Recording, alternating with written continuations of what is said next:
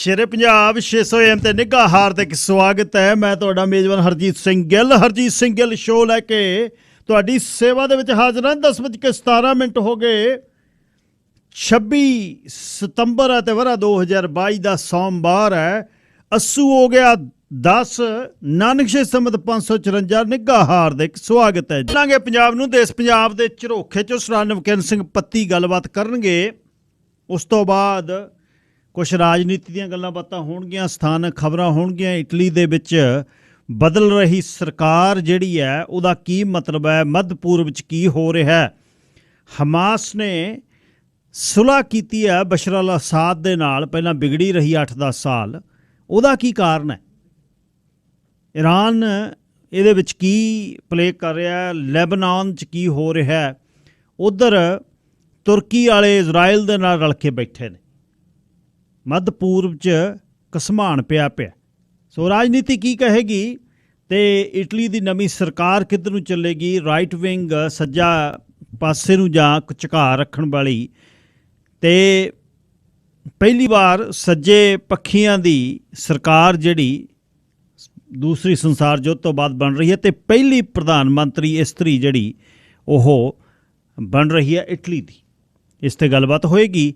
ਅਤੇ ਅੱਜ ਨਿੰਮੀ ਡੌਲਾ ਜੀ ਨੂੰ ਬਿਠਾ ਕੇ ਇੰਟਰਵਿਊ ਕਰਨ ਨਾਲੇ ਯਾਦ ਰੱਖਿਓ 12:10 104 204 0600 ਆਉਣੇ ਨੰਬਰ ਹੈ, ਅਤੇ 604 729 1224 ਵਟਸਐਪ ਟੈਕਸਟ ਲਈ ਨੰਬਰ ਹੈ। 6047291224 ਇਹ ਨੰਬਰ ਹੈ ਜਿਹੜਾ ਹੈ, ਇਹ ਆਪਣਾ ਜੇਬ ਵਾਲਾ ਫੋਨ ਹੈ, ਸੈਲਰ ਫੋਨ ਹੈ, ਸੈਲਰ।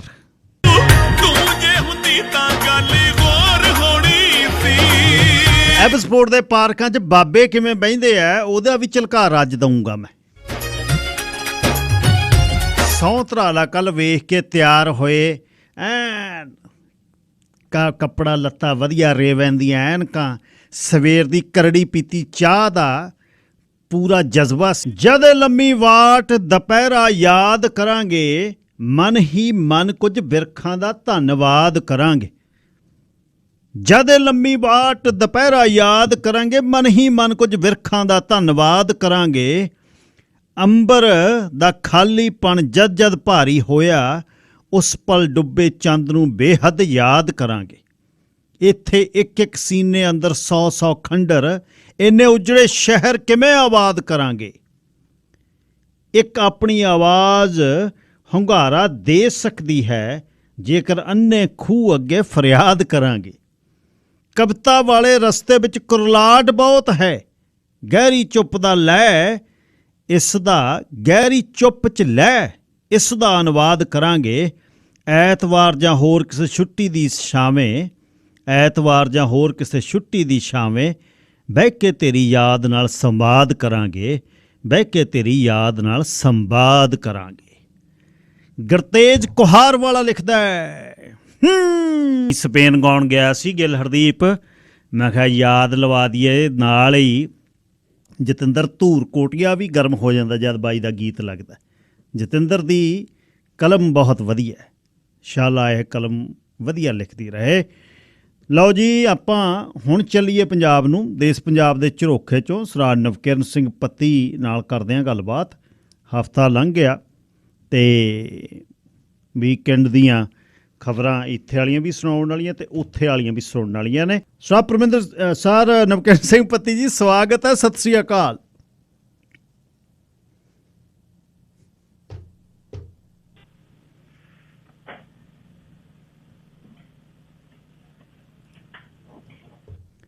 ਨਵਕਿਰਨ ਸਿੰਘ ਪੱਤੀ ਜੀ ਸਵਾਗਤ, ਸਤਿ ਸ਼੍ਰੀ ਅਕਾਲ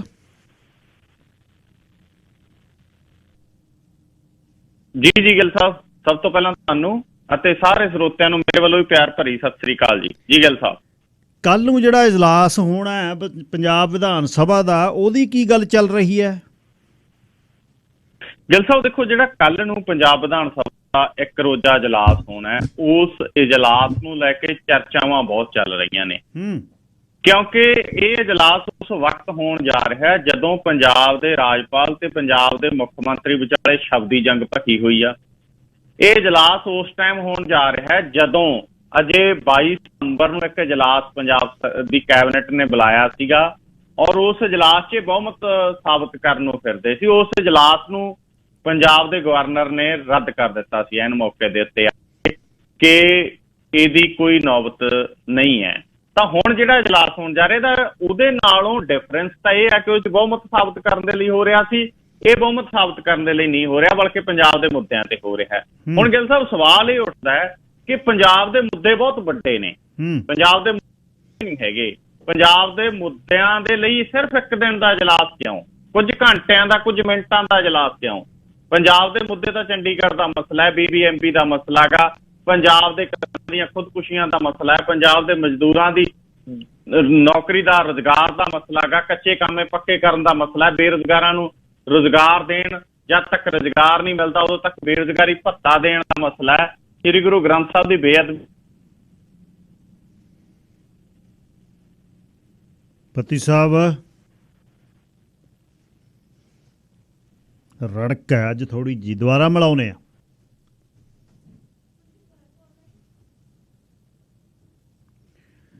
ਸਟਾਰ ਨਵਕਿਰਨ ਸਿੰਘ ਪੱਤੀ ਪੰਜਾਬ ਤੋਂ ਗੱਲਬਾਤ ਕਰ ਰਹੇ ਸੀ। ਥੋੜ੍ਹਾ ਜਿਹਾ ਆਪਣੇ ਲਾਈਨ ਦੇ ਵਿੱਚ ਨੁਸ਼ਕ ਸੀ, ਨੁਸ਼ਕ, ਉਹਨੂੰ ਠੀਕ ਕਰਦੇ ਹਾਂ ਹੁਣੇ।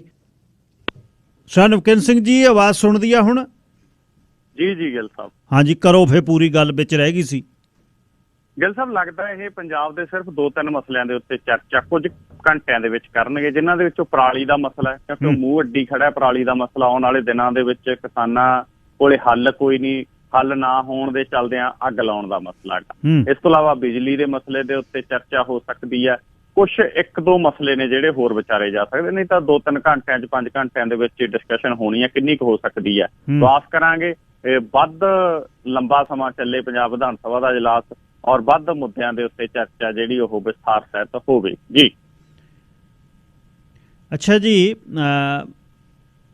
ਮੁੱਖ ਮੰਤਰੀ ਦੀ ਰਿਹਾਇਸ਼ ਦੇ ਮੂਹਰੇ ਕੱਚੇ ਸਿਹਤ ਮੁਲਾਜ਼ਮਾਂ ਤੇ ਫੇਰ ਲਾਠੀ ਚਾਰਜ ਹੋਇਆ। ਡਾਂਗ ਕੋ ਵੱਧ ਨਹੀਂ ਫੇਰਨ ਲੱਗ ਗਏ ਆਮ ਆਦਮੀ ਪਾਰਟੀ ਵਾਲੇ? ਗਿੱਲ ਸਾਹਿਬ ਬਹੁਤ ਜ਼ਿਆਦਾ ਮਸਲਾ ਭਖਿਆ ਹੋਇਆ ਇਹ। ਪਿਛਲੇ ਦਿਨਾਂ ਦੇ ਵਿੱਚ 19 ਸਤੰਬਰ ਨੂੰ ਬਰਨਾਲੇ ਦੇ ਵਿੱਚ ਉੱਚ ਸਿੱਖਿਆ ਮੰਤਰੀ ਮੀਤ ਹੇਅਰ ਦੀ ਕੋਠੀ ਮੂਹਰੇ 1158 ਪ੍ਰੋਫੈਸਰ ਤੇ ਲਾਇਬ੍ਰੇਰੀਅਨ ਸਰਕਾਰੀ ਕਾਲਜਾਂ ਦੇ ਛੱਲੀਆਂ ਵਾਂਗੂ ਕੁੱਟੇ ਪੁਲਿਸ ਨੇ ਘੇਰ। ਔਰ ਉਸ ਤੋਂ ਬਾਅਦ ਲਗਾਤਾਰ ਇਹ ਮਸਲਾ ਚੱਲ ਰਿਹਾ। ਅੱਜ ਪੰਜਾਬ ਦੇ ਕੱਚੇ ਸਿਹਤ ਮੁਲਾਜ਼ਮ, ਨੈਸ਼ਨਲ ਹੈਲਥ ਮਿਸ਼ਨ ਤਹਿਤ ਕੰਮ ਕਰਨ ਵਾਲੇ ਸਟਾਫ ਨਰਸਾਂ, ਡਾਕਟਰ, ਹੈਲਥ ਵਰਕਰ, ANM, ਇਹ ਸਾਰੇ ਪਹੁੰਚੇ ਸੀਗੇ ਮੁੱਖ ਮੰਤਰੀ ਭਗਵੰਤ ਮਾਨ ਦੀ ਸੰਗਰੂਰ ਰਿਹਾਇਸ਼ ਅੱਗੇ, ਔਰ ਉੱਥੇ ਘੇਰ ਕੇ ਕੁੜੀਆਂ ਦੇ ਉੱਤੇ ਲਾਠੀ ਚਾਰਜ ਕੀਤਾ ਗਿਆ, ਖਿੱਚ-ਤੂ ਕੀਤੀ ਗਈ। ਔਰ ਉੱਥੇ ਇਹਨਾਂ ਨੇ ਮੰਗ ਇਹ ਕੀਤੀ ਸੀਗੀ, ਬਕਾਇਦਾ ਮੁਜ਼ਾਹਰਾ ਕੀਤਾ ਇੱਕ ਲੰਬਾ ਭਗਵੰਤ ਮਾਨ ਦੀ ਰਿਹਾਇਸ਼ ਵੱਲ, ਕਿ ਤੁਸੀਂ ਕਹਿੰਦੇ ਹੋ ਗਿੱਲ ਸਾਹਿਬ ਕਿ ਪੰਜਾਬ ਦੇ ਕੱਚੇ ਕੰਮ ਅਸੀਂ ਪੱਕੇ ਕਰਤੇ, ਅਸੀਂ ਤਾਂ ਫਿਰਦੇ ਹਾਂ ਕੱਚੇ, ਸਾਨੂੰ ਤਾਂ ਪੱਕਾ ਕੀਤਾ ਨਹੀਂ, ਸਾਨੂੰ ਦੱਸੋ ਕਿ ਕਿਹੜੇ ਪੱਕੇ ਕੀਤੇ। ਗਿੱਲ ਸਾਹਿਬ ਇਹ ਅੱਜ ਕੱਲ੍ਹ ਇੱਕ ਵੱਡੀ ਗੱਲ ਬਣ ਗਈ ਵੀ ਪਹਿਲਾਂ ਪ੍ਰਕਾਸ਼ ਸਿੰਘ ਬਾਦਲ ਹੋਰਾਂ ਨੇ ਕਿਹਾ ਕਿ ਅਸੀਂ 36,000 ਕੱਚਾ ਕੰਮ ਪੱਕਾ ਕਰਤਾ, ਕਾਗਜ਼ਾਂ 'ਚ ਵੱਡੇ ਵੱਡੇ ਇਸ਼ਤਿਹਾਰ ਦਿੱਤੇ। ਫਿਰ ਕੈਪਟਨ ਅਮਰਿੰਦਰ ਸਿੰਘ ਨੇ ਕਿਹਾ ਵੀ ਅਸੀਂ 36,000 ਕੱਚਾ ਕੰਮ ਪੱਕਾ ਕਰਤਾ, ਵੱਡੇ ਵੱਡੇ ਇਸ਼ਤਿਹਾਰ ਦਿੱਤੇ। ਚੰਨੀ ਨੇ ਤਾਂ ਫਲੈਕਸ ਕਢਾ ਕੇ ਲਵਾਤੇ ਸੀ ਵੀ ਲਓ ਜੀ ਕੱਚੇ ਕਾਮੇ ਮੈਂ ਪੱਕੇ ਕੀਤੇ। ਹੁਣ 6 ਮਹੀਨੇ ਹੋ ਗਏ ਇਹਨਾਂ ਨੂੰ ਕਹਿੰਦਿਆਂ ਨੂੰ ਵੀ ਅਸੀਂ ਕੱਚੇ ਕਾਮੇ ਪੱਕੇ ਕਰਤੇ, ਪਰ ਪੰਜਾਬ ਦੇ ਕੱਚੇ ਕਾਮੇ ਕਹਿੰਦੇ ਸਾਨੂੰ ਉਹ ਤਾਂ ਦੱਸ ਦਿਓ ਪੱਕਾ ਹੋਇਆ ਕੌਣ ਹੈ। ਇੱਕ ਵੀ ਨਹੀਂ ਅਜੇ ਤੱਕ ਗਿੱਲ ਸਾਹਿਬ ਜਿਹਨੂੰ ਲਿਆ ਕੇ ਮੂਹਰੇ ਖੜਾ ਕੇ ਕਹਿ ਦੇਣ ਵੀ ਆਹ ਅਸੀਂ ਪੱਕਾ ਕਰਤਾ। 3 ਸਰਕਾਰਾਂ ਇਸ ਵਿਸ਼ੇ ਦੇ ਉੱਤੇ ਬਾਰ-ਬਾਰ ਇਸ਼ਤਿਹਾਰ ਦੇ ਰਹੀਆਂ ਨੇ, ਲੇਕਿਨ ਕੱਚੇ ਕਾਮੇ ਪੱਕੇ ਨਹੀਂ ਹੋਏ। ਉਹ ਡਾਂਗਾ ਖਾਂਦੇ ਫਿਰਦੇ ਨੇ। ਤੇ ਜੇ ਪੱਕੇ ਹੋ ਗਏ ਤਾਂ ਅੱਜ ਜਿਨ੍ਹਾਂ ਨੇ ਭਗਵੰਤ ਮਾਨ ਦੀ ਸੰਗਰੂਰ ਰਿਹਾਇਸ਼ ਮੂਹਰੇ ਡਾਂਗਾ ਖਾਧੀਆਂ ਉਹ ਕੌਣ ਨੇ? ਕੀ ਭਗਵੰਤ ਮਾਨ ਨੇ ਦੱਸਣਗੇ ਜੀ ਗੱਲ ਸਾਹਿਬ? ਅੱਛਾ ਜੀ, ਨਾਲ ਹੀ ਗਹਿਲੋਤ ਉਹਨਾਂ ਨੂੰ ਫਿਰ ਪ੍ਰਧਾਨ ਕਾਂਗਰਸ ਵਾਲੇ ਬਣਾਉਣਗੇ। ਹੁਣ ਉਹ ਜਿਹੜੇ ਬਾਗਾਂ ਦੇ ਗਾਲੜ ਪਟਵਾਰੀ ਸਾਹ ਤਾਂ ਖਿੱਚ ਤੁਰਦੇ ਨੇ ਮਸਾਂ, ਤੇ ਇਹ ਪ੍ਰਧਾਨਗੀ ਦੇ ਚੱਕਰ 'ਚ ਫਿਰਦੇ ਨੇ। ਆ ਪੰਜਾਬ 'ਚ ਥੋੜ੍ਹੀ ਬਹੁਤੀ ਬੱਚਤ ਖੁੱਚਤ ਹੈ, ਜਿਹੜੀ ਮਿਹਨਤ ਕਰ ਰਹੇ ਨੇ ਕੁਛ ਹਲਕੇ ਦੇ ਬੰਦੇ, ਉਹ ਜਿਉਂਦਾ ਰਹਿ ਰਹੇ ਨੇ। ਉਹ ਵੀ ਪਾਰਟੀ ਨਾਲੋਂ ਉਹਨਾਂ ਦਾ ਨਿੱਜੀ ਵਜੂਦ ਆ ਇਲਾਕੇ ਦੇ ਵਿੱਚ, ਜਿਹਦੇ ਕਰਕੇ ਉਹਨਾਂ ਦਾ ਸਤਿਕਾਰ ਹੈ। ਹੁਣ ਗਹਿਲੋਤ ਨੂੰ ਬਣਾਉਣਗੇ ਪ੍ਰਧਾਨ, ਰੌਲਾ ਕੀ ਹੈ? ਗਿੱਲ ਸਾਹਿਬ ਹੁਣ ਤਾਣੀ ਉਲਝ ਗਈ ਕਾਂਗਰਸ ਦੀ। ਅੱਛਾ, ਉਲਝ ਇਹ ਗਈ ਵੀ ਇਹ ਗਹਿਲੋਤ ਇਹਨਾਂ ਦਾ ਸਭ ਤੋਂ ਨੇੜਲਾ ਗਾਂਧੀ ਪਰਿਵਾਰ ਦਾ ਸੀ। ਸ਼ਸ਼ੀ ਥਰੂਰ ਉਧਰੋਂ ਥਾਪੀਆਂ ਮਾਰਦਾ ਸੀ, ਦਿਗਵਿਜੇ ਕਹਿੰਦਾ ਮੈਨੂੰ ਬਣਾ ਦਿਓ, ਸ਼ਸ਼ੀ ਥਰੂਰ ਕਹਿੰਦਾ ਸੀ ਮੈਂ ਬਣੂ। ਉਹ ਗਾਂਧੀ ਪਰਿਵਾਰ ਦੇ ਖਿਲਾਫ ਚੱਲ ਰਿਹਾ। ਉਹ ਮਤਲਬ ਬਿਊਰੋਕਰੇਟ ਆ ਪੁਰਾਣਾ, ਔਰ ਕਾਫੀ ਜ਼ਿਆਦਾ ਉਹਨੂੰ ਮਸਲਿਆਂ ਦੇ ਉੱਤੇ ਪਕੜ ਸ਼ਸ਼ੀ ਥਰੂਰ ਨੂੰ ਹੈਗੀ। ਇਹਦੇ ਕਰਕੇ ਗਾਂਧੀ ਪਰਿਵਾਰ ਚਾਹੁੰਦਾ ਕਿ ਇਹਦੀ ਥਾਂ ਦੇ ਉੱਤੇ ਸਾਡਾ ਕੋਈ ਮਤਲਬ ਜਿਹੜਾ ਖੇਮੇ ਦਾ ਬੰਦਾ ਉਹ ਬਣੇ। ਉਹਦੇ ਚੋਂ ਰਾਜਸਥਾਨ ਵਾਲਾ ਚੀਫ ਮਿਨਿਸਟਰ ਅਸ਼ੋਕ ਗਹਿਲੋਤ ਗਾਂਧੀ ਪਰਿਵਾਰ ਦੀ ਪਹਿਲੀ ਪਸੰਦ ਸੀ, ਪਰ ਗਹਿਲੋਤ ਨੇ ਗਿੱਲ ਸਾਹਿਬ ਸ਼ਰਤ ਰੱਖਤੀ, ਕਹਿੰਦਾ ਜੀ ਮੈਂ ਮੁੱਖ ਮੰਤਰੀ ਵੀ ਬਣਿਆ ਰਹੂੰਗਾ, ਪ੍ਰਧਾਨ ਵੀ ਬਣ ਜੂ। ਉਹਦੇ ਚੋਂ ਰਾਹੁਲ ਗਾਂਧੀ ਨੇ ਕਹਿਤਾ ਵੀ ਨਹੀਂ, ਇੱਕ ਬੰਦਾ ਇੱਕ ਅਹੁਦਾ ਪਿਛਲੇ ਦਿਨਾਂ ਦੇ ਵਿੱਚ ਆਪਾਂ ਪਾਸ ਕੀਤਾ, ਤੁਸੀਂ ਇੱਕ ਅਹੁਦਾ ਲਓ। ਉਹਦੇ ਚੋਂ ਇਹਨਾਂ ਨੇ ਕਹਿਤਾ ਗਹਿਲੋਤ ਨੂੰ ਵੀ ਆ ਜਾਓ ਦਿੱਲੀ, ਕਰੀਏ ਨੋਮੀਨੇਸ਼ਨ ਪੇਪਰ ਫਾਈਲ ਔਰ ਤੁਹਾਨੂੰ ਬਣਾਈਏ ਪ੍ਰਧਾਨ।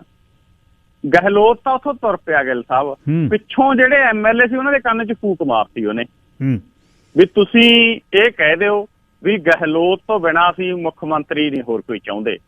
ਕਾਂਗਰਸ ਹਾਈ ਕਮਾਂਡ ਚਾਹੁੰਦੀ ਸੀ ਕਿ ਸਚਿਨ ਪਾਇਲਟ ਨੂੰ ਜਿਹੜਾ ਉਹ ਚੀਫ ਮਿਨਿਸਟਰ ਬਣਾ ਦਿੱਤਾ ਜਾਵੇ ਰਾਜਸਥਾਨ ਦਾ। ਉਹਦੇ ਚੋਂ ਕੀ ਹੋਇਆ ਕਿ ਸੋਨੀਆ ਗਾਂਧੀ ਨੇ ਵਿਧਾਇਕਾਂ ਦੀ ਮੀਟਿੰਗ ਬੁਲਾ ਲਈ ਕਿ ਅੱਜ ਸ਼ਾਮ ਨੂੰ ਵਿਧਾਇਕਾਂ ਦੀ ਮੀਟਿੰਗ ਬੁਲਾਓ, ਉਹਦੇ 'ਚ ਨਵੇਂ ਮੁੱਖ ਮੰਤਰੀ ਬਾਰੇ ਆਪਾਂ ਗੱਲਬਾਤ ਕਰਾਂਗੇ। ਸਾਰੇ ਵਿਧਾਇਕਾਂ ਨੇ ਇੱਕ ਵਿਧਾਇਕ ਦੇ ਘਰੇ ਮੀਟਿੰਗ ਕਰਕੇ ਸੋਨੀਆ ਗਾਂਧੀ ਨੂੰ ਮੈਸੇਜ ਭੇਜਤਾ ਸੀ ਨਹੀਂ ਆਉਂਦੇ, ਜੇ ਸਾਡੀ ਮਰਜ਼ੀ ਤੋਂ ਬਿਨਾਂ ਦਾ ਮੁੱਖ ਮੰਤਰੀ ਬਣਾਓਗੇ ਅਸੀਂ ਨਹੀਂ ਆਉਂਦੇ। ਉਹਦੇ ਚੋਂ ਗਿੱਲ ਸਾਹਿਬ ਹੋਇਆ ਇਹ ਕਿ ਸੋਨੀਆ ਗਾਂਧੀ ਨੇ ਮਲਕ ਰਾਜਨ ਖੜਗੇ ਨੂੰ, ਮਾਕੜ ਨੂੰ, ਇਹਨਾਂ ਨੂੰ ਬਕਾਇਦਾ ਲਿਖਤੀ ਨੋਟਿਸ ਕੱਢਤਾ ਵੀ ਹੁਣੇ ਜਾਓ ਰਾਜਸਥਾਨ, ਮੈਨੂੰ ਲਿਖ ਕੇ ਦਿਓ ਹੋਇਆ ਕੀ ਹੈ। ਉਸ ਤੋਂ ਬਾਅਦ ਹੁਣ ਕਮਲਨਾਥ ਦੀ ਡਿਊਟੀ ਲਾਈ ਹੈ ਵਿੱਚ ਵਿਚਾਲੇ ਪੈ ਕੇ। ਕਮਲਨਾਥ ਨੇ ਰਿਪੋਰਟ ਆ ਜਿਹੜੀ ਦਿੱਤੀ ਆ, ਉਹਦੇ ਚੋਂ ਇਹ ਹੈਗਾ ਕਿ ਗਹਿਲੋਤ ਦਾ ਧੜਾ ਗਾ ਜਿਹੜਾ 92 MLA ਨੇ ਉਹਨਾਂ ਦੇ, ਮਲਕ ਰਾਜਨ ਖੜਕੇ ਤੇ ਅਜਨ ਮਾਕਨ ਅੱਗੇ ਉਹਨਾਂ ਨੇ 3 ਸ਼ਰਤਾਂ ਰੱਖੀਆਂ ਨੇ। ਪਹਿਲਾ ਕਿਹਾ ਕਿ ਅਗਲੇ ਮੁੱਖ ਮੰਤਰੀ ਬਾਰੇ ਕੋਈ ਵੀ ਫੈਸਲਾ 19 ਅਕਤੂਬਰ ਤੋਂ ਪਹਿਲਾਂ ਨਾ ਲਾਓ, ਕਿਉਂਕਿ 19 ਅਕਤੂਬਰ ਨੂੰ ਪ੍ਰਧਾਨ ਦੀ ਤਾਜਪੋਸ਼ੀ ਹੋਣੀ ਹੈ। ਉਹ ਕਹਿੰਦੇ ਜੇ ਗਹਿਲੋਤ ਨੂੰ ਤੁਸੀਂ ਪ੍ਰਧਾਨ ਬਣਾਤਾ 19 ਅਕਤੂਬਰ ਨੂੰ, ਉਦੋਂ ਬਾਅਦ ਫੈਸਲਾ ਲਓ, ਉਹਨਾਂ ਚਿਰ ਕਿਤੇ ਇਹ ਹੋਵੇ ਮੁੱਖ ਮੰਤਰੀ ਦੀ ਕੁਰਸੀ ਤੋਂ ਵੀ ਲਾ ਦਿਓ, ਪ੍ਰਧਾਨ ਵੀ ਨਾ ਬਣਾਓ। ਦੂਜਾ ਕਹਿੰਦੇ ਇਹ ਹੈਗਾ ਕਿ ਸੋਨੀਆ ਗਾਂਧੀ ਦੇ ਨਾਲ ਸਾਡੀ ਇਸ ਮਸਲੇ ਦੇ ਉੱਤੇ ਗੱਲ ਕਰਾਓ ਕਿ ਹੋ ਕੀ ਰਿਹਾ, ਕੀ ਘਟਨਾਕ੍ਰਮ ਜਿਹੜਾ ਚੱਲ ਰਿਹਾ ਹੈਗਾ। ਤਾਂ ਇਹ ਸਾਰੇ ਮਸਲੇ ਦੇ ਵਿੱਚੋਂ ਗਿੱਲ ਸਾਹਿਬ ਇਹ ਲੱਗਦਾ ਹੈ ਕਿ ਹੁਣ ਕਾਂਗਰਸ ਨੂੰ ਇਹ ਲੱਗਣ ਲੱਗ ਗਿਆ ਕਿ ਗਹਿਲੋਤ ਨੂੰ ਵੀ ਪਾਸੇ ਕਰ ਦਿਓ। ਸੋ ਮੁੜ ਘੁੜ ਕੇ ਨਾ ਗਿੱਲ ਸਾਹਿਬ ਮੈਨੂੰ ਲੱਗਦਾ ਆ ਜਾ ਕੇ ਇੱਧਰ ਉੱਧਰ ਘੁੰਮ ਘੁਮਾ ਕੇ ਕਈ ਨਾਵਾਂ ਤੇ ਚਰਚਾ ਤੋਂ ਬਾਅਦ ਗਾਂਧੀ ਪਰਿਵਾਰ ਤੋਂ ਹੀ ਬਣਨਾ ਜੀ।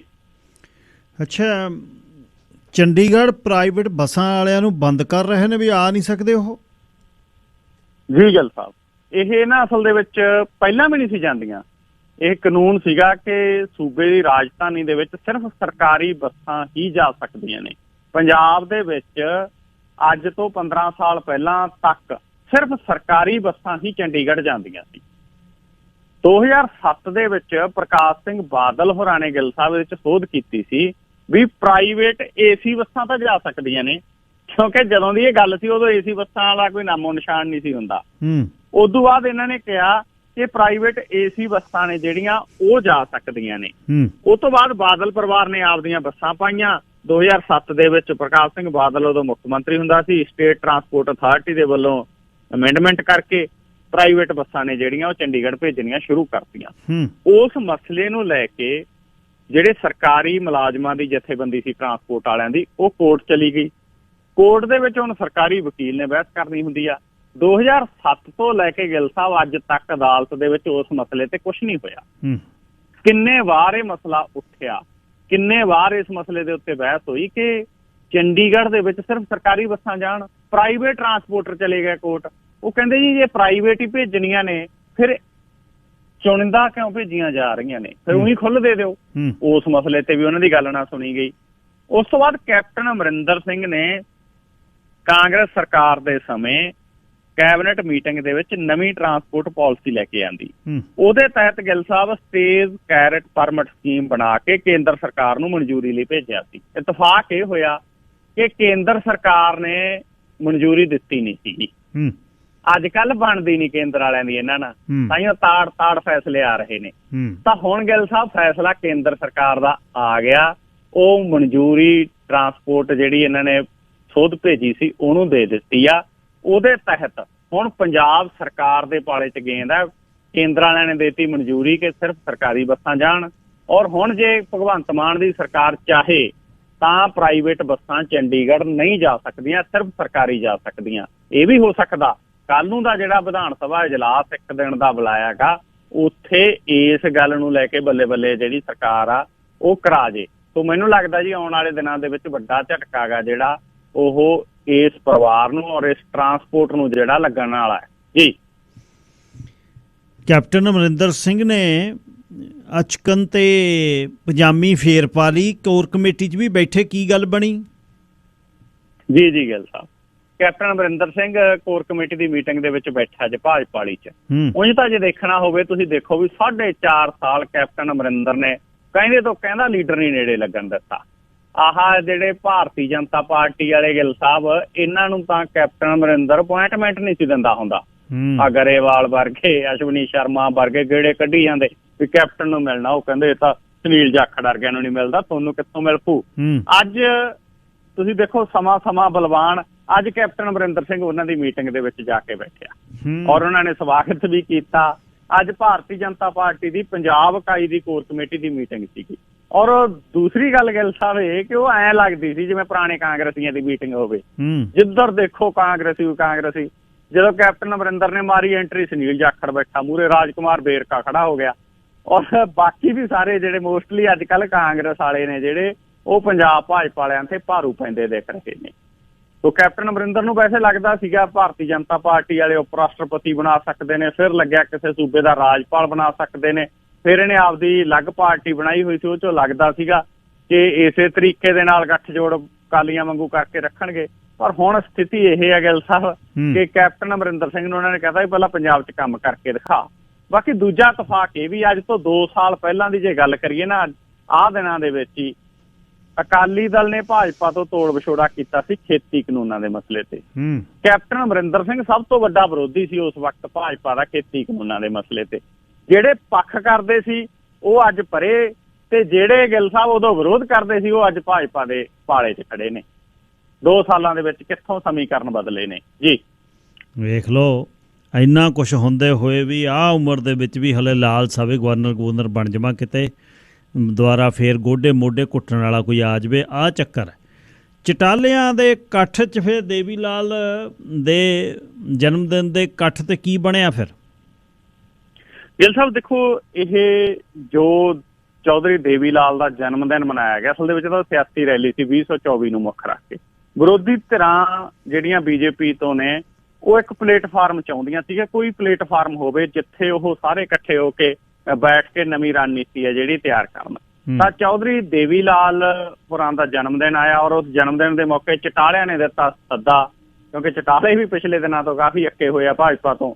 ਚਟਾਲਿਆਂ ਨੇ ਦਿੱਤਾ ਸੱਦਾ ਤੇ ਉਹਨਾਂ ਦੇ ਸੱਦੇ ਦੇ ਉੱਤੇ ਵਿਰੋਧੀ ਧਿਰਾਂ ਦੇ ਵੱਡੇ ਲੀਡਰ ਪਹੁੰਚੇ। ਨਿਤਿਸ਼ ਕੁਮਾਰ ਆ ਗਿਆ ਜੀ, ਸ਼ਰਦ ਪਵਾਰ ਆ ਗਿਆ ਜੀ ਇਸ ਮੀਟਿੰਗ ਦੇ ਵਿੱਚ, ਤੇਜਸਵੀ ਯਾਦਵ ਆ ਗਿਆ ਤੇ ਸੁਖਬੀਰ ਸਿੰਘ ਬਾਦਲ ਵੀ ਜਾ ਪਹੁੰਚੇ ਹੌਲੀ ਕਿ ਦੇਖੇ। ਇਸ ਤੋਂ ਇਲਾਵਾ ਗਿੱਲ ਸਾਹਿਬ ਖੱਬੇ ਪੱਖੀ ਆਗੂ ਸਾਰੇ ਪਹੁੰਚੇ ਹੋਏ ਸੀ। ਸੋ ਭਾਰਤੀ ਜਨਤਾ ਪਾਰਟੀ ਦੇ ਵਿਰੋਧ ਦੇ ਵਿੱਚ ਵੱਡੀ ਗਿਣਤੀ ਜਿਹੜੀ ਵਿਰੋਧੀ ਧਿਰ ਹੈ ਉਹ ਉੱਥੇ ਹਾਜ਼ਰ ਸੀ। ਨਿਤਿਸ਼ ਕੁਮਾਰ ਨੇ ਉੱਥੇ ਸ਼ਰੇਆਮ 2024 ਦੀਆਂ ਲੋਕ ਸਭਾ ਚੋਣਾਂ ਦਾ ਮੱਦੇਨਜ਼ਰ ਭਾਜਪਾ ਦਾ ਮੁਕਾਬਲਾ ਕਰਨ ਲਈ ਕਿਹਾ ਵੀ ਕਾਂਗਰਸ ਨੂੰ ਵੀ ਲਿਆਓ, ਸਾਰੇ ਇੱਕ ਹੋ ਜਾਓ। ਕਈ ਕਹਿੰਦੇ ਸੀ ਤੀਜਾ ਧੜਾ ਸਾਰੀਏ, ਕਈ ਕਹਿੰਦੇ ਸੀ ਦੂਜਾ ਧੜਾ ਸਾਰੀਏ। ਸੁਖਬੀਰ ਕਹਿੰਦਾ ਸੀ ਕਿ ਐਨਡੀਏ ਤਾਂ ਆ ਬੈਠੀ ਹੈ ਜਿਹੜੀ ਪੁਰਾਣੀ ਹੈ ਭਾਜਪਾ ਤੋਂ ਬਿਨਾਂ। ਤਾਂ ਗਿੱਲ ਸਾਹਿਬ ਦੇਖੋ, ਤੀਜੇ ਧੜੇ ਵਾਲੀ ਜਿਹੜੀ ਗੱਲ ਚੱਲਦੀ ਆ, ਜੇ 3 ਧਿਰਾਂ ਚੋਣ ਮੈਦਾਨ ਦੇ ਵਿੱਚ ਉਤਰਦੀਆਂ ਨੇ 2024 ਦੇ ਵਿੱਚ, ਤਾਂ ਜਦੋਂ 3 ਧੜੇ ਹੁੰਦੇ ਨੇ ਉਹਦਾ ਫਾਇਦਾ ਸੱਤਾ ਧਿਰ ਨੂੰ ਹੀ ਹੁੰਦਾ ਗਾ। ਫਿਰ ਇਹਦੇ ਚੋਂ ਗੱਲ ਹੁਣੀ ਲੱਗਣ ਲੱਗ ਜੂਗਾ ਕਿ ਕਿਤੇ ਨਾ ਕਿਤੇ ਕੋਈ ਗੋਲਮੋਲ ਹੈ। ਜੇ 2 ਧੜਿਆਂ ਦੀ ਗੱਲ ਚੱਲਦੀ ਹੈ, ਬੀਜੇਪੀ ਨੂੰ ਹਰਾਉਣ ਲਈ ਸਾਰੇ ਇਕਜੁੱਟ ਹੁੰਦੇ ਨੇ, ਫਿਰ ਨਰਿੰਦਰ ਮੋਦੀ ਤੇ ਅਮਿਤ ਸ਼ਾਹ ਦੀ ਜੋੜੀ ਦਾ ਮੁਕਾਬਲਾ ਵੀ ਕੀਤਾ ਜਾ ਸਕਦਾ ਇਹਨਾਂ ਦੇ ਵੱਲੋਂ ਜੀ। ਕਹਿੰਦੇ 6000 ਰੁਪਈਏ ਪਿੱਛੇ ਇੱਕ ਨੌਜਵਾਨ ਦਾ ਕਤਲ ਹੋ ਗਿਆ ਪੰਜਾਬ 'ਚ। ਗਿੱਲ ਸਾਹਿਬ ਬਿਲਕੁਲ, ਇਹ ਬਰਨਾਲਾ ਜ਼ਿਲ੍ਹੇ ਦੇ ਭਦੌੜ ਇਲਾਕੇ ਦੀ ਘਟਨਾ ਗੀ। ਮਹਿਜ 6000 ਰੁਪਈਏ ਪਿੱਛੇ ਇੱਕ ਨੌਜਵਾਨ ਦਾ ਕਤਲ ਹੋਇਆ। ਇਹ ਨੌਜਵਾਨ ਟੈਕਸੀ ਡਰਾਈਵਰ ਸੀਗਾ ਔਰ ਇਹਨੇ ਆਪਣੇ ਹੀ ਦੋਸਤਾਂ ਨੂੰ 10,000 ਰੁਪਇਆ ਦਿੱਤਾ ਸੀਗਾ। ਉਹਦੇ 4000 ਰੁਪਇਆ ਉਹਨਾਂ ਨੇ ਮੋੜਤਾ ਸੀ, 6000 ਰਹਿ ਗਿਆ ਸੀ। ਉਹ 6000 ਨੂੰ ਲੈ ਕੇ ਇਹਨਾਂ ਦਾ ਆਪਸ ਦੇ ਵਿੱਚ ਰੌਲਾ ਪੈ ਗਿਆ ਔਰ ਉਸ ਰੌਲੇ ਦੇ ਚੱਲਦਿਆਂ ਇਸ ਮੁੰਡਾ ਜਿਹੜਾ ਹਰਪ੍ਰੀਤ ਸਿੰਘ ਝਾਹਿਆਂ ਵਾਲੇ ਕੋਠੇ ਭਦੌੜ ਦਾ ਰਹਿਣ ਵਾਲਾ ਗਾ ਔਰ ਉਹ 21 ਸਤੰਬਰ ਤੋਂ ਆਪਦੀ ਕਾਰ ਸਮੇਤ ਗਾਇਬ ਸੀਗਾ।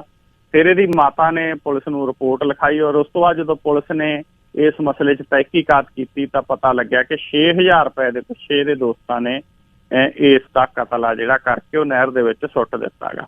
ਸੋ ਬੜੀ ਮੰਦਭਾਗੀ ਘਟਨਾ ਹੈਗੀ ਜੀ ਗਿੱਲ ਸਾਹਿਬ। ਸਿੱਧੂ ਮੂਸੇਵਾਲੇ ਦੇ ਕਤਲ ਦੇ ਸੰਬੰਧੀ ਕੀ ਅਪਡੇਟ ਹੈ ਜੀ? ਗਿੱਲ ਸਾਹਿਬ ਦੀਪਕ ਮੁੰਡੀ ਤੇ ਜਿਹੜੇ ਉਹਦੇ ਨਾਲ 2 ਹੋਰ ਗੈਂਗਸਟਰ ਫੜੇ ਸੀ, ਉਹਨਾਂ ਨੂੰ ਅੱਜ ਅੰਮ੍ਰਿਤਸਰ ਸਾਹਿਬ ਦੀ ਅਦਾਲਤ ਦੇ ਵਿੱਚ ਪੇਸ਼ ਕੀਤਾ ਗਿਆ। ਉੱਥੋਂ 5 ਦਿਨ ਦਾ ਪੁਲਿਸ ਰਿਮਾਂਡ ਹੈਗਾ ਜਿਹੜਾ ਉਹਨਾਂ ਦਾ ਉਹ ਲੈ ਲਿਆ ਗਿਆ ਗਾ। ਤਾਂ ਉਹਦੇ ਤੋਂ ਗਿੱਲ ਸਾਹਿਬ ਐਂ ਪ੍ਰਤੀਤ ਹੁੰਦਾ ਹੈਗਾ ਕਿ ਸਿੱਧੂ ਮੂਸੇਵਾਲਾ ਦੇ ਮਸਲੇ ਦੇ ਵਿੱਚ ਜਿਹੜੇ ਗੈਂਗਸਟਰ ਔਰ ਸ਼ਾਰਪ ਸ਼ੂਟਰ ਫੜੇ ਹੋਏ ਨੇ ਪੁਲਿਸ ਨੇ, ਉਹਨਾਂ ਦੇ ਰਿਮਾਂਡ ਤੇ ਰਿਮਾਂਡ ਤਾਂ ਲਗਾਤਾਰ ਲੈ ਰਹੇ ਨੇ, ਪਰ ਰਿਮਾਂਡ ਦੌਰਾਨ ਨਿਕਲ ਕੇ ਕੀ ਸਾਹਮਣੇ ਆਇਆ ਉਹ ਅਜੇ ਤੱਕ ਪੁਲਿਸ ਦੀ ਗੱਲ ਚੋਂ ਨਜ਼ਰ ਨਹੀਂ ਆ ਰਿਹਾ। ਕਿਉਂਕਿ ਹੁਣ ਕਨਸੂਹਾਂ ਇਹ ਵੀ ਚੱਲ ਰਹੀਆਂ ਵੀ ਗੋਲਡੀ ਬਰਾੜ ਫੋਨ ਕਰ ਰਿਹਾ ਯੂਥ ਨੂੰ, ਫਿਰ ਇਹ ਵੀ ਚੱਲ ਰਿਹਾ ਵੀ ਉਹ ਕੈਨੇਡਾ ਤੋਂ ਗਾਹਾਂ ਸ਼ਿਫਟ ਹੋ ਗਿਆ ਔਰ ਕਿਸੇ ਮੁਲਕ ਦੇ ਵਿੱਚ। ਇਸੇ ਦਰਮਿਆਨ ਸਿੱਧੂ ਮੂਸੇਵਾਲੇ ਦੇ ਮਾਪੇ ਜਿਹੜੀ ਇਹ ਗੱਲ ਕਹਿ ਰਹੇ ਨੇ ਕਿ ਇਹ ਤਾਂ ਸਾਰੇ ਪੈਸੇ ਲੈ ਕੇ ਕਤਲ ਕਰਨ ਵਾਲੇ ਕਰਿੰਦੇ ਨੇ, ਜਿਹੜੇ ਭੱਦਲ ਪੁਰਸ਼ ਇਹਨਾਂ ਦੇ ਪਿੱਛੇ ਨੇ ਉਹ ਕੱਢ ਕੇ ਬਾਹਰ ਲਿਆਓ। ਉੱਥੇ ਤੱਕ ਪੁਲਿਸ ਆ ਜਾਂ ਪੁਲਿਸ ਦੀ ਜਾਂਚ ਆ ਜਿਹੜੀ ਉਹ ਜਾਂਦੀ ਦਿਖਾਈ ਨਹੀਂ ਦਿੱਤੀ। ਸੋ ਇਸ ਕਰਕੇ ਸਾਰਾ ਮਸਲਾ ਗਾ ਜਿਹੜਾ ਇਸ ਰੂਪ ਦੇ ਵਿੱਚ ਆ ਕਿ ਰਿਮਾਂਡ ਤੇ ਰਿਮਾਂਡ ਤਾਂ ਲਿਆ ਜਾ ਰਿਹਾ, ਉਧਰ ਉਹਨਾਂ ਦੀ ਸਿਕਿਉਰਿਟੀ ਵਧਾਈ ਜਾ ਰਹੀ ਹੈ। ਤੀਜੇ ਦਿਨ ਜਾ ਕੇ ਉਹਨਾਂ ਦਾ ਵਕੀਲ ਕਹਿੰਦਾ ਬਿਸ਼ਨੋਈ ਹੋਰਾਂ ਦਾ ਕਿ ਇਹਨਾਂ ਨੂੰ ਦੇਖੋ ਜੀ ਖਤਰਾ ਗਾ, 10 ਪੁਲਿਸ ਵਾਲੇ ਹੋਰ ਦੇ ਦਿੰਦੇ ਨੇ, ਉਹ ਫੇਰ ਕਹਿੰਦਾ। ਤਾਂ ਇਸ ਕਰਕੇ ਸਾਰਾ ਮਸਲਾ ਫਿਲਮੀ ਅੰਦਾਜ਼ ਦੇ ਵਿੱਚ ਚੱਲਦਾ ਨਜ਼ਰ ਆ ਰਿਹਾ ਜੀ। ਅੱਛਾ ਜੀ, ਤੇ ਅਖੀਰ 'ਚ ਇਹ ਦੱਸਿਓ, ਆਹ 2 ਦਿਨ ਪਹਿਲਾਂ ਇੱਕ ਵੀਡੀਓ ਪਿੰਡੋਂ ਆਈ, ਬੁਲਬੁਲੀਆਂ ਵਾਲਾ ਮੀਂਹ ਪੈਂਦਾ ਜੀ ਸਾਡੇ ਪਹੇ 'ਚ, ਵਾਕਈ ਪਿਆ? ਵਾਕਈ ਜੀ ਗਿੱਲ ਸਾਹਿਬ, ਇਹ 31 ਸਾਲਾਂ ਦਾ ਰਿਕਾਰਡ ਟੁੱਟ ਗਿਆ, ਕਿਉਂਕਿ ਮੌਨਸੂਨ ਆਉਂਦੀ ਤਾਂ ਮਾਰ ਕਰਦੀ ਸੀ, ਕਦੇ ਜਾਂਦੀ ਨਹੀਂ ਸੀ ਮਾਰ ਕਰਦੀ। ਐਤਕੀ 31 ਸਾਲਾਂ ਬਾਅਦ ਇਹ ਸਥਿਤੀ ਬਣੀ ਆ ਵੀ ਜਾਂਦੀ ਹੋਈ ਮੌਨਸੂਨ ਵੀ ਮਾਰ ਕਰ ਗਈ। ਔਰ ਬੇਮੌਸਮਾ ਮੀਂਹ ਆ ਜਿਹੜਾ ਇਹਨਾਂ ਦਿਨਾਂ ਦੇ ਵਿੱਚ ਪਿਆ ਗਾ। ਪੰਜਾਬ ਦੇ ਕੁਝ ਹਿੱਸਿਆਂ ਦੇ ਵਿੱਚ ਤਾਂ 5 ਦਿਨ ਲਗਾਤਾਰ ਮੀਂਹ ਆ ਜਿਹੜਾ ਪਈ ਗਿਆ। ਕਈ ਥਾਵਾਂ ਦੇ ਉੱਤੇ ਤਾਂ ਗਿੱਲ ਸਾਹਿਬ 2-3 ਦਿਨ ਮੀਂਹ ਹਟਿਆ ਹੀ ਨਹੀਂ, ਜਿਹਦੇ ਕਰਕੇ ਕਾਫੀ ਨੁਕਸਾਨ ਹੈਗਾ ਜਿਹੜਾ ਉਹ ਹੋਇਆ ਗਾ। ਜਿਹੜਾ ਅਗੇਤਾ ਝੋਨਾ ਜਿਹੜੇ ਇਲਾਕਿਆਂ ਦੇ ਵਿੱਚ ਲੱਗਦਾ ਗਾ ਉੱਥੇ ਵੱਧ ਨੁਕਸਾਨ ਹੋਇਆ ਗਾ। ਜਿਹੜੇ ਇਲਾਕਿਆਂ ਦੇ ਵਿੱਚ ਪਛੇਤਾ ਝੋਨਾ ਲੱਗਦਾ ਗਾ ਉੱਥੇ ਨੁਕਸਾਨ ਹੈਗਾ ਜਿਹੜਾ ਉਹ ਥੋੜਾ ਜਿਹਾ ਘੱਟ ਹੋਇਆ ਗਾ। ਗਿੱਲ ਸਾਹਿਬ, ਸਭ ਤੋਂ ਵੱਧ ਨੁਕਸਾਨ ਹੈਗਾ ਜਿਹੜਾ ਇਸ ਮੀਂਹ ਦਾ ਝੋਨੇ ਦੀ ਫਸਲ ਨੂੰ ਹੋਇਆ, ਇੱਕ ਤਾਂ ਪਟਿਆਲਾ ਜ਼ਿਲ੍ਹਾ, ਮਾਨਸਾ ਜ਼ਿਲ੍ਹਾ, ਮੁਕਤਸਰ ਜ਼ਿਲ੍ਹਾ, ਫਤਿਹਗੜ੍ਹ ਸਾਹਿਬ, ਮੋਹਾਲੀ, ਨਵਾਂਸ਼ਹਿਰ, ਕਪੂਰਥਲਾ, ਤਰਨਤਾਰਨ ਤੇ ਕੁਛ ਹਿੱਸਾ ਸੰਗਰੂਰ ਦਾ।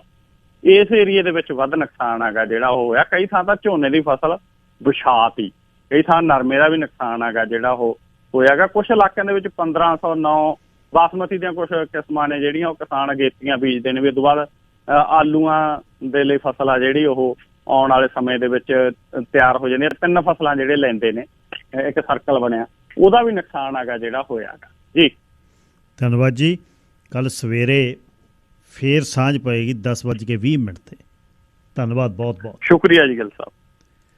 ਸਰਦਾਰ ਨਵਕਿਰਨ ਸਿੰਘ ਪੱਤੀ ਗੱਲ ਕਰ ਰਹੇ ਸੀ ਬਰਨਾਲਿਓਂ। ਅਗਲੀ ਗੱਲ ਜਿਹੜੀ ਮੈਂ ਕਰਨੀ ਚਾਹੁੰਦਾ, ਮੈਂ ਕਿਹਾ ਸੀ ਨਾ ਵੀ ਫਰੀ ਵਰਲਡ ਦੀ ਗੱਲ ਚੱਲ ਰਹੀ ਹੈ, ਉਹ ਗੱਲਾਂ ਚੱਲ ਰਹੀਆਂ ਨੇ ਬਈ ਗਵਰਨਮੈਂਟ ਦੇ ਬਰਾਬਰ ਪੈਰਲਲ, ਸਰਕਾਰਾਂ ਦੇ ਬਰਾਬਰ ਜਿਹੜੀ ਹੈ ਇਹ ਚੀਜ਼ਾਂ ਹੋਣਗੀਆਂ। ਈਰਾਨ ਦੇ ਵਿੱਚ ਜਾਦੀ ਕੁਰਦਿਸ਼ ਕੁੜੀ ਜਿਹੜੀ ਪੁਲਿਸ ਨੇ ਕੁੱਟ ਕੇ ਮਾਰੀ ਹੈ, ਜਿਹਦੇ ਬਾਰੇ ਰੌਲਾ ਪੈ ਰਿਹਾ, ਉਹ ਕਹਿੰਦੇ ਅਸੀਂ ਨਹੀਂ ਮਾਰਿਆ, ਮਹਸਾ ਅਮੀਨੀ 22 ਵਰ੍ਹਿਆਂ ਦੀ ਮੋਰੈਲਿਟੀ ਪੁਲਿਸ ਆ ਜਿਹੜੀ ਸ਼ਰੀਆ ਦੇ ਹਿਸਾਬ ਦੇ ਨਾਲ ਬੰਦਿਆਂ ਨੇ ਸਿਰ ਢੱਕ ਕੇ ਇਸਤਰੀਆਂ ਨੇ ਕਿਵੇਂ ਰਹਿਣਾ ਕੱਢ, ਉਹਦਾ ਇਹ ਬਣਾਈ ਹੋਈ ਹੈ ਉਹਨਾਂ ਨੇ ਮੋਰੈਲਿਟੀ ਪੁਲਿਸ।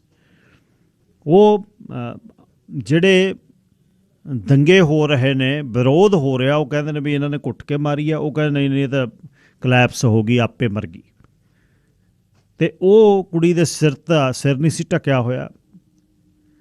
ਹੁਣ ਕੀ ਹੋਇਆ ਵੀ ਉੱਥੇ ਜਿਹੜੀਆਂ ਇੰਟਰਨੈਟ 'ਤੇ ਪਾਬੰਦੀਆਂ ਲਾਤੀਆਂ, ਇਲੌਨ ਮਸਕ ਕਹਿੰਦਾ ਭੇਜਦਾ ਮੈਂ ਸੈਟੇਲਾਈਟ, ਸਟਾਰਲਿੰਕ ਨੇ ਕਰਤਾ ਥੱਲੇ ਇੰਟਰਨੈਟ ਨੂੰ ਹੁੱਕ, ਜਿਵੇਂ ਯੂਕਰੇਨ ਦੇ ਵਿੱਚ ਪੁਤਿਨ ਨੂੰ ਹਰਾਉਣ ਦੇ ਲਈ ਟੈਕਨੋਲੋਜੀ, ਬਹੁਤ ਵੱਡੀਆ ਟੈਕਨੋਲੋਜੀ ਸਟਾਰਲਿੰਕ ਪ੍ਰੋਵਾਈਡ ਕਰ ਰਿਹਾ। ਸਟਾਰਲਿੰਕ ਜਿਹੜੀ ਹੈ ਇਹ ਇੰਟਰਨੈਟ ਵਿਦਾਊਟ ਬਾਊਂਡਰੀਜ਼ ਹੋ ਜਾਣਾ ਹੋਰ ਸਾਲ 2 ਸਾਲ ਤੱਕ। ਤੁਸੀਂ ਦੇਖਿਓ ਇਹ ਦੁਨੀਆ ਕਿੱਧਰ ਨੂੰ, ਜਿਹੜੇ ਸੁਨੇਹੇ ਜੀ ਇਹ ਫੇਸਬੁੱਕ ਨੇ ਬੰਦ ਕਰਤਾ ਜੀ, ਇਹ ਪੋਸਟ ਲਾਤੀ ਜੀ, ਇਹ ਟਵੀਟ 'ਤੇ ਤੁਸੀਂ ਆ ਨਹੀਂ ਕਰ ਸਕਦੇ, ਤੁਸੀਂ ਵੇਖਿਓ ਜਾਂ ਸਟਾਰਲਿੰਕ ਤੁਹਾਡੇ ਫੋਨਾਂ 'ਤੇ ਆ ਗਿਆ ਵੀ ਤੁਸੀਂ ਕਿਹੜੀ ਗੱਲ ਕਹਿ ਸਕਦੇ ਹੋ। ਸੋ ਜਿਹੜਾ ਈਰਾਨ ਹੈ, ਈਰਾਨ ਦੇ ਵਿੱਚ ਉਹ ਧਰਮ ਦੇ ਨੂੰ ਮੰਨ ਕੇ, ਧਰਮ ਦੇ ਨੇੜੇ ਰਹਿ ਕੇ ਇਹ ਬਹੁਤ, ਪਰ ਇਹ ਲੀਗਲ ਚੇਂਜਸ ਜਿਹੜੀਆਂ ਨੇ ਉਹ ਆਉਣਗੀਆਂ। ਤੁਸੀਂ ਦੇਖਿਓ ਇਹ ਮੋਰੈਲਿਟੀ ਪੁਲਿਸ ਜਿਹੜੀ ਲੋਕਾਂ ਨੂੰ ਕਹਿੰਦੀ ਫਿਰਦੀ ਹੈ ਵੀ ਤੁਸੀਂ ਸਿਰ ਢੱਕ ਕੇ ਜਾਓ, ਜੇ ਸਿਰ ਨਹੀਂ ਢੱਕਦੇ ਤਾਂ ਤੁਸੀਂ ਧਰਮ ਤੋਂ ਪਰੇ ਆ। ਸੋ ਆਪਣੀ ਆਪਣੇ ਧਰਮ ਦਾ ਕਾਇਦਾ ਕਾਨੂੰਨ ਹੈ, ਪਰ ਹੁਣ ਧਰਮ ਤੋਂ ਲੋਕ ਜਿਹੜੀ ਅੱਜ ਦੀ ਜਿਹੜੀ ਯੰਗ ਜਨਰੇਸ਼ਨ ਹੈ, ਹੁਣ ਜਿਹੜੀ ਇਟਲੀ ਦੇ ਵਿੱਚ ਵੱਡੀ ਚੇਂਜ ਆਉਣੀ ਆ, ਜਿੰਨੇ ਕ੍ਰਿਸਚੀਅਨ ਨੇ, ਜਿੰਨੇ ਕੈਥਲਿਕਸ, ਜਿੰਨੇ ਉੱਥੇ ਦੇ ਵੱਡੇ ਜਿਹੜੇ, ਕਿਉਂਕਿ ਸ਼ੁਰੂ ਉੱਥੋਂ ਹੁੰਦੀ ਹੈ, ਵੈਟੀਕਨ ਉੱਥੋਂ ਦਾ, ਉਸ ਦੇਸ਼ ਦੇ ਵਿੱਚ ਲੋਕ ਧਰਮ ਤੋਂ ਪਰਾਂ ਭੱਜ ਰਹੇ ਨੇ। ਖਾਲੀ ਪਏ ਨੇ ਜਿਹੜੇ ਉੱਥੇ ਦੇ ਚਰਚਜ਼, ਲੋਕ ਜਾਂਦੇ ਨਹੀਂ। ਇੱਥੇ ਵੀ ਦੁਨੀਆ, ਯੂਰਪ 'ਚ ਸਭ ਤੋਂ ਵੱਧ ਚੀਜ਼ ਕਿਹੜੀ ਬਿਲਡਿੰਗ ਵਿਕ ਰਹੀ ਹੈ? ਉਹ ਚਰਚ। ਇੱਥੇ ਵੀ ਸਾਨੂੰ ਵੀ ਗਲਤਫਹਿਮੀ ਹੈ ਬਈ ਸਾਡੇ ਵੀ ਇਹ ਚੱਲਦੇ ਰਹਿਣਗੇ ਇਸ ਤਰ੍ਹਾਂ। ਜੇ ਅਗਲੀ ਪੀੜ੍ਹੀ ਨੂੰ ਧਰਮ ਦੇ ਨਾਲ ਜੋੜਿਆ ਨਾ ਤਾਂ ਫਿਰ ਕਿੰਨਾ ਕੁ ਚਿਰ ਚੱਲਣਾ। ਪਰ ਇੱਕ ਗੱਲ ਦਾ ਮਾਣ ਹੈ, ਜਿਹੜੇ ਧੀ ਪੁੱਤ ਸਾਡੇ ਪੰਜਾਬ ਤੋਂ ਆਏ ਨੇ, ਉਹਨਾਂ ਨੂੰ ਤੁਸੀਂ ਗੁਰਦੁਆਰਾ ਸਾਹਿਬਾਨਾਂ ਦੇ ਵਿੱਚ ਵੇਖੋਗੇ ਵੀ ਉਹ ਕਿੰਨੀ ਗਿਣਤੀ 'ਚ ਆਉਂਦੇ ਨੇ, ਬਹੁਤ ਆਉਂਦੇ ਨੇ। ਔਖਾ ਸਮਾਂ ਕੱਢ ਰਹੇ ਨੇ, ਚੈਲੰਜਸ ਬਹੁਤ ਨੇ। ਰੱਬ ਦਾ ਆਸਰਾ ਚਾਹੇ ਲਾਓ ਕਿਸੇ ਕਾਸੇ, ਚਾਹੇ ਲਾਲਚ ਕਰਕੇ ਲਾ ਲਈਏ ਆਪਾਂ, ਪਰ ਬੰਦਾ ਧਰਮ ਨਾਲ ਤਾਂ ਜੁੜ ਰਿਹਾ ਨਾ, ਆਤਾ ਰਿਹਾ। ਹਾਂ, ਫਿਰ ਉਹ ਧਰਮ ਦੇ ਸੁਨੇਹਾ ਜਿਹੜਾ ਦੇਣਾ, ਇਕੁਐਲਿਟੀ ਦਾ, ਬਰਾਬਰਤਾ ਦਾ, ਸਰਬੱਤ ਦੇ ਭਲੇ ਦਾ, ਫਿਰ ਉਹਦੇ 'ਤੇ ਵੀ ਸਟਿਕ ਕਰਨਾ। ਇਹ ਨਹੀਂ ਹੈ ਬਈ ਅਸੀਂ ਧਰਮ ਦੀ ਜਿਹੜੀ ਪਰਿਭਾਸ਼ਾ ਉਹ ਆਪਣੇ ਤੌਰ 'ਤੇ ਰੱਖਣੀ ਹੈ। ਉਹ ਇਹ ਜਿਹੜਾ ਇਰਾਨ 'ਚ ਜਿਹੜਾ ਕੁਛ ਹੋ ਰਿਹਾ ਉਹ ਬਹੁਤ ਹਿਰਦੇ ਵੇਦਕ।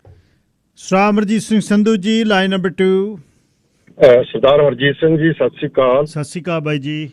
ਇੱਕ ਤੁਹਾਡੇ ਤੋਂ ਇਜਾਜ਼ਤ ਚਾਹੀਦੀ ਹੈ ਮੈਨੂੰ। ਮੈਂ ਰਾਤ ਮੇਰਾ ਕੋਈ ਟਰੈਕਟਰ ਲੈ ਗਿਆ ਜੀ, ਮੈਂ ਉਹਦੇ ਬਾਰੇ ਜ਼ਰੂਰ ਮਾੜਾ ਜਿਹਾ। ਹਾਂਜੀ, ਮਿਹਰਬਾਨੀ, ਥੈਂਕ ਯੂ।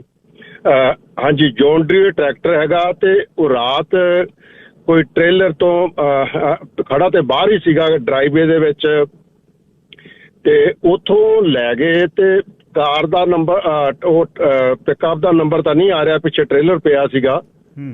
ਜੇ ਕਿਸੇ ਭੈਣ ਭਰਾ ਨੂੰ ਆਲੇ ਦੁਆਲੇ ਆਇਆ, ਕਿਉਂਕਿ ਅੱਗੇ ਇੱਕ ਅਸੀਂ ਫੜਿਆ ਸੀ ਇਸ ਤਰ੍ਹਾਂ, ਫਿਰ ਉਹਦਾ ਥੋੜੀ ਜਿਹੀ ਉਹਨੂੰ ਚਾਹ ਪਾਣੀ ਵੀ ਛਕਾਇਆ ਸੀ। ਅਸੀਂ ਕਹਿੰਦੇ ਵੀ ਏਦਾਂ ਛਕਾਇਆ ਜਾਵੇ ਵੀ ਜੇ ਪਲੀਜ਼ ਕਿਸੇ ਨੂੰ ਪਤਾ ਲੱਗੇ ਆਲੇ ਦੁਆਲੇ ਟ੍ਰੇਲਰ ਦੇ ਉੱਤੇ ਕੋਈ ਟਰੈਕਟਰ, ਜੌਨ ਡੀਰੇ ਟਰੈਕਟਰ ਆ, ਛੋਟਾ ਟਰੈਕਟਰ ਆ, ਤੇ ਜੇ ਉਹ ਕਿਸੇ ਨੇ ਦੇਖਿਆ ਹੋਵੇ ਤੇ ਮੈਂ ਨੰਬਰ ਆਪਣਾ ਦੱਸ ਦਿੰਦਾ ਪਲੀਜ਼।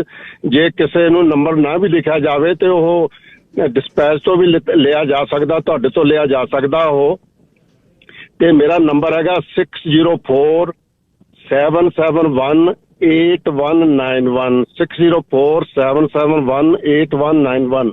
ਪਲੀਜ਼ ਕਿਸੇ ਨੂੰ ਵੀ ਆਂਢ ਗੁਆਂਢ ਦੇ ਵਿੱਚ ਕੋਈ ਟ੍ਰੇਲਰ ਆਇਆ ਦਿਖੇ ਤੇ ਉਹ ਪਲੀਜ਼ ਦੇਖ ਕੇ ਮੈਨੂੰ ਇਸ ਨੰਬਰ ਤੇ ਫੋਨ ਕਰ ਦਿਓ, ਜਾਂ ਤੁਸੀਂ ਸ਼ੇਰੇ ਪੰਜਾਬ ਤੇ ਵੀ ਦੱਸ ਸਕਦੇ ਹੋ ਤੇ ਮੇਰੇ ਨਾਲ ਕੰਟੈਕਟ ਕਰ ਲੈਣਗੇ। ਸੋ ਇਹੋ ਜਿਹੇ ਲੋਕਾਂ ਨੂੰ ਥੋੜਾ ਜਿਹਾ ਦੱਸਿਆ ਜਾਵੇ ਪਤਾ, ਪਲੀਜ਼, ਮਿਹਰਬਾਨੀ ਆ। ਜੇ ਕੋਈ ਮੇਰਾ ਵੀਰ ਕੋਈ ਸੁਣ ਕੇ ਦੱਸੇ ਤਾਂ ਥੈਂਕ ਯੂ। ਬਿਲਕੁਲ ਜੀ, ਤੁਹਾਡਾ ਮਿਹਰਬਾਨੀ, ਤੁਹਾਡੀ ਆਪਣੇ ਹਰਜੀਤ ਸਿੰਘ ਜੀ। ਕੋਈ ਨਾ ਬਾਈ ਜੀ, ਸੰਧੂ ਸਾਹਿਬ, ਥੈਂਕ ਯੂ, ਥੈਂਕ ਯੂ। ਹਾਂ, ਕਈ ਵਾਰ ਚੋਰੀ ਦਾ ਸਮਾਨ ਵੇਚਣ ਵਾਲੇ ਸਾਡੇ ਵੱਲ ਨੂੰ ਨਾ ਆ ਕੇ ਗੱਲ ਕਰਦੇ ਆ। ਤੁਹਾਨੂੰ ਯਾਦ ਹੈ ਇਹ 3 ਸਾਲ ਪਹਿਲਾਂ, 4 ਸਾਲ ਪਹਿਲਾਂ 72 ਸਕਾਟ ਦੇ ਨੇੜੇ ਵੱਡਿਆਂ ਪਲਾਜ਼ਿਆਂ ਦੇ ਵਿੱਚ ਗੱਡੀ ਕੋਲ ਰੁਕਦੀ ਸੀ, ਆ ਕੇ ਉਹ ਕਹਿੰਦੇ ਸੀ LCD ਲੈਣੀ ਹੈ, ਫੋਨ ਲੈਣਾ, ਜੇ ਲੈਣਾ। ਉਹ ਸਾਨੂੰ ਅੱਗੇ ਵੀ, ਆਪਾਂ ਵੀ ਏਅਰ 'ਤੇ ਪਹਿਲਾਂ ਵੀ ਗੱਲ ਕੀਤੀ ਵੀ ਉਹਨਾਂ ਦੀ ਜ਼ਰੂਰਤ ਹੈ ਵੀ ਉਹ ਆ ਕੇ ਤੁਹਾਨੂੰ ਕਹਿਣ ਵੀ ਚੋਰੀ ਦਾ ਸਮਾਨ ਲੈਣਾ। ਇਹਦਾ ਮਤਲਬ ਸੁਨੇਹਾ ਜਿਹੜਾ ਜਾਂਦਾ ਹੈ ਇਹ ਕਿਤੇ ਨਾ ਕਿਤੇ ਇਹ ਜਾਂਦਾ ਨਾ ਬਈ ਇਹ ਸੁਨੇਹਾ ਜਾਂਦਾ ਸਾਡਾ ਵੀ ਅਸੀਂ ਇਹੋ ਜਿਹਾ ਕੁਛ ਕਰਦੇ ਹਾਂ। ਸੋ ਇਹ ਖਿਆਲ ਰੱਖਣ ਦੀ ਲੋੜ ਹੈ। ਹੁਣੇ ਵਪਾਰਕ ਸੰਦੇਸ਼ਾਂ ਤੋਂ ਬਾਅਦ ਜਿੰਨੀ ਸਿਮਜ਼ ਜਿਹੜੇ ਸਰੀ ਫਾਰਵਰਡ ਤੋਂ ਮੇਅਰ ਦੀ ਚੋਣ ਲੜ ਰਹੇ ਨੇ, ਹੁਣੇ ਗੱਲਬਾਤ ਕਰਨਗੇ ਸਾਡੇ ਨਾਲ, ਆਪਣੇ ਨਾਲ, ਤੇ ਟਰਾਂਜਿਟ ਦਾ ਸਿਸਟਮ ਸ਼ਹਿਰ ਦੇ ਵਿੱਚ, ਇਸ ਦੇ ਆਧਾਰਿਤ ਮੈਂ ਗੱਲਬਾਤ ਉਹਨਾਂ ਨਾਲ ਕਰਨੀ ਹੈ ਬਈ ਅੰਕੜੇ ਕੀ ਨੇ ਅਤੇ ਬੱਸਾਂ ਕਿੰਨੀਆਂ ਕੁ ਚੱਲਦੀਆਂ ਨੇ, ਅਤੇ ਹੁਣੇ ਆ ਕੇ ਉਹਨਾਂ ਨਾਲ ਬ੍ਰੇਕ ਤੋਂ ਬਾਅਦ ਗੱਲਬਾਤ ਕਰਦੇ ਹਾਂ। ਜਿਉਂ-ਜਿਉਂ ਚੋਣਾਂ ਆਪਣੀਆਂ ਨੇੜੇ ਆ ਰਹੀਆਂ ਨੇ, ਅਕਤੂਬਰ ਦੇ ਪਹਿਲੇ ਹਫ਼ਤੇ ਜਿਹੜੀ ਐਡਵਾਂਸ ਵੋਟਿੰਗ ਸ਼ੁਰੂ ਹੋ ਜਾਣੀ ਆ, ਅਤੇ ਉਸ ਦੇ ਲਈ ਸਾਰੀਆਂ ਸਲੇਟਾਂ ਆਪਣਾ ਆਪਣਾ ਸਲੋਟ ਲੈ ਕੇ ਸੁਨੇਹਾ ਦੇਣ ਆਉਂਦੀਆਂ ਨੇ। ਜਿੰਨੀ ਸਿਮਜ਼ ਹੋਣੀ ਮੇਰੇ ਨਾਲ ਨੇ, ਸ਼ਹਿਰ ਦੇ ਮਸਲੇ ਕੀ ਨੇ, ਇਹ ਤਾਂ ਗੱਲ ਠੀਕ ਹੈ, ਤੁਸੀਂ ਕਿਹਨੂੰ ਪਸੰਦ ਕਰਦੇ ਹੋ ਕਿਹਨੂੰ ਨਹੀਂ ਪਸੰਦ ਕਰਦੇ, ਇਹ ਤਾਂ ਆਪਣੀ ਵਿਸ਼ ਲਿਸਟ ਹੈ ਇੱਕ।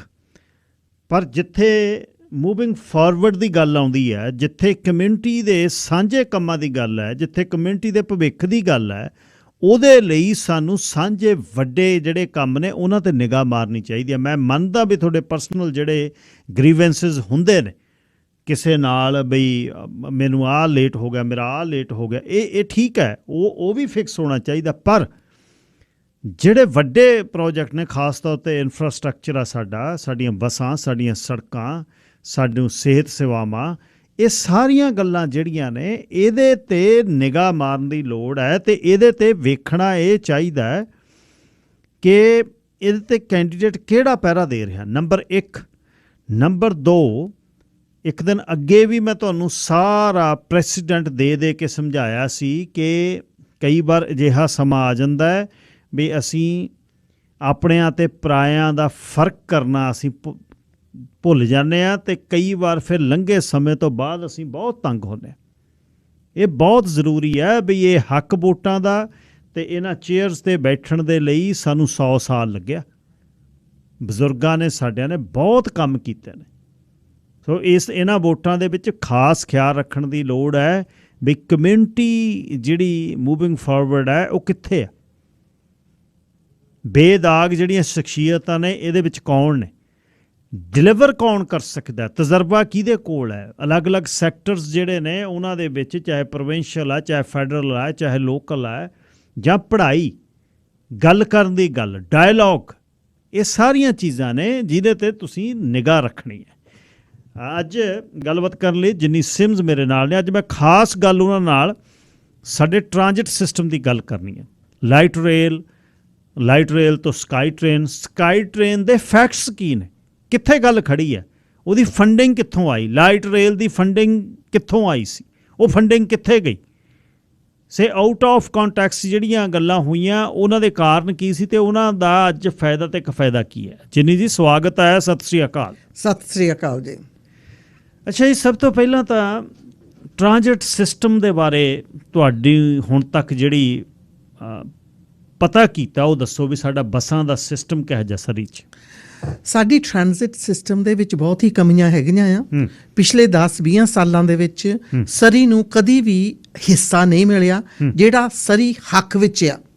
ਦੇਖੋ, ਵੈਨਕੂਵਰ ਨੂੰ, ਬਰਨਬੀ ਨੂੰ, ਤੁਸੀਂ ਰਿਚਮੰਡ ਵਿੱਚ ਵੀ ਚੱਲ ਜਾਵੋ, ਇੰਨੀ ਵਧੀਆ ਟ੍ਰਾਂਜ਼ਿਟ ਸਿਸਟਮ ਚੱਲ ਰਹੀ ਆ। ਪਰ ਜਦੋਂ ਸਰੀ ਦੇ ਵਿੱਚ ਆ ਜਾਈਦਾ ਆ, ਇੱਦਾਂ ਲੱਗਦਾ ਵੀ ਜਿਹੜੇ ਵੀ ਮੈਰ ਰਹੇ ਆ ਉਹਨਾਂ ਨੂੰ ਉੱਥੇ ਜਾ ਕੇ ਨਾ ਬਾਰਗੇਨ ਕਰਨਾ ਆਇਆ, ਨੈਗੋਸ਼ੀਏਟ ਨਹੀਂ ਕਰਨਾ ਆਇਆ ਅਤੇ ਨਾ ਸਰੀ ਲਈ ਲੜਨਾ ਪਿਆ। ਇਸ ਕਰਕੇ ਸਰੀ ਸਦਾ ਹੀ ਪਿੱਛੇ ਰਹਿ ਗਈ ਆ।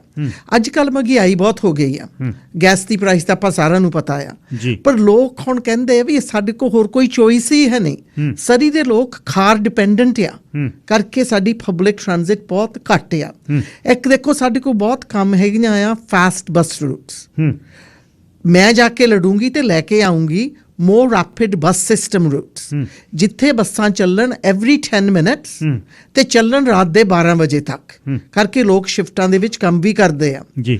ਦੇਖੋ, ਐਵੀਡੈਂਸ ਹੈਗੀ ਆ, ਸਬੂਤ ਹੈਗੇ ਆ ਵੀ ਜਦੋਂ ਵੀ ਬੱਸ ਰੈਗੂਲਰਲੀ ਆਵੇ, ਛੇਤੀ ਆਉਣ, ਫਿਰ ਲੋਕਾਂ ਕਾਰਾਂ ਨੂੰ ਘਰ ਛੱਡ ਕੇ ਬੱਸ ਵਿੱਚ ਬੈਠਣ ਨੂੰ ਤਿਆਰ ਹੁੰਦੇ ਆ। ਸਹੂਲਤ ਹੈ। ਯਾ, ਸੋ ਮੋਰ often, more buses every 10 minutes and ਨਾਲੇ run till midnight at least। ਸੋ ਲੋਕਾਂ ਨੂੰ ਆਪਣੇ ਰੈਕਰੀਏਸ਼ਨ ਲਈ, ਆਪਣੇ ਕੰਮਾਂ ਲਈ, ਆਪਣੇ ਸ਼ਾਪਿੰਗ ਲਈ ਪਬਲਿਕ ਟ੍ਰਾਂਜ਼ਿਟ ਸਿਸਟਮ ਨੂੰ ਵਰਤ ਸਕਣ। ਇੱਕ ਜਿਹੜੀਆਂ ਰੈਪਿਡ ਬੱਸ ਰੂਟਸ ਆ ਉਹਨਾਂ ਨੂੰ ਵਧਾਉਣਾ ਪੈਣਾ ਆ, ਕਰਕੇ ਸਾਡੇ ਇੱਥੇ ਵਾਧੀ ਬਹੁਤ ਹੋ ਗਈ ਆ। ਸੈਕੰਡਲੀ, ਸਾਨੂੰ ਫਿਰ ਸਮੋਲਾ ਬੱਸ ਰੂਟਸ ਬਣਾਉਣੀਆਂ ਪੈਣੀਆਂ ਆ, ਚਾਲੂ ਕਰਨੀਆਂ ਪੈਣੀਆਂ ਆ ਇਨਟੂ the other communities। ਸਰੀ ਜਿੱਦਾਂ ਇੱਕ ਪਹੀਏ ਵਾਂਗੂ ਆ, ਇਹਦੇ ਕੋਲ 6 ਸਪੋਕਸ ਹੈਗੇ ਆ ਜੀ, ਪਰ ਇਸ ਵਕਤ ਉਹ 6 ਸਪੋਕਸ ਲਿੰਕ ਨਹੀਂ ਹੋਏ ਗਏ।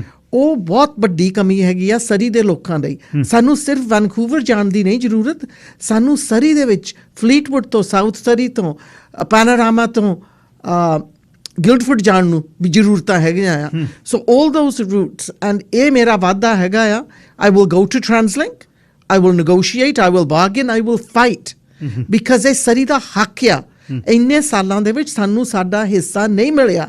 ਅਸੀਂ ਟਰਾਂਸਲਿੰਕ ਨੂੰ ਵੀ ਟੈਕਸ ਦਿੰਦੇ ਆ ਤੇ ਅਸੀਂ ਗਾਂ ਫੈਡਰਲ ਪ੍ਰੋਵਿੰਸ਼ੀਅਲ ਸਰਕਾਰ ਨਾਲ ਵੀ ਲੜੂੰਗੀ ਵੀ ਇੰਨੇ ਸਾਲਾਂ ਦੇ ਵਿੱਚ ਬਹੁਤ ਕਮ ਪੈਸੇ ਆਏ ਆ ਸਰੀ ਦੇ ਵਿੱਚ। ਪ੍ਰੋਵਿੰਸ਼ੀਅਲ ਸਰਕਾਰ ਨੇ ਬਹੁਤ ਲਾਏ ਆ ਟ੍ਰਾਂਜ਼ਿਟ ਤੇ, ਪਰ ਹਾਲੇ ਵੀ ਕਮੀ ਹੈਗੀ ਆ। ਪਿਛਲੇ 16 ਸਾਲਾਂ ਦੀ ਕਮੀ ਪੂਰੀ ਕਰਨੀ ਆ। ਇੱਕ ਮੇਅਰ ਜਿਹੜਾ ਹੈ ਇਸ ਟ੍ਰਾਂਜ਼ਿਟ ਸਿਸਟਮ ਦੇ ਵਿੱਚ ਜਾ ਕੇ ਕੰਮ ਕਿਵੇਂ ਕਰਦਾ? ਉਹ ਕਿਹੜੀ ਬਾਡੀ ਹੈ ਜਿਹੜੀ ਤੁਹਾਨੂੰ ਮੋਰ ਬੱਸਸ ਐਲੋਕੇਟ ਕਰਦੀ ਹੈ? ਉਹ ਮੇਅਰ ਦੀ ਕਿਹੜੀ ਸੀਟ ਹੁੰਦੀ ਹੈ? BC ਟ੍ਰਾਂਜ਼ਿਟ ਦਾ ਜਿਹੜਾ ਟਰਾਂਸਲਿੰਕ ਦਾ ਸਿਸਟਮ ਹੈ, ਇਹ ਸਿਸਟਮ ਕਿਵੇਂ ਵਰਕ ਕਰਦਾ? ਦੋ ਚੀਜ਼ਾਂ ਹੁੰਦੀਆਂ ਆ। ਅੱਛਾ ਜੀ। ਇੱਕ ਹੈਗਾ ਮੈਜ਼ ਟੇਬਲ, ਜਿੱਥੇ ਡਿਸੀਜਨ ਬਣਾਏ ਰਹੇ ਆ ਵੀ ਜਿੱਦਾਂ ਵੀ ਟਨਲ ਬਣਨੀ ਆ ਜਾਂ ਬ੍ਰਿਜ ਬਣਨੀ ਆ। ਓਕੇ। ਲੋਕ ਕਹਿੰਦੇ ਆ ਵੀ ਇਹ ਡਿਸੀਜਨ ਪ੍ਰੋਵਿੰਸ ਦਾ ਆ। ਨੋ, ਇਹ ਡਿਸੀਜਨ ਹੈਗਾ ਆ ਆਫ ਦ ਮੈਜ਼ ਟੇਬਲ। ਜਿਹੜੇ ਸਾਰੇ ਮੇਅਰ ਆ ਲੋਅਰ ਮੇਨਲੈਂਡ ਦੇ ਵਿੱਚ, ਉਹ ਇਕੱਠੇ ਬੈਠਦੇ, ਉਹ ਇੱਕ ਟੇਬਲ ਤੇ ਬੈਠਦੇ ਆ ਤੇ ਉਹ ਡਿਸਾਈਡ ਕਰਦੇ ਆ ਕਰਕੇ ਜਿਹੜੀ ਆਪਣੀ ਟ੍ਰਾਂਜ਼ਿਟ ਸਿਸਟਮ ਆ ਉਹ ਸਿਰਫ ਇੱਕ ਸ਼ਹਿਰ ਦੀ ਨਹੀਂ ਗੱਲ ਹੁੰਦੀ, ਇਹ ਸਾਡੇ ਲੋਅਰ ਮੇਨਲੈਂਡ ਦੇ ਵਿੱਚ ਜੋੜਨ ਦੀ ਗੱਲ ਹੁੰਦੀ ਆ। ਬਿਕਾਜ਼ ਵੀਰ ਅ ਰੀਜਨ, ਅਸੀਂ ਰੀਜਨ ਹੈਗੇ ਆ। ਤਾਂ ਫਿਰ ਟ੍ਰਾਂਸਲਿੰਕ ਟੇਬਲ ਤੇ ਜਾ ਕੇ ਸਾਨੂੰ ਇਹਦੇ ਲਈ ਵੀ ਲੜਨਾ ਪੈਂਦਾ for the bus routes and for more buses. Mayor ਉੱਥੇ ਵੀ ਬਹਿੰਦਾ? ਮੇਅਰ ਵੀ ਉੱਥੇ ਜਾ ਸਕਦਾ, ਉੱਥੇ ਰਿਪਰੈਜ਼ੈਂਟੇਟਿਵ ਵੀ ਹੁੰਦੇ ਆ। ਓਕੇ। ਤੇ ਉੱਥੇ ਵੋਟਾਂ ਵੀ ਪੈਂਦੀਆਂ ਆ। ਅੱਛਾ।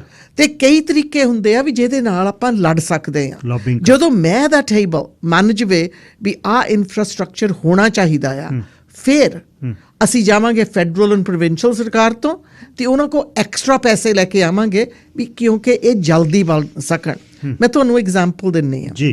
LRT ਬਣਨੀ ਸੀਗੀ ਕਿਉਂਕਿ ਮੈਜ਼ ਕਾਉਂਸਲ ਨੇ ਤੇ ਟ੍ਰਾਂਸਲਿੰਕ ਨੇ LT ਦਾ ਅਪਰੂਵਲ ਕਰ ਦਿੱਤਾ ਸੀ, ਕਿੰਗ ਜੋਰਜ ਵਾਲੀ ਤੇ ਕਿੰਗ ਜੋਰਜ ਤੇ ਮਗਰੋਂ ਬਣਨੀ ਸੀਗੀ ਫਰੇਜ਼ਰ ਹਾਈਵੇ ਵੱਲ ਨੂੰ। ਠੀਕ। ਪਰ ਨਵਾਂ ਮੇਅਰ ਆਇਆ, ਉਹ ਜਿੱਤਿਆ ਸੀਗਾ ਪਿਛਲੀ ਵਾਰੀ ਕਹਿ ਕੇ ਨਹੀਂ ਮੈਂ ਸਕਾਈ ਟ੍ਰੇਨ ਲੈ ਕੇ ਆਉਂ, ਇੱਥੇ LRT ਨਹੀਂ ਮੈਂ ਸਕਾਈ ਟ੍ਰੇਨ ਲੈ ਕੇ ਆਉਂਗਾ। ਉਹ ਕਹਿੰਦਾ ਸੀ ਤੁਸੀਂ ਸਾਨੂੰ ਸੈਕੰਡ ਕਲਾਸ ਸਿਟੀਜ਼ਨ ਬਣਾ ਦਿੱਤਾ, ਮੈਂ ਤਾਂ ਸਕਾਈ ਟ੍ਰੇਨ ਲੈ ਕੇ ਆਉਂਗਾ। ਬਹੁਤ ਵੱਡੇ ਵੱਡੇ ਵਾਅਦੇ ਕੀਤੇ। ਤੇ ਨਿਊਟਨ ਜਿੱਥੇ 160,000 ਲੋਕ ਰਹਿੰਦੇ ਆ, ਉਹਨਾਂ ਨੇ ਪੰਡ ਭਰ ਕੇ ਵੋਟਾਂ ਪਾਈਆਂ ਤੇ ਉਹਨੂੰ ਜਿਤਾਇਆ। ਫਿਰ ਮੇਅਰ ਗਿਆ ਮੈਜ਼ ਟੇਬਲ ਤੇ, ਉੱਥੇ ਜਾ ਕੇ ਕਹਿੰਦਾ ਪੈਸੇ ਦੇ ਦਿੱਤੇ ਸੀਗੇ ਪ੍ਰੋਵਿੰਸ਼ੀਅਲ ਸਰਕਾਰ ਨੇ। ਉਹ LRT ਨਿਊਟਨ ਵਾਲੀ ਲਈ ਫੰਡਿੰਗ ਆ ਗਈ ਸੀਗੀ, ਐਲੋਕੇਟ ਹੋ ਗਈ ਸੀਗੀ ਵੀ LRT ਦੀ ਫੰਡਿੰਗ ਆ ਹੋਊਗੀ। ਤੇ ਫਿਰ ਜਦੋਂ ਕਹਿੰਦਾ ਸਕਾਈ ਟ੍ਰੇਨ, ਉਹ ਕਹਿੰਦਾ ਸਕਾਈ ਟ੍ਰੇਨ ਦੀ ਵਰਤ ਲਵੋ, ਰਾਈਟ। ਤੇ ਫਿਰ ਗਾਂ ਵਧਾ ਵੀ ਦਿੱਤੇ ਸੀਗੇ ਤੇ ਉਧਰੋਂ ਫੈਡਰਲ ਨੇ ਵੀ ਦੇ ਦਿੱਤੇ। ਪਰ ਫਿਰ ਮੇਅਰ ਗਿਆ, ਇਲੈਕਸ਼ਨ ਹਾਲੇ ਹੋਇਆ ਹੀ ਆ, ਵਾਅਦੇ ਕੀਤੇ ਨੂੰ ਇੱਕ ਹਫ਼ਤਾ ਪਹਿਲਾਂ ਸਮਝ ਲਓ ਦੂਸਰੇ ਹਫ਼ਤੇ ਜਾ ਕੇ ਮੇਅਰ ਦੇ ਟੇਬਲ ਨੂੰ ਕਹਿੰਦਾ ਸਾਨੂੰ ਸਕਾਈ ਟ੍ਰੇਨ ਚਾਹੀਦੀ ਆ to Langley down Fraser highway, King George ਵਾਲੀ ਨਹੀਂ ਬਣਾਉਣੀ। ਨੋ। ਤੇ ਦੇਖੋ ਕਿੰਨਾ ਵੱਡਾ ਧੋਖਾ ਹੋਇਆ ਨਿਊਟਨ ਵਿੱਚ ਰਹਿਣ ਵਾਲੇ ਲੋਕਾਂ ਦੇ, ਜਿਨ੍ਹਾਂ ਨੇ ਇਸ ਭਰੋਸੇ ਤੇ ਵੀ ਸਾਨੂੰ ਸਕਾਈ ਟ੍ਰੇਨ ਮਿਲਣ ਵਾਲੀ ਆ ਜਾ ਕੇ ਦੌੜ ਕੇ ਵੋਟਾਂ ਪਾਈਆਂ। ਉਹ ਸਕਾਈ ਟ੍ਰੇਨ ਬਣ ਗਈ through Fleetwood to ਲੈਂਗਲੇ। That's good, ਉਹਨਾਂ ਨੂੰ ਸਕਾਈ ਟ੍ਰੇਨ ਮਿਲ ਗਈ ਆ। ਪਰ ਸਰੀ ਵਿੱਚ ਫਲੀਟਵੁੱਡ ਨੂੰ ਫਾਇਦਾ ਪਿਆ, ਬਾਕੀ ਸਰੀ ਗ੍ਰੀਨ ਟਿੰਬਰਸ, ਪੈਨੋਰਾਮਾ, ਨਿਊਟਨ, ਸਾਊਥ ਸਰੀ ਵਾਲਿਆਂ ਨੂੰ ਨਹੀਂ ਪਿਆ। ਸੋ ਇਹ ਆਪਾਂ ਨੂੰ ਵੀ ਸੋਚਣਾ ਪੈਣਾ ਆ ਵੀ ਜਿੱਥੇ ਟ੍ਰੈਫਿਕ ਗ੍ਰਿਡਲੌਕ ਸਭ ਤੋਂ ਜ਼ਿਆਦਾ ਹੁੰਦਾ ਆ, ਜਿੱਥੇ ਸਭ ਤੋਂ ਜ਼ਿਆਦਾ ਟ੍ਰੈਫਿਕ ਹੈਗੀ ਆ, ਉਹ ਹੈਗਾ the area down the King George hub. ਇੱਥੇ ਦੇਖੋ 84, 80, 88, 120 ਸਾਰੇ ਜਾਮ ਲੌਗ ਰਹਿੰਦੇ ਆ। ਹੁਣ ਤਾਂ ਤੁਸੀਂ ਦਿਨ ਨੂੰ ਵੀ ਚੱਲ ਜਾਵੋ, ਉਦੋਂ ਵੀ ਜਾਮ ਲੌਗਡ ਆ। ਪਰ ਮੇਅਰ ਨੇ ਲੋਕਾਂ ਨੂੰ ਇੱਕ ਤਰ੍ਹਾਂ ਗੁੰਮਰਾਹ ਕਰ ਦਿੱਤਾ ਵੀ ਮੈਂ ਸਕਾਈ ਟ੍ਰੇਨ ਲੈ ਕੇ ਆਉਂਗਾ। ਸਕਾਈ ਟ੍ਰੇਨ ਤਾਂ ਹੁਣ ਉਧਰ ਨੂੰ ਜਾਣੀ ਹੈ। ਹੁਣ ਕਹਿੰਦਾ ਮੈਂ ਸਕਾਈ ਟ੍ਰੇਨ ਬਣਾ ਦਿੱਤੀ। ਸਕਾਈ ਟ੍ਰੇਨ ਤਾਂ ਹਾਲੇ ਸ਼ੁਰੂ ਵੀ ਨਹੀਂ ਹੋਈ ਕਿਉਂਕਿ ਹਾਲੇ ਕੰਟਰੈਕਟ ਨੂੰ ਦਿੱਤੀ ਆ, ਜਲਦੀ ਸ਼ੁਰੂ ਹੋ ਜਾਣੀ, ਭਲੇ ਹੋਈ ਨਹੀਂ। ਪਰ ਉਹ ਪਿਕਚਰਾਂ ਦਿਖਾ ਕੇ ਪਾ ਕੇ ਪੂਰੇ ਫਰੰਟ ਪੇਜ ਐਡ ਪੇਪਰਾਂ ਦੇ ਵਿੱਚ ਲੈ ਕੇ ਸਕਾਈ ਟ੍ਰੇਨ।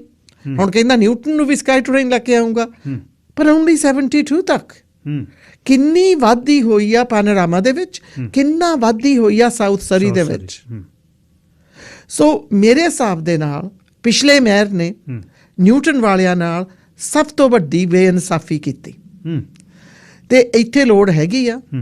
ਹੁਣ ਅਸੀਂ ਸਰੀ ਫੋਰਵਰਡ ਕਹਿੰਦੇ ਆ ਵੀ ਸਕਾਈ ਟ੍ਰੇਨ ਬਣੂਗੀ from King George through Newton to South Surrey, ਕਿਉਂਕਿ ਪੋਪੂਲੇਸ਼ਨ ਬਹੁਤ ਆ ਕਰਕੇ ਸਾਨੂੰ ਸਾਡਾ ਹਿੱਸਾ ਨਹੀਂ ਮਿਲਿਆ। ਫੈਡਰਲ ਪ੍ਰੋਵਿੰਸ਼ੀਅਲ ਸਰਕਾਰਾਂ ਕੋਲ ਇਨਫਰਾਸਟ੍ਰਕਚਰ ਲਈ ਪੈਸੇ ਹੈਗੇ ਆ, ਅਸੀਂ ਉੱਥੇ ਜਾ ਕੇ ਲੜਾਂਗੇ ਤਾਂ ਫਿਰ ਜਾ ਕੇ ਟੇਬਲ ਤੇ ਬੈਠ ਕੇ ਮੈਚ ਦੇ ਟੇਬਲ ਤੇ ਅਸੀਂ ਇਹਨੂੰ ਇੱਥੇ ਲੈ ਕੇ ਆਵਾਂਗੇ ਜਲਦ ਤੋਂ ਜਲਦ। ਤੇ ਨਾਲੇ ਹੁਣ ਉੱਥੇ ਇੱਕ ਲਾਈਨ ਹੈਗੀ ਆ ਟੂ ਸਟੱਡੀ, ਅਸੀਂ ਸਟੱਡੀ ਨਹੀਂ ਕਰਨੀ। We need a SkyTrain and we're going to build a SkyTrain and the money will come from the province and the federal government ਕਿਉਂਕਿ ਉਹਨਾਂ ਨੇ ਹੀ ਲਾਉਣੇ ਆ। ਤੇ ਟਰਾਂਸਲਿੰਕ ਤੇ ਜ਼ੋਰ ਪਾਵਾਂਗੇ for more buses। ਅਸੀਂ SkyTrain ਦਾ ਨਹੀਂ ਵੇਟ ਕਰਨਾ, ਅਸੀਂ ਗਾਂ ਬੱਸ ਸਰਵਿਸ ਵੀ ਇੱਕਦਮ ਇੰਪਰੂਵਮੈਂਟ ਕਰਾਂਗੇ।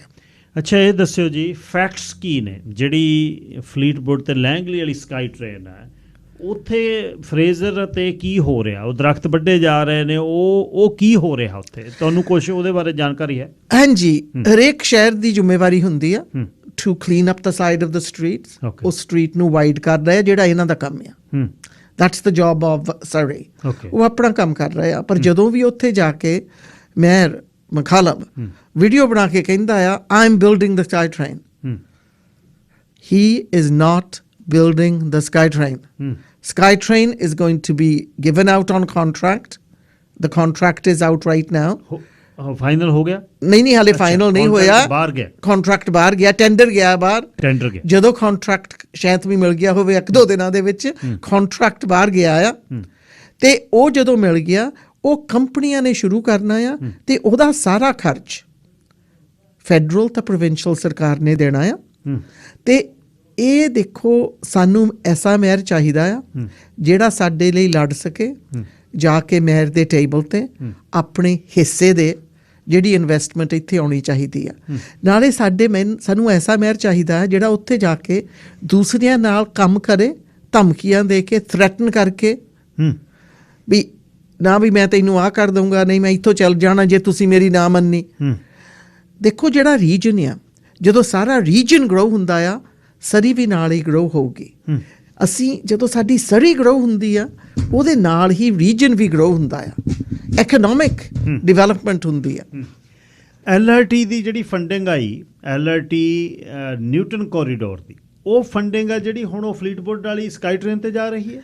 ਬਿਲਕੁਲ 100%। ਓਕੇ, ਨਿਊਟਨ ਦੀ ਇਨਵੈਸਟਮੈਂਟ ਜਿੱਥੇ ਲੋਕਾਂ ਨੂੰ ਭਰੋਸਾ ਸੀਗਾ ਉਹਨਾਂ ਦਿਨਾਂ ਦੇ ਵਿੱਚ ਵੀ ਇਹ ਸਕਾਈ ਟ੍ਰੇਨ ਬਣੂਗੀ ਡਾਊਨ ਕਿੰਗ ਜੋਰਜ, ਵੀ ਨਿਊਟਨ ਵਾਲਿਆਂ ਨੂੰ ਫਾਇਦਾ ਹੋਊਗਾ, ਉਹ ਸਾਰਾ ਪੰਡ ਭਰੀ ਸੀਗੀ ਪੈਸਿਆਂ ਦੀ, ਉਹ ਚੁੱਕ ਕੇ ਉਧਰ ਨੂੰ ਕਰ ਦਿੱਤੀ ਤੇ ਫਿਰ ਗਵਰਨਮੈਂਟ ਨੇ ਹੋਰ ਪੈਸੇ ਪਾਏ ਵੀ ਉਹ ਕੰਪਲੀਟ ਹੋ ਜਾਵੇ ਲੰਗਲੀ ਤੱਕ। ਫੈਡਰਲ ਐਂਡ ਪ੍ਰੋਵਿੰਸ ਦੇ ਦੋਨਾਂ ਦਾ ਹੀ ਖਰਚਾ ਆਇਆ, ਦੋਨਾਂ ਨੂੰ ਹੀ ਸ਼ੈ ਮਿਲਣੀ ਚਾਹੀਦੀ ਹੈ ਇਸ ਗੱਲ ਦੀ। ਪਰ ਜਿਹੜੇ ਨਿਊਟਨ ਵਾਲੇ ਸੀਗੇ ਉਹਨਾਂ ਦੇ ਨਾਲ ਧੋਖਾ ਹੀ ਹੋਇਆ। ਰੋਡ ਨੈਟਵਰਕ ਬਾਰੇ ਕੀ ਵਿਚਾਰ ਨੇ ਤੁਹਾਡੇ?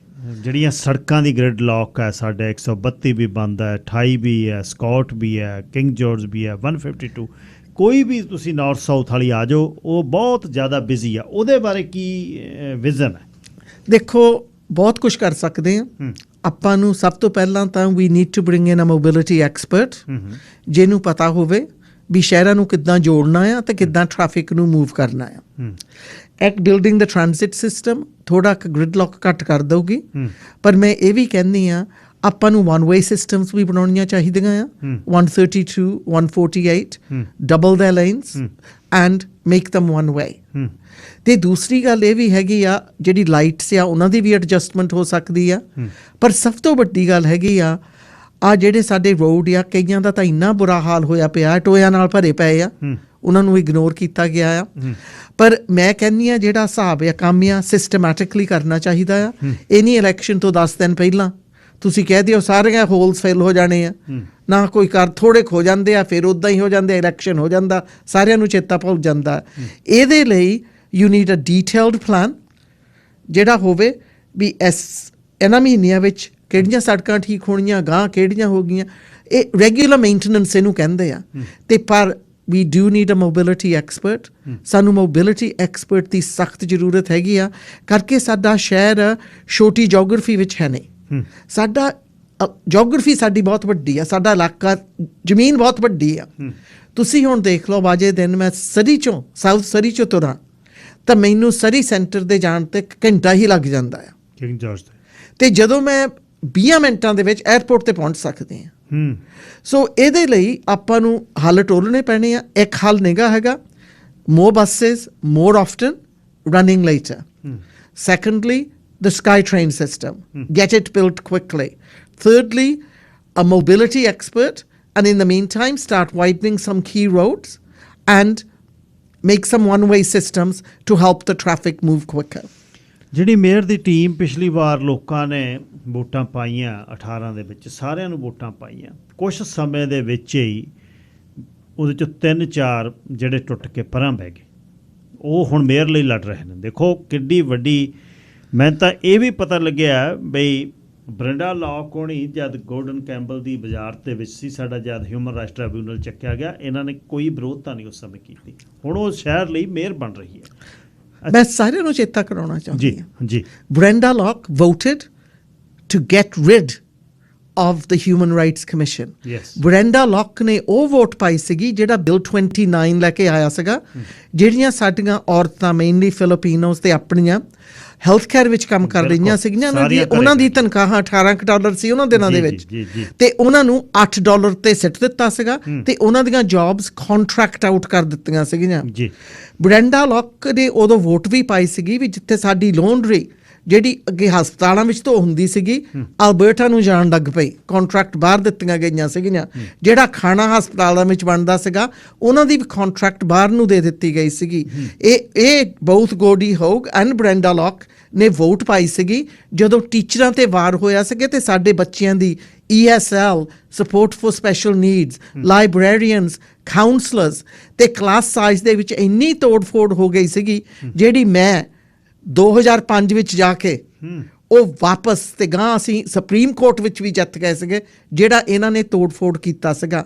ਲੋਕਾਂ ਨੂੰ ਭੁਲਾਉਣਾ ਨਹੀਂ ਚਾਹੀਦਾ, ਹਾਂਜੀ, ਲੋਕਾਂ ਨੂੰ ਭੁਲਾਉਣਾ ਨਹੀਂ ਚਾਹੀਦਾ। ਬ੍ਰਿੰਡਾ ਲੌਕ ਐਂਡ ਗੋਡੀ ਹੋਗ ਉਹ ਦੋ ਇਨਸਾਨ ਆ ਜਿਨ੍ਹਾਂ ਨੇ ਗੋਰਡਨ ਕੈਂਪਬੈਲ ਦੀ ਸਰਕਾਰ ਦੇ ਵਿੱਚ ਬੈਠ ਕੇ ਸਾਡੀ ਕਮਿਊਨਿਟੀ ਤੇ, ਸਾਡੇ ਬੱਚਿਆਂ ਤੇ, ਸਾਡੇ ਕੰਮ ਕਰਨ ਵਾਲਿਆਂ ਤੇ ਉਹ ਵਾਰ ਕੀਤੇ ਸੀਗੇ ਵੀ ਸਾਨੂੰ ਕਦੀ ਵੀ ਭੁੱਲਣਾ ਨਹੀਂ ਚਾਹੁੰਦਾ। ਤੇ ਹੁਣ ਵੀ ਮੈਂ ਕਹੂੰਗੀ ਉਹਦੀ ਐਟੀਟਿਊਡ ਸਾਡੇ ਲੋਕਾਂ ਵੱਲ ਵਧੀਆ ਨਹੀਂ ਹੈ। ਮੈਂ ਉਹਨੂੰ ਕੰਨੀ ਸੁਣਿਆ ਆ, ਮੇਰਾ ਉਹਦੇ ਤੇ ਪਰਸਨਲ ਕੁਛ ਨਹੀਂ, ਜਦੋਂ ਅਸੀਂ ਮਿਲੀਦਾ ਆ ਐਨ ਠੀਕ ਠਾਕ ਮਿਲੀਦਾ ਆ। ਜਦੋਂ ਉਹਨੂੰ ਥੋੜ੍ਹੀ ਲੋੜ ਸੀਗੀ ਮੈਂ ਉਹਦੀ ਹੈਲਪ ਵੀ ਕਰਦੀ ਰਹੀ ਹਾਂ। ਪਰ ਮੈਂ ਇੱਕ ਗੱਲ ਜ਼ਰੂਰ ਕਹੂੰਗੀ, ਆਹ ਸਮਾਂ ਆ ਗਿਆ ਆ, ਆਪਾਂ ਆਪਣੀਆਂ ਜੜ੍ਹਾਂ ਨਾ ਭੁੱਲੀਏ, ਇਹ ਨਾ ਭੁੱਲੀਏ ਵੀ ਕਿ ਇਹਨਾਂ ਨੇ ਵਾਰ-ਵਾਰ ਕਰਕੇ ਸਾਨੂੰ ਵਾਰ-ਵਾਰ ਜ਼ਖਮੀ ਕੀਤਾ ਸੀਗਾ। ਬ੍ਰਿੰਡਾ ਲੌਕ ਐਂਡ ਗੋਡੀ ਹੋਗ ਨੇ ਆਪਾਂ ਨੂੰ ਇਹ ਸੋਚ ਕੇ ਵੋਟ ਪਾਉਣੀ ਚਾਹੀਦੀ ਆ ਵੀ ਕਿਹੜਾ ਇਨਸਾਨ ਸਾਡੇ ਲਈ ਲੜ ਵੀ ਲਊਗਾ, ਸਾਡੇ ਲਈ ਸਮਝੌਤੇ ਵੀ ਕਰ ਲਊਗਾ ਤੇ ਸਾਡੇ ਲਈ ਇੱਥੇ ਸਹੂਲਤਾਂ ਵੀ ਲੈ ਕੇ ਆ ਸਕਦਾ ਆ, ਕਿਉਂਕਿ ਮੇਰੇ ਕੋਲ ਉਹ ਸਾਰੇ ਐਕਸਪੀਰੀਅੰਸ ਹੈਗੇ ਆ। ਲੋਕਾਂ ਨੇ ਧੋਖਾ ਬਹੁਤ ਵਾਰੀ ਖਾਧਾ ਸਰੀ ਦੇ ਵਿੱਚ ਜੀ, ਬੇਸ਼ੱਕ ਦੀ ਡਾਇਨ ਵਾਟਸ ਦੇ ਟਾਈਮ ਤੇ ਵੀ, ਮਗਰੋਂ ਵੀ, ਸਦਾ ਹੀ ਜਦੋਂ ਦੀ ਮੈਂ 2011 ਦੀ ਨਿਊਟਨ ਨੂੰ ਰੈਪਰੈਜ਼ੈਂਟ ਕਰ ਰਹੀ ਹਾਂ, 2011 ਦੀ ਇਹ ਨਿਊਟਨ ਵਾਲੇ ਕਹਿੰਦੇ ਆ ਵੀ ਸਾਨੂੰ ਇੱਦਾਂ ਲੱਗਦਾ ਵੀ ਅਸੀਂ ਜਿੱਦਾਂ ਵੀ ਆ ਸਾਡੇ ਨਾਲ ਜਿੱਦਾਂ ਕੋਈ ਮਤੇਰ ਬੱਚਾ ਹੁੰਦਾ, ਸਟੈਪ ਚਾਈਲਡ ਹੁੰਦਾ ਆ, ਉੱਦਾਂ ਇਹ ਗੋਰੇ ਕਹਿੰਦੇ ਨਾਲੇ ਜਿਹੜੇ ਨਿਊਟਨ ਵਿੱਚ ਰਹਿੰਦੇ ਆ ਤੇ ਸਾਡੇ ਲੋਕ ਵੀ ਕਹਿੰਦੇ ਆ। ਤੇ ਡਗ ਮਖਾਲਮ ਤੇ ਲੋਕਾਂ ਨੇ ਬਹੁਤ ਵੱਡਾ ਭਰੋਸਾ ਕਰ ਲਿਆ। ਉਹ ਕਹਿੰਦੇ ਵੀ ਇਹ ਸ਼ਾਇਦ ਪੁਰਾਣਾ ਡਗ ਮਖਾਲਮ ਹੋਊਗਾ, ਉਹ ਕਹਿੰਦੇ ਇਹਨਾਂ ਤਾਂ ਸਾਡੇ ਲਈ ਬਹੁਤ ਕੁਝ ਕਰ ਦੇਣਾ, ਪਰ ਉਹਨਾਂ ਨੂੰ ਪਤਾ ਨਹੀਂ ਸੀ ਜਦੋਂ ਵੋਟਾਂ ਪੈ ਗਈਆਂ ਉਹਨ ਤਾਂ ਜਾ ਕੇ ਸਭ ਕੁਝ ਉਧਰ ਨੂੰ ਤੋੜ ਦਿੱਤਾ। ਤੇ ਨਾਲੇ ਜਿਹੜੀ ਬ੍ਰਿੰਡਾ ਲੌਕ ਸੀਗੀ ਤੇ ਜੈਕ ਹੰਡਲ ਸੀਗੇ, ਉਹਨਾਂ ਨੇ ਸਾਰੀਆਂ ਚੀਜ਼ਾਂ ਲਈ ਵੋਟ ਪਾਈ ਆ। ਇੱਕ ਵਾਰੀ ਮੈਨੂੰ ਦਿਖਾ ਦੇਣ ਜਿੱਥੇ ਉਹਨਾਂ ਨੇ ਮੋਸ਼ਨ ਮੂਵ ਕੀਤਾ ਆ ਵੀ ਸਾਨੂੰ ਹੋਰ ਪੁਲਿਸ ਚਾਹੀਦੀ ਆ, ਜਾਂ ਸਾਨੂੰ ਹੋਰ ਫਾਇਰ ਫਾਈਟਰਸ ਚਾਹੀਦੇ ਆ, ਜਾਂ ਨਿਊਟਨ ਵਿੱਚ ਸਕਾਈ ਟ੍ਰੇਨ ਬਣਨੀ ਚਾਹੀਦੀ ਆ। ਇੱਕ ਵਾਰੀ ਮੈਨੂੰ ਦੱਸ ਦੇਣ ਜਦੋਂ ਉਹਨਾਂ ਨੇ ਲੜੇ ਆ ਵੀ ਹਰੇਕ ਪਾਸੇ ਨੂੰ ਬਰਾਬਰ ਟ੍ਰੀਟਮੈਂਟ ਮਿਲਣੀ ਚਾਹੀਦੀ ਆ। ਪਹਿਲਾਂ ਤਾਂ ਉਹਨਾਂ ਦੇ ਨਾਲ ਵੋਟਾਂ ਪਾਉਂਦੇ ਰਹੇ, ਬਿਲਕੁਲ ਨਾਲ ਬੈਠੇ, ਜਦੋਂ ਫਿਰ ਹੁਣ ਅਸੀਂ ਮੇਅਰ ਬਣਨਾ ਆ ਪਿਛਲੇ 3 ਸਾਲਾਂ ਦੇ ਵਿੱਚ, ਫਿਰ ਕਾਲਾ ਝੰਡਾ ਤੇ ਲਾਲ ਝੰਡਾ ਚੁੱਕ ਲਿਆ। ਪਰ ਇਹ ਨਹੀਂ ਕਰਦੇ ਗੱਲ ਸੇਫਟੀ ਦੀ, ਗੋਲੀਆਂ ਚੱਲਦੀਆਂ ਆ, crime has increased, patty crime, ਸਾਡੇ ਬੱਚੇ ਡਰੱਗਸ ਵੇਚਣ ਦੇ ਵਿੱਚ ਇਨਵੋਲਵਡ ਹੋਏ ਪਏ ਆ ਤੇ ਸਾਡੇ ਬਿਜ਼ਨਸਿਸ ਰੋਂਦੇ ਆ ਵੀ ਅੱਜ ਕੱਲ੍ਹ ਕ੍ਰਾਈਮ ਜ਼ਿਆਦਾ ਹੋਣ ਲੱਗ ਪਈ ਆ, ਸਾਡੀ ਓਪੀਓਇਡ ਕ੍ਰਾਈਸਿਸ ਇੰਨੀ ਵੱਧ ਰਹੀ ਆ। ਕਿਹੜੇ ਇਮੋਸ਼ਨਸ ਹੈਗੇ ਆ ਜਿਹੜੇ ਬ੍ਰਿੰਡਾ ਲੌਕ ਲੈ ਕੇ ਗਈ ਸੀਗੀ, ਵੀ ਇਹਨਾਂ ਚੀਜ਼ਾਂ ਨੂੰ ਸੁਧਾਰੋ ਜਾਂ ਨਿਊਟਨ ਵਿੱਚ ਆ ਇਨਵੈਸਟਮੈਂਟ ਦੀ ਲੋੜ ਆ। ਦੇਖੋ ਆਪਾਂ ਨੂੰ ਸੋਚਣਾ ਪੈਣਾ ਆ ਵੀ ਕਿਹੜਾ ਇਨਸਾਨ ਸਾਡੀ ਆਵਾਜ਼ ਬਣ ਕੇ ਸਾਡੇ ਲਈ ਲੜੂਗਾ ਤੇ ਸਾਰਿਆਂ ਨੂੰ ਜੋੜੂਗਾ। ਕੀਪਤੀ RCMP ਤੇ Brenda lock they have been ਹਾਂ ਬਿਲਕੁਲ ਇਹਦੀ ਮੈਂ ਗੱਲ bad behavior। ਇੱਕ ਮੈਂ ਇਹਦੀ ਵੀ ਗੱਲ ਕਰਨੀ ਆ, ਮੈਨੂੰ ਤੁਹਾਡੇ ਆਫਿਸ ਦੇ ਵਿੱਚੋਂ ਈਮੇਲ ਆਈ ਆ, ਜਿਹੜਾ ਗਰੁੱਪ ਹੈ ਕੀਪ ਦਾ RCMP ਗਰੁੱਪ, ਬਈ ਉਹ ਬ੍ਰੈਂਡਾ ਲੌਕ ਦੀ ਮਦਦ ਕਰ ਰਿਹਾ ਓਪਨਲੀ। ਦੇਖੋ ਹਰੇਕ ਇਨਸਾਨ ਜਿਹਦੀ ਮਰਜ਼ੀ ਮਦਦ ਕਰ ਸਕਦਾ ਆ, ਪਰ ਜਦੋਂ ਤੁਸੀਂ ਰਜਿਸਟਰਡ ਹੋ ਜਾਂਦੇ ਆ ਇਲੈਕਸ਼ਨ ਐਕਟ ਦੇ ਵਿੱਚ, ਫਿਰ ਤੁਸੀਂ ਰਲ ਮਿਲ ਕੇ ਨਹੀਂ ਕੰਮ ਕਰ ਸਕਦੇ। ਉਹਨਾਂ ਨੂੰ ਆਪਣਾ ਕੰਮ ਕਰਨਾ ਚਾਹੀਦਾ ਆ ਤੇ ਬ੍ਰੈਂਡਾ ਨੂੰ ਆਪਣਾ। ਦੋ ਕੈਂਪੇਨਾਂ ਵਿੱਚ ਕਨੈਕਸ਼ਨ ਨਹੀਂ ਹੋ ਸਕਦਾ ਆ। ਇਹ ਜਿੱਦਾਂ ਐਵੀਡੈਂਸ ਬਾਹਰ ਆਈ ਆ, ਇਹ ਤਾਂ ਲਿਸਟ ਵੀ ਸ਼ੇਅਰ ਕਰਦੇ ਆ, ਫੰਕਸ਼ਨ ਵੀ ਇਕੱਠੇ ਆ ਤੇ ਇਹਨਾਂ ਦੇ ਰਿਸੋਰਸਿਸ ਵੀ ਇਕੱਠੇ ਆ, ਜਿੱਦਾਂ ਬਾਹਰ ਦਿਸਦਾ ਆ। ਇਹ ਤਾਂ ਹੁਣ ਇਲੈਕਸ਼ਨਸ ਕਰੂਗੀ, ਪਰ ਜਿਹੜੀਆਂ ਹੈ ਨਾ ਰੇਸਿਜ਼ਮ ਮੈਂ ਦੇਖਿਆ ਆ ਕੀਪ ਦੀ RCMP ਰੈਪਰੈਜ਼ੈਂਟੇਟਿਵਸ ਵੱਲੋਂ ਆਉਂਦਾ। ਮੈਂ ਇਹ ਨਹੀਂ ਕਹਿੰਦੀ ਦੋ ਲੀਡਰਾਂ ਵੱਲੋਂ, ਜਿਹੜੇ ਦੋ ਲੀਡਰ ਆ ਉਹਨਾਂ ਨੇ ਸਦਾ ਹੀ ਮੈਨੂੰ ਰਿਸਪੈਕਟ ਦਿੱਤੀ ਆ, ਪਰ ਜਿਹੜੇ ਉਹਨਾਂ ਦੇ ਪਿੱਛੇ ਬੰਦੇ ਖੜੇ ਆ ਹਰੇਕ ਫੋਟੋਆਂ 'ਚ ਹੁੰਦੇ ਆ, ਉਹ ਇੰਨੇ ਰੇਸਿਸਟ ਹੋ ਕੇ ਅਟੈਕ ਕਰਦੇ ਆ ਤੇ ਨਾਲੇ ਗਲਤ ਇਨਫੋਰਮੇਸ਼ਨ ਫੈਲਾਉਣ ਦੀ ਕੋਸ਼ਿਸ਼ ਕਰਦੇ ਆ। ਮੈਂ ਅੱਜ ਵੀ ਜੈਕ ਖੰਡਲ ਨੂੰ ਚੈਲੰਜ ਕਰੂੰਗੀ, ਤੂੰ ਆ ਮੇਰੇ ਸਾਹਮਣੇ ਬੈਠ ਕੇ ਕਹਿ ਵੀ ਮੈਂ ਤੇਰੇ ਨਾਲ ਮਿਲੀ ਨਹੀਂ, ਤੇਰੇ ਨਾਲ ਗੱਲਬਾਤ ਨਹੀਂ ਕੀਤੀ, ਜਿਹੜੇ ਇਸ਼ੂਜ਼ ਤੇ ਲੈ ਕੇ ਆਇਆ ਮੈਂ ਗਾਂ ਨਹੀਂ ਭੇਜੀ। ਸੋ ਇਹ ਜਿਹੜੀ ਹੈ ਨਾ ਮਿਸ ਇਨਫੋਰਮੇਸ਼ਨ ਆ, ਇਹਨੂੰ ਖਤਮ ਕਰ ਦਿਓ। ਇਲੈਕਸ਼ਨ ਲੜੋ ਅਸੂਲਾਂ ਤੇ ਇਲੈਕਸ਼ਨ ਲੜੋ on the law of the land. ਪਰ ਇੱਕ ਵਾਰੀ ਫਿਰ ਸਾਡੇ ਲੋਕਾਂ ਨੂੰ ਭੁੱਲਣਾ ਨਹੀਂ ਚਾਹੀਦਾ ਵੀ ਬ੍ਰੈਂਡਾ ਲੌਕ ਤੇ ਗੋਡੀ ਹੋਗ ਦੋਨੋਂ ਹੀ ਸੀਗੇ। ਬ੍ਰੈਂਡਾ ਲੌਕ ਕੈਬਨਿਟ ਵਿੱਚ ਸੀਗੀ, ਗੋਡੀ ਹੋਗ ਬੈਕ ਵੈਂਚਰ ਸੀਗਾ। ਬ੍ਰੈਂਡਾ ਮਿਨਿਸਟਰ ਸੀ। ਇਹਨਾਂ ਨੇ ਹੈਂਡ ਰੇਜ਼ ਕਰਕੇ ਵੋਟਾਂ ਪਾਈਆਂ ਗੋਰਡਨ ਕੈਂਪਬੈਲ ਵੇਲੇ। ਉਹ ਦੇਖੋ ਉਦੋਂ ਸਿਰਫ 2 MLA ਸੀਗੇ ਆਪਣੇ, ਫਿਰ 3 ਹੋ ਗਏ। ਪਰ ਇਹਨਾਂ ਨੇ ਬਹੁਤ ਗੋਡੀ ਹੋਗ ਨੇ and Brenda Locke is a Gordon Campbell Liberal, ਜਿਨ੍ਹਾਂ ਨੇ 16 ਸਾਲਾਂ ਦੇ ਵਿੱਚ ਇੱਥੇ ਨਾ ਸਕੂਲ ਬਣਾਏ, ਸਾਡੇ ਹਸਪਤਾਲ ਦੀ ਜ਼ਮੀਨ ਵੇਚ ਕੇ ਚੱਲ ਗਏ, ਤੇ ਹੁਣ ਅਸੀਂ ਉਹਨੂੰ ਕਿੱਦਾਂ ਵੋਟ ਪਾ ਸਕਦੇ ਹਾਂ? ਬਿਲਕੁਲ ਠੀਕ ਆ। ਜਿਹੜੇ ਫੈਕਟਸ ਨੇ ਉਹ ਸਾਹਮਣੇ ਨੇ। ਜ਼ਮੀਨ ਬਿਲਕੁਲ 152 ਤੇ ਹਾਈਵੇ 10 ਵਾਲੀ ਹਸਪਤਾਲ ਦੀ ਵਿਕੀ, ਉਹਦੇ ਬਾਅਦ ਅੱਜ ਤੱਕ ਆਪਾਂ ਪਹੁੰਚ ਗਏ। ਹੁਣ ਜਿਹੜਾ ਹੈ ਉਹ ਮੂਵ ਫਾਰਵਰਡ ਹੋ ਰਿਹਾ। ਅੱਛਾ ਜੀ, ਇੱਕ ਜਿਹੜੀ ਟੀਮ ਦੀ ਮੈਂ ਗੱਲ ਕਰਨੀ ਚਾਹੁੰਦਾ, ਗੱਲ ਵਿੱਚ ਰਹਿ ਗਈ। ਹੁਣ ਟੀਮ ਤਾਂ ਮੇਅਰ ਆਪਣੇ ਡਗ ਮਕੱਲਮ ਦੇ ਬੈਨਰ ਥੱਲੇ ਸਾਰੇ ਜਿੱਤੇ ਸੀ, ਤੇ ਕੁਛ ਦਿਨਾਂ 'ਚ ਇਹ ਪਰਾਂ ਹੋ ਕੇ ਬੈਠ ਗਏ। ਹੁਣ ਉਹ ਖੁਦ ਬ੍ਰੈਂਡਾ ਮੇਅਰ ਬਣਨਾ ਚਾਹੁੰਦੀ ਹੈ। ਤੁਹਾਡੀ ਟੀਮ ਜਿਹੜੀ ਹੈ ਉਹਨਾਂ ਦੀ ਬੈਕਗਰਾਊਂਡ, ਉਹਨਾਂ ਦੀ ਤੁਹਾਡੇ ਨਾਲ ਵਚਨਬੱਧਤਾ, ਉਹਨਾਂ ਦੀ ਕ੍ਰੈਡੀਬਿਲਿਟੀ, ਉਹਦੇ ਬਾਰੇ ਵੀ ਦੱਸੋ। ਦੇਖੋ ਮੈਨੂੰ ਬਹੁਤ ਗਰਵ ਹੈਗਾ ਮੇਰੀ ਟੀਮ ਦਾ। ਇਹ ਟੀਮ ਬਹੁਤ ਹੀ ਕੇਅਰਫੁਲੀ ਚੁਣੀ ਗਈ ਆ।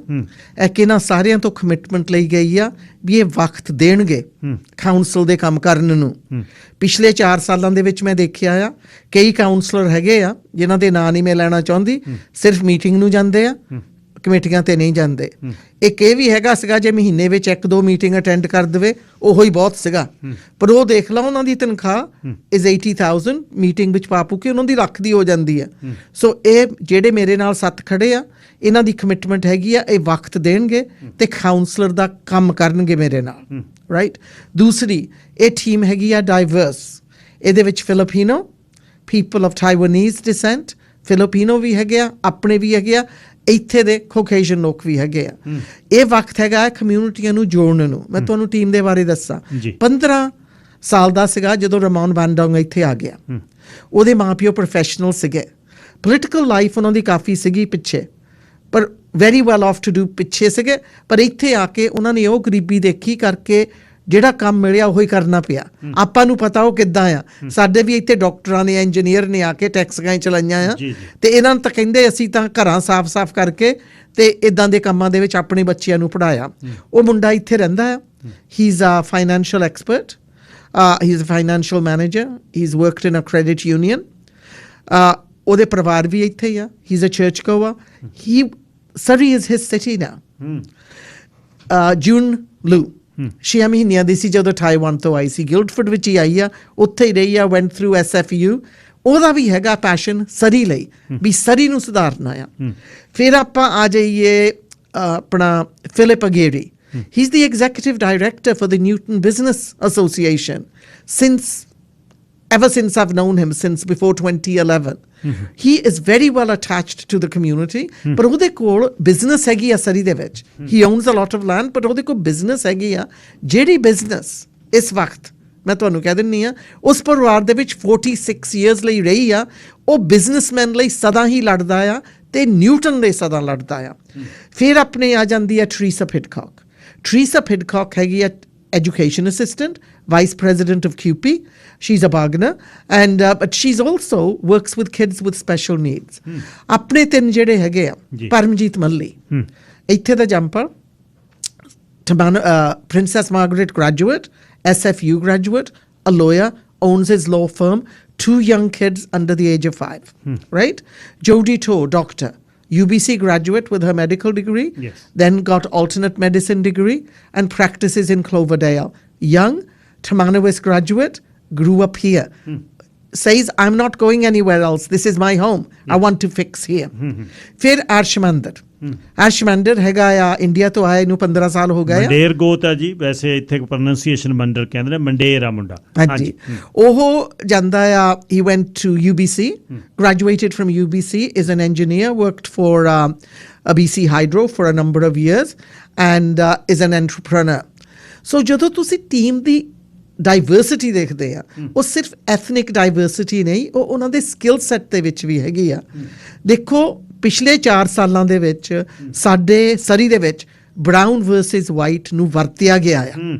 ਉਹ ਡੇਂਜਰਸ ਆ ਬਹੁਤ। ਇਹ ਇੰਨਾ ਖਤਰਨਾਕ ਹੋ ਗਿਆ ਆ, ਇਸ ਨੇ ਮੈਨੂੰ ਮਜਬੂਰ ਵੀ ਕੀਤਾ ਖੜੀ ਹੋਣ ਨੂੰ। ਇਸ ਵਕਤ ਲੋੜ ਹੈਗੀ ਆ ਉਹਨਾਂ ਲੋਕਾਂ ਦੀ ਜਿਹੜਾ ਸਾਰਿਆਂ ਨੂੰ ਜੋੜ ਸਕੇ। ਅਖੀਰ ਦੇ ਵਿੱਚ ਆਪਣਾ ਕੰਟੈਕਟ ਜੀ ਤੇ ਕੁਝ ਹੋਰ ਟ੍ਰਾਂਜਿਟ ਦੇ ਬਾਰੇ ਜਿਹੜੀ ਅੱਜ ਤੁਸੀਂ ਗੱਲ ਕੀਤੀ, ਬੱਸਾਂ ਦੀ, ਸਕਾਈ ਟ੍ਰੇਨ ਦੀ, ਕੋਈ ਅਜਿਹੀ ਗੱਲ ਜਿਹੜੀ ਮੈਂ ਨਾ ਪੁੱਛੀ ਹੋਵੇ ਉਹ ਵੀ ਐਡ ਕਰੋ। ਤੁਹਾਡਾ ਬਹੁਤ ਬਹੁਤ ਧੰਨਵਾਦ। ਵੋਟਾਂ ਲਈ ਸਿਰਫ 19 ਦਿਨ ਰਹਿ ਗਏ ਆ, ਪਰ ਆਪਾਂ ਨੂੰ ਪਤਾ ਵੀ ਐਡਵਾਂਸ ਪੋਲਿੰਗ ਤਾਂ 5 ਤਰੀਕ ਨੂੰ ਸ਼ੁਰੂ ਹੋ ਜਾਣੀਆਂ ਆ। ਦੇਖੋ ਸਾਡੀਆਂ ਵੋਟਾਂ ਲਈ ਸਾਡੇ ਬਜ਼ੁਰਗਾਂ ਨੇ ਜਾਨਾਂ ਕੁਰਬਾਨ ਕੀਤੀਆਂ ਆ। ਇੱਥੇ ਆ ਕੇ ਸਾਡੇ ਹੱਕਾਂ ਲਈ ਉਹ ਬਹੁਤ ਲੜੇ ਆ। ਜੇ ਅਸੀਂ ਇਸ ਕੁਰਸੀ ਵਿੱਚ ਬੈਠ ਕੇ ਆਏ ਹਾਂ, MLA, MP ਜਾਂ ਬਿਜ਼ਨਸ ਵਿੱਚ, ਅਸੀਂ ਉਹਨਾਂ ਦੇ ਸੈਕਰੀਫਾਈਸਿਸ ਕਰਕੇ ਬੈਠੇ ਹਾਂ। ਹੁਣ ਸਾਡੇ ਕੋਲ ਮੌਕਾ ਹੈਗਾ ਆ। ਮੈਨੂੰ ਪੁੱਛਿਆ, ਬੱਚਿਆਂ ਨੇ ਪੁੱਛਿਆ ਸੀਗਾ, 30 ਤੋਂ 40 ਸਾਲਾਂ ਵਾਲਿਆਂ ਨੇ, ਵੀ ਤੁਸੀਂ ਤਾਂ ਇੰਡੀਆ ਛੱਡ ਕੇ ਆ ਗਏ ਸੀਗੇ ਫॉर ਇਕਨੋਮਿਕ ਰੀਜ਼ਨਸ, ਸਾਨੂੰ ਦੱਸੋ ਜੇ ਇੱਥੇ ਸੁਧਾਰ ਨਾ ਆਇਆ, ਜੇ ਇੱਥੇ ਆ ਜਿਹੜੇ 2-3 ਬੰਦੇ ਸਾਡੇ ਸਰੀ ਨੂੰ ਚਲਾ ਰਹੇ ਆ ਉਹਨਾਂ ਨੂੰ ਨਾ ਰੋਕਿਆ ਗਿਆ, ਇੱਥੇ ਫੇਅਰਨੈਸ ਨਾ ਆਈ, ਇੱਥੇ ਬਰਾਬਰਤਾ ਨਾ ਮਿਲੀ, ਇੱਥੇ ਸਭ ਕੁਛ ਨਾ ਸਫਾਈ ਹੋਈ, ਫਿਰ ਵੀ ਅਸੀਂ ਕਿਹੜੇ ਮੁਲਕ ਨੂੰ ਜਾਵਾਂਗੇ? ਇਹ ਸਾਡਾ ਮੁਲਕ ਆ, ਅਸੀਂ ਇੱਥੇ ਰਹਿ ਕੇ ਲੜਨਾ ਆ, ਅਸੀਂ ਇਹਨੂੰ ਹੀ ਸੁਧਾਰ ਲੈ ਕੇ ਆਉਣਾ ਆ। ਸੋ ਆਪਣੀ ਵੋਟ ਬਹੁਤ ਕੀਮਤੀ ਆ, ਸੋਚ ਸਮਝ ਕੇ ਪਾਵੋ। ਮੈਂ ਤਾਂ ਸਦਾ ਹੀ ਕਹੂੰਗੀ ਸਰੀ ਫੋਰਵਰਡ ਦੀ ਟੀਮ ਨੂੰ ਪਾਵੋ ਤੇ ਮੈਨੂੰ ਪਾਵੋ, ਕਿਉਂਕਿ ਸਾਡੀ ਟੀਮ ਐਸੀ ਹੈਗੀ ਆ ਜਿਹੜੀ ਡਾਈਵਰਸ ਵੀ ਆ, ਉਹਦੇ ਵਿੱਚ ਤਾਕਤ ਵੀ ਹੈਗੀ ਆ, ਤਜਰਬਾ ਵੀ ਹੈਗਾ ਆ, ਡੈਮੋਨਸਟ੍ਰੇਟਡ ਐਕਸਪੀਰੀਅੰਸ ਵੀ ਹੈਗਾ ਆ, ਤੇ ਇੱਕ ਪ੍ਰੋਗਰੈਸਿਵ ਟੀਮ ਹੈਗੀ ਆ ਜਿਹੜੀ ਸਰੀ ਨੂੰ IT ਸੈਕਟਰ, ਮੈਨੂਫੈਕਚਰਿੰਗ ਸੈਂਟਰ ਬਣਾ ਸਕਦੀ ਆ, ਕਿਉਂਕਿ ਉਹ ਵਿਜ਼ਨ ਸਾਡੇ ਕੋਲ ਹੈਗਾ ਆ, ਅਸੀਂ ਕਰਨਾ ਚਾਹੁੰਦੇ ਆ। So vote vote vote, but vote ਸੋਚ ਸਮਝ ਕੇ ਨਾ ਪਾਵੋ। ਚੇਤਾ ਨਾ ਭੁਲਾਵੋ ਕਿਹਨਾਂ ਲੋਕਾਂ ਨੇ ਤੁਹਾਡੇ ਤੇ ਵਾਰ ਕੀਤਾ ਸੀਗਾ, ਕਿਹਨਾਂ ਨੇ ਸਾਡੇ ਤੇ ਤੋੜ ਫੋੜ ਕੀਤੀ ਸੀਗੀ। ਜੇ ਅੱਜ ਅਸੀਂ ਭੁੱਲ ਗਏ, ਤੁਸੀਂ ਆਉਣ ਵਾਲੀ ਪੀੜ੍ਹੀ ਨੂੰ ਕੀ ਜਵਾਬ ਦਿਓਗੇ? ਸੋ ਇਹ ਵੋਟ ਮੇਅਰ ਦੀ ਕੁਰਸੀ ਲਈ ਤੇ ਕਾਉਂਸਲ ਦੀ ਕੁਰਸੀ ਲਈ ਨਹੀਂ, ਇਹ ਵੋਟ ਹੈਗੀ ਆ ਸਰੀ ਦੀ ਆਤਮਾ ਲਈ। ਸਰੀ ਸਾਨੂੰ ਕੈਸਾ ਚਾਹੀਦਾ ਆ? ਸਾਨੂੰ ਇੱਥੇ ਸਫਾਈ ਚਾਹੀਦੀ ਆ, ਸਾਨੂੰ ਸੇਫਟੀ ਸਿਕਿਉਰਿਟੀ ਚਾਹੀਦੀ ਆ, ਸਾਨੂੰ ਬਰਾਬਰ ਟਰੀਟਮੈਂਟ ਚਾਹੀਦੀ ਆ, ਸਿਰਫ ਪਰਮਿਟ ਦੇ ਵਿੱਚ ਨਹੀਂ, ਵੀ ਜਿੱਦਾਂ ਸਰੀ ਗਰੋ ਹੋ ਰਹੀ ਆ, ਜਿੱਦਾਂ ਇੱਥੇ ਲੋਕਾਂ ਨੂੰ ਕੰਮ ਮਿਲਦੇ ਆ, ਤੇ ਸਾਨੂੰ ਗੁੱਡ ਪੇਇੰਗ ਜੌਬ ਸਰੀ ਵਿੱਚ ਚਾਹੀਦੀਆਂ ਆ, ਨਾਟ ਜਸਟ ਵੇਅਰਹਾਊਸ ਜੌਬਸ। ਧੰਨਵਾਦ ਜੀ। ਕੋਈ ਕੰਟੈਕਟ ਨੰਬਰ ਵਗੈਰਾ? Ginny Sims at surreyforward.ca or 604-653-9736। ਧੰਨਵਾਦ, ਬਹੁਤ ਬਹੁਤ ਸ਼ੁਭ ਸ਼ਾਮ। ਥੈਂਕ ਯੂ ਜੀ। ਜਿਨੀ ਸਿਮ ਜਿਹੜੇ ਮੇਅਰ ਦੇ ਕੈਂਡੀਡੇਟ ਨੇ ਸਰੀ ਫਾਰਵਰਡ ਦੇ, ਗੱਲ ਇੱਕ ਜਿਹੜੀ ਉਹਨਾਂ ਨੇ ਯਾਦ ਕਰਾਈ ਉਹ ਇਹ ਆ ਵੀ ਜਿਹੜੇ ਬੰਦਿਆਂ ਨੇ MLA ਹੁੰਦੇ, ਕੈਬਨਿਟ ਮਿਨਿਸਟਰ ਹੁੰਦੇ ਹੋਏ ਉਸ ਸਮੇਂ ਦੀ ਸਰਕਾਰ, ਗੋਰਡਨ ਕੈਂਪਬੈਲ ਦੀ ਸਰਕਾਰ ਦੇ ਵਿੱਚ ਸਾਡਾ ਹਿਊਮਨ ਰਾਈਟਸ ਟ੍ਰਾਈਬਿਊਨਲ ਖਤਮ ਕਰਨ ਦੇ ਹੱਕ 'ਚ ਵੋਟ ਪਾਈ, ਜਾਂ ਫਿਰ ਸਾਡੇ ਹਸਪਤਾਲਾਂ ਦੀਆਂ ਜੌਬ ਜਿਹੜੀਆਂ ਖਾਣੇ ਦੀਆਂ ਸੀ, ਲਾਉਂਡਰੀ ਦੀਆਂ ਸੀ, ਉਹਨਾਂ ਨੂੰ ਬੰਦ ਕੀਤਾ, ਜਾਂ ਹੋਰ ਸਾਡੀਆਂ ਜੌਬਸ ਖਤਮ ਕੀਤੀਆਂ। ਲੋਕਾਂ ਦੇ ਘਰਾਂ ਦੀਆਂ ਨੌਕਰੀਆਂ ਜਾਂ ਚਲੇ ਗਈਆਂ ਤਾਂ ਉਹਦਾ ਕੋਈ ਬੰਨਸੁਬ ਕੀ ਹੈ? ਜਾਂ ਜਦ ਸਰੀ ਦੇ ਲੋਕਾਂ ਨੇ ਤੁਹਾਨੂੰ ਚੁਣ ਲਿਆ, ਮੇਅਰ ਦੇ ਨਾਲ ਚੁਣ ਲਿਆ, ਫਿਰ ਤੁਸੀਂ ਟੇਬਲ ਛੱਡ ਕੇ ਪਰਲੇ ਪਾਸੇ ਕਿਉਂ ਬੈਠੇ ਜਾ ਕੇ? ਹੁਣ ਸ਼ਹਿਰ ਛੱਡ ਕੇ ਤੁਸੀਂ ਪੈਂਟਿੰਗਟਨ ਲੜਦੇ ਫਿਰਦੇ ਹੋ, ਹਲੇ ਫਿਰ ਤੁਸੀਂ ਸਰੀ 'ਚ ਦਾਅਵਾ ਕਰਦੇ ਹੋ ਆਹ ਵੋਟ ਪਾਇਓ, ਇਹਨੂੰ ਪਾਇਓ। ਨਾਲ ਕੌਂਸਲ ਦੀ ਨੌਕਰੀ ਦੇ ਨਾਲ 2 ਨੌਕਰੀਆਂ ਨਾਲ ਪੈਰਲਲ ਚੱਲਦੀਆਂ ਰਹੀਆਂ ਪ੍ਰਾਈਵੇਟ ਇਨਵੈਸਟੀਗੇਟਰ ਦੇ ਤੌਰ 'ਤੇ। ਕਮਾਲ ਕਰਦੇ ਹੋ ਤੁਸੀਂ। ਵਫਾ ਕਿਹਦੇ ਨਾਲ ਹੈ? ਸ਼ਹਿਰ ਨਾਲ ਹੈ ਜਾਂ BC ਹਾਈਡਰੋ ਨਾਲ ਹੈ? ਕਿਹਦੇ ਨਾਲ ਹੈ? ਜੇ ਕ੍ਰੈਡੀਬਿਲਟੀ ਹੈ ਨਹੀਂ, ਉਹਨਾਂ ਨੂੰ ਚੁਣ ਕੇ ਕੀ ਕਰਾਂਗੇ ਆਪਾਂ? ਇਹ ਇਸ ਦਾ ਬਹੁਤ ਖਿਆਲ ਰੱਖਣਾ। ਅੱਛਾ, ਇੱਕ ਜਿਹੜਾ ਦੂਜੀ ਤੁਹਾਡੇ ਨਾਲ ਮੈਂ, ਇਹ ਰਾਜਨੀਤੀ ਤਾਂ ਚੱਲਦੀ ਰਹਿਣੀ ਹੈ, ਇੱਕ ਜਿਹੜੀ ਤੁਹਾਡੇ ਨਾਲ ਗੱਲ ਹੋਰ ਕਰਨੀ ਚਾਹੁੰਦਾ ਮੈਂ ਮੱਧ ਪੂਰਬ ਦੇ ਬਾਰੇ, ਉਹ ਇਹ ਆ ਬਈ ਜਿਹੜੇ ਸਮੀਕਰਨ ਤੁਰਕੀ ਦੇ ਨਾਲ ਸੀਰੀਆ ਦੇ, ਇਜ਼ਰਾਈਲ ਦੇ, ਲੈਬਨਾਨ ਦੇ, ਇਹ ਬੜਾ ਹਮਾਸ ਜਿਹੜਾ ਵੱਡਾ ਗਰੁੱਪ ਹੈ ਫਲਸਤੀਨ ਦਾ, ਉਸਨੇ ਬਸ਼ਰ ਅਲ ਅਸਾਦ ਤੋਂ ਪਿੱਠ ਕਰ ਲਈ ਸੀ 12 ਕੁ ਵਰ੍ਹੇ ਪਹਿਲਾਂ। ਬਈ ਲੋਕ ਜਿਹੜੇ ਨੇ, ਸੀਰੀਅਨ ਲੋਕ, ਉਹ ਮੁਸ਼ਕਿਲ 'ਚ ਨੇ। ਹੁਣ ਉਸਨੇ ਫੇਰ ਹਮਾਸ ਨੇ, ਕਿਉਂਕਿ ਦੇਖ ਲਿਆ ਬਾਕੀ ਤਾਂ ਤੁਰ ਗਏ, ਕਤਰ ਬਹੁਤ ਨੇੜੇ ਸੀ ਹਮਾਸ ਦੇ। ਉਹਦੇ ਬਾਅਦ ਹੁਣ ਕਤਰ ਜਿਹੜਾ, ਉਹਦੇ ਨਾਲ ਮੁਸਲਿਮ ਬ੍ਰਦਰਹੁੱਡ ਨੇ ਉਹਦੀ ਜਿਹੜੀ ਬਲੌਕੇਡ ਕੀਤੀ ਸੀ ਉਹ ਬੰਦ ਹੋ ਗਈ, ਅਤੇ ਹੁਣ ਸਾਰੇ ਇਜ਼ਰਾਈਲ ਵਾਲੇ ਵੀ ਅਤੇ ਤੁਰਕੀ ਵਾਲੇ ਵੀ ਸਾਰੇ ਕਤਰ ਨੂੰ, ਕਤਰ ਬਹੁਤ ਅਮੀਰ ਛੋਟੀ ਜਿਹੀ ਸਟੇਟ ਹੈ, ਵਰਲਡ ਕੱਪ ਵੀ ਹੋਣਾ ਨਵੰਬਰ 'ਚ ਉੱਥੇ ਸੌਕਰ ਦਾ। ਅਤੇ ਪਰ ਤੁਰਕੀ ਦੀ ਇਜ਼ਰਾਈਲ ਦੇ ਨਾਲ ਜਿਹੜੀ, ਤੁਰਕੀ ਉਸ ਮੱਧ ਪੂਰਬ ਦੀ ਇੱਕ ਬਹੁਤ ਵੱਡੀ ਸ਼ਕਤੀ ਬਣ ਕੇ ਉੱਭਰਨਾ ਚਾਹੁੰਦਾ ਹੈ ਵੀ। ਉਹਦੀ ਜਿਹੜੀ ਉਹਦੀ ਜਗ੍ਹਾ ਹੈ, ਉਸ ਜਗ੍ਹਾ 'ਤੇ ਉਹ ਬੜਾ ਬੈਲੈਂਸ ਰੱਖਦਾ ਹੈ, ਸੈਂਟਰ 'ਚ ਰਹਿੰਦਾ ਉਹ। ਐਡਵਾਨ ਨੂੰ ਵੀ ਉਹਦੇ 'ਤੇ ਰਾਜਨੀਤੀ ਬਹੁਤ ਭਾਰੀ ਹੈ, ਅਤੇ ਉਹ ਬਣਨਾ ਰਹਿਣਾ ਚਾਹੁੰਦਾ ਹੈ ਬਹੁਤ। ਜਦ ਪਿਛਲੇ ਸਮੇਂ ਰਾਜ ਪਲਟਾ ਹੋਣ ਦੀ ਕੋਸ਼ਿਸ਼, ਕਿੰਨੇ ਬੰਦੇ ਜਿਹੜੇ ਜੇਲ੍ਹ 'ਚ ਨੇ ਉਹਨੇ ਠੋਕੇ ਹੋਏ ਨੇ। ਅਤੇ ਹੁਣ ਪਾਣੀਆਂ ਦੇ ਸਮਝੌਤਿਆਂ ਦਾ ਰੌਲਾ ਥੋੜ੍ਹਾ ਜਿਹਾ ਗਰੀਸ ਨਾਲ ਚੱਲ ਰਿਹਾ। ਗਰੀਸ ਨੂੰ ਫਰਾਂਸ ਬਹੁਤ ਸਪੋਰਟ ਕਰ ਰਿਹਾ। ਇਜ਼ਰਾਈਲ ਚੁੱਪ ਰਹਿੰਦਾ ਹੈ, ਇਜ਼ਰਾਈਲ ਕਿਸੇ ਦੇ ਪਾਸੇ ਨਹੀਂ ਜਾਂਦਾ। ਇਜ਼ਰਾਈਲ ਆਪਣੀ ਸੋਵਰਨਿਟੀ ਦੇ ਨਾਲ ਜੱਜ ਹੀ ਕਰਦਾ। ਮਿਜ਼ਾਈਲ ਉਹ ਕਦੇ ਫਲਸਤੀਨੀ 'ਤੇ ਸਿੱਟ ਦਿੰਦਾ, ਫਲਸਤੀਨ 'ਤੇ, ਜਾਂ ਫਿਰ ਉਹਨੇ ਤੁਰਕੀ ਦੇ ਵਿੱਚ ਸੀਰੀਆ ਦੇ ਵਿੱਚ ਜਿੰਨੇ ਹਿਜ਼ਬੁੱਲਾ ਦੇ ਜਾਂ ਈਰਾਨ ਦਾ ਮਲੀਸ਼ੀਆ ਕੋਈ ਵੀ ਹੈ, ਉਹਨਾਂ 'ਤੇ ਵੀ ਹਮਲਾ ਕਰਦਾ। ਮਤਲਬ ਕੋਈ ਸੋਵਰਨਿਟੀ ਨਹੀਂ ਹੈ ਸੀਰੀਆ ਦੀ। ਕਾਰਨ ਇਹ ਆ, ਬਸ਼ਰ ਅਲ ਅਸਾਦ ਨੇ ਆਪਣੀ ਜ਼ਿੰਦਗੀ ਅਤੇ ਆਪਣੀ ਰਾਇਲ ਲਾਈਫ ਨੂੰ ਨਾ ਛੱਡਦੇ ਹੋਏ ਜਿਹੜਾ ਬਰਬਾਦ ਸ਼ਾਇਦ ਦੇਸ਼ ਕੀਤਾ, ਉਹ ਤੁਹਾਡੇ ਸਾਹਮਣੇ ਆ। ਪਰ ਸਭ ਤੋਂ ਇਸ ਸਮੇਂ ਜਿਹੜੀ ਮੁਸ਼ਕਲ ਦੇ ਵਿੱਚ ਨੇ ਫਲਸਤੀਨੀ ਲੋਕ ਨੇ। ਫਲਸਤੀਨੀ ਲੋਕਾਂ ਦੇ ਜਿਹੜੇ ਮਦਦਗੀਰ ਨੇ ਉਹ ਜ਼ੋਰ ਦੇ ਵਿੱਚ ਨਹੀਂ ਰਹੇ। ਲੈਬਨਾਨ ਦੇ ਵਿੱਚ ਹਿਜ਼ਬੁੱਲਾ ਉਹਦੇ ਨਾਲ ਸੀ, ਪਰ ਲੈਬਨਾਨ ਦਾ ਬਹੁਤ ਮੰਦਾ ਹਾਲ ਹੈ, ਬਹੁਤ ਜ਼ਿਆਦਾ ਜਿਹੜੀ ਹੈ ਮਹਿੰਗਾਈ ਹੈ। ਲੈਬਨਾਨ ਬਹੁਤ ਔਖਿਆਂ ਹਾਲਾਤਾਂ 'ਚ ਲੰਘ ਰਿਹਾ। ਸੀਰੀਆ ਦਾ ਹਾਲ ਮਾੜਾ ਹੈ। ਅਤੇ ਈਰਾਨ ਦਾ ਵੀ, ਈਰਾਨ ਦੇ ਵਿੱਚ ਜਿਹੜਾ ਧਰਮ ਵਾਲੇ ਨਾਂ 'ਤੇ ਜਿਹੜੀ ਮੈਂ ਗੱਲ ਦੱਸ ਕੇ ਹਟਿਆ, ਉਹ ਇੱਕ ਮੁਸ਼ਕਲ ਦਾ ਕਾਰਨ ਹੈ। ਇਜ਼ਰਾਈਲ ਬਹੁਤ ਐਕਸਪੈਂਡ ਕਰ ਰਿਹਾ, ਉਹਦੇ ਮਸਲ ਬਹੁਤ ਫਲੈਕਸ ਕਰ ਰਿਹਾ। ਜਿਹੜੀ ਸਾਊਦੀ ਅਰਬ ਨਾਲ ਮੁਸਲਮਾਨਾਂ ਦਾ ਸਭ ਤੋਂ ਮੁਕੱਦਸ ਅਤੇ ਵੱਡਾ ਸਥਾਨ ਹੈ। ਮੁਸਲਮਾਨ ਲੋਕਾਂ ਦੇ ਹੱਕਾਂ ਦੇ ਲਈ ਜੇ ਸਾਊਦੀ ਅਰਬ ਨਹੀਂ ਖੜ੍ਹਦਾ ਤਾਂ ਫਿਰ ਕਿਹਨੇ ਖੜ੍ਹਨਾ? ਉਹ ਪਰਾਂ ਹੋ ਗਿਆ। ਸਾਊਦੀ ਅਰਬ ਨਾਲ ਸਿੱਧੇ ਇਜ਼ਰਾਈਲ ਦੇ ਸੰਬੰਧ ਬਣ ਗਏ। ਇਜ਼ਰਾਈਲ ਦੇ ਸੰਬੰਧ ਸਾਊਦੀ ਅਰਬ ਦੇ ਬਣਾਉਣ ਦੇ ਵਿੱਚ ਆਬੂ ਧਾਬੀ ਦਾ ਜਿਹੜਾ ਰਾਜਾ, ਉਹ ਜਿਹੜਾ ਉਸਨੇ ਬਹੁਤ ਵੱਡਾ ਕੰਮ ਕੀਤਾ। ਅਤੇ ਉਹ ਤੇ ਮੁਹੰਮਦ ਬਿਨ ਜਿਹੜਾ ਸਲਮਾਨ ਹੈ, ਕਰਾਊਨ ਪ੍ਰਿੰਸ ਆਪਣਾ ਸਾਊਦੀ ਅਰਬ ਦਾ, ਉਹਨਾਂ ਦੀ ਮੁਹੰਮਦ MBZ ਅਤੇ MBS ਜਿਹੜੇ ਦੋਨਾਂ ਨੂੰ ਕਹਿੰਦੇ ਨੇ। ਸੋ ਇਹ ਉੱਥੋਂ ਫਿਰ ਇਜ਼ਰਾਈਲ ਦੇ ਨਾਲ ਜਿਹੜੀ ਆ ਸਾਊਦੀ ਅਰਬ ਦੀ ਗੱਲ ਬਣੀ ਹੈ। ਕਾਰਨ ਕੁਛ ਵੀ ਨਹੀਂ ਹੈ, ਕਾਰਨ ਤਾਂ ਰੌਲਾ ਇਹ ਹੈ। ਹਾਂ, ਇਸ ਸਾਰੇ ਖਿੱਤੇ ਦੇ ਵਿੱਚ ਜਿੱਥੇ ਤੁਰਕੀ ਦਾ ਜ਼ੋਰ ਆ, ਈਰਾਨ ਵੀ ਉੱਥੇ ਜਿਹੜਾ ਉਸ ਨੂੰ ਬਦਲਾਅ ਕਰਨ ਦੀ ਤਾਕਤ ਹੈ। ਜੇ ਹਰਮੂਜ਼ ਦੀ ਖਾੜੀ ਦੀ ਗੱਲ ਦੇਖੋ ਤੁਸੀਂ, ਜਿੰਨੇ ਅਰਬ ਦੇਸ਼ ਨੇ ਉਹ ਗੱਭੇ ਪਾਣੀ ਪਰਲੇ ਬੰਨੇ ਈਰਾਨ ਹੈ, ਨੇੜੇ ਆ ਬਹੁਤ ਕਤਰ ਦੇ ਆਪੋਜਿਟ, ਬਹਿਰੀਨ ਦੇ ਆਪੋਜਿਟ। ਬਹਿਰੀਨ 'ਚ ਸਭ ਤੋਂ ਵੱਡਾ ਨੇਵਲ ਦਾ ਅੱਡਾ, 1 ਲੱਖ ਅਮਰੀਕਨ ਜਿਹੜੇ ਨੇਵੀ ਦੇ ਜਿਹੜੇ ਫੌਜੀ ਨੇ, ਨੇਵੀ ਸਾਰੀ ਉੱਥੇ 1 ਲੱਖ ਬੈਠੀ ਹੈ। ਸੋ ਇਹ ਜਿਹੜਾ ਡਿਪੈਂਡ ਕਰਦਾ ਵੀ ਦੇਸ਼ ਦੀ ਜਿਹੜੀ ਸਿਆਸਤ ਹੈ, ਰੂਸ ਦੀ ਅਤੇ ਅਮਰੀਕਾ ਕਿੱਧਰ ਨੂੰ ਜਾਂਦਾ। ਯੂਕਰੇਨ ਦੇ ਵਿੱਚ ਰੂਸ ਦਾ ਜਿਹੜਾ ਪਲੜਾ ਉਹ ਹਲਕਾ ਹੋਣ ਦੇ ਨਾਲ ਜਿਹੜੀ ਆ ਯੂਕਰੇਨ ਦੀਆਂ ਚੜ੍ਹ ਮੱਛੀਆਂ ਨੇ। ਆ ਜਿਹੜੀ ਹੁਣ ਇਟਲੀ ਦੀ ਬਣ ਰਹੀ ਪ੍ਰਧਾਨ ਮੰਤਰੀ ਹੈ, ਉਹ ਵੀ ਪ੍ਰੋ ਯੂਕਰੇਨ ਹੈ ਲੇਡੀ, ਪਰ ਉਹਦੇ ਨਾਲ ਜਿਹੜੇ ਦੋ ਨੇ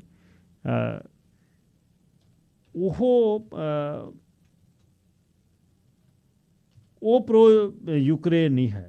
ਜਿਹੜੇ ਦੋਨੇ ਹੀ ਬੰਦੇ ਨੇ ਨਾਲ ਦੇ, ਉਹ ਜਿਹੜੇ ਨੇ ਮੈਲੋਨੀ ਆ ਜਿਹੜੀ ਪ੍ਰਾਈਮ ਮਿਨਿਸਟਰ ਬਣ ਜਾ ਰਹੀ, ਪਹਿਲੀ ਇਹ ਰਾਈਟ ਵਿੰਗ ਜਿਹੜੀ ਇਲੈਕਸ਼ਨ ਇਸਨੇ ਜਿੱਤੀ ਆ, ਪਰ ਉਹਦੇ ਨਾਲ ਜਿਹੜੀ ਹੈ ਵੱਡੀ ਜਿਹੜੀ ਜਿੱਤ ਹੈ ਜਿਹੜੀ ਉਹਦੇ ਵਿੱਚ ਉਹ ਦਿੱਤੀ ਹੈ ਮੈਟੀਓ ਸੈਲਵੀਨੀ ਨੇ 10%, ਅਤੇ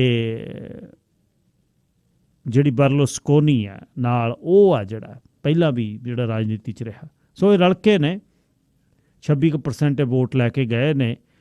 ਬ੍ਰਦਰਜ਼ ਆਫ ਇਟਲੀ ਜਿਹੜੀ ਲੀਗ ਨੇ 9%, ਜੇ ਪਿਛਲੇ ਸਮੇਂ ਤੋਂ ਬਹੁਤ ਜ਼ਿਆਦਾ ਉੱਪਰ ਗਈ ਹੈ। ਸੋ ਇਹ ਹੁਣ ਅੱਗੇ 2-3 ਮਹੀਨੇ 'ਚ ਸਰਕਾਰਾਂ ਬਣ ਜਾਣੀਆਂ ਨੇ। ਸੋ ਇਟਲੀ ਦੀ ਜਿਹੜੀ ਹੈ ਸਿਆਸਤ ਆ, ਉਹ ਵੀ ਬੜੀ ਅਲੱਗ ਜਾ ਰਹੀ ਹੈ। ਜਿਹੜਾ ਉਹਦਾ ਨਾਅਰਾ ਰਾਈਟ ਵਿੰਗ ਆਈਡੀਓਲੋਜੀ ਹੈ, ਜਿਹੜੀ ਇਸ ਵੱਡੀਆਂ ਕਾਰਪੋਰੇਟ ਅਦਾਰਿਆਂ ਵੱਲੋਂ ਇਸ ਚੀਜ਼ 'ਤੇ ਜ਼ੋਰ ਪਾ ਰਿਹਾ ਦੁਨੀਆ 'ਤੇ ਗੁਲਾਮ ਬਣਾਉਣ ਦੇ ਲਈ, ਫ੍ਰੀ ਮੂਵਮੈਂਟ ਬੰਦ ਕਰਕੇ ਵੀ ਤੁਸੀਂ ਕਿਵੇਂ ਸੋਚਦੇ ਹੋ, ਤੁਹਾਡੀ ਸੈਕਸ਼ੁਅਲਿਟੀ ਕੀ ਹੈ, ਤੁਸੀਂ ਸੋਚੋਗੇ ਕਿਵੇਂ, ਤੁਸੀਂ ਲਿਖੋਗੇ ਕਿਵੇਂ, ਤੁਸੀਂ ਬੈਠੋਗੇ ਕਿਵੇਂ, ਖਾਓਗੇ ਕਿਵੇਂ, ਇਹ ਕੰਟਰੋਲ ਕਰਦੇ। ਉਸ ਦਿਨ ਮੈਨੀ ਢਿੱਲੋਂ ਹੀ ਦੱਸ ਕੇ ਗਏ ਸ਼ੁੱਕਰਵਾਰ ਨੂੰ ਵੀ 4 ਜਿਹੜੇ ਨੇ ਬੰਦੇ ਉਹ ਕੈਨੇਡਾ ਨੂੰ ਕੰਟਰੋਲ ਕਰ ਰਹੇ ਨੇ, banking system, oil industry, rather ਤਿੰਨੇ ਹੀ, ਅਤੇ ਨਾਲ ਟੈਲੀਕਮਿਊਨੀਕੇਸ਼ਨ ਆ ਜਿਹੜੀ ਤੁਹਾਡੇ ਮੀਡੀਆ ਜਿਹੜਾ, ਇਹ ਤਿੰਨੇ ਹੀ ਚੀਜ਼ਾਂ ਕੰਟਰੋਲ ਕਰ ਰਹੀਆਂ ਨੇ। 1 ਤਿਮਾਹੀ 4 ਮਹੀਨਿਆਂ 'ਚ $1 ਅਰਬ ਦਾ ਪ੍ਰੋਫਿਟ ਹੈ ਬੈਂਕਾਂ ਦਾ, 1 ਅਰਬ ਵੱਡੀਆਂ 5 ਬੈਂਕਾਂ ਦਾ।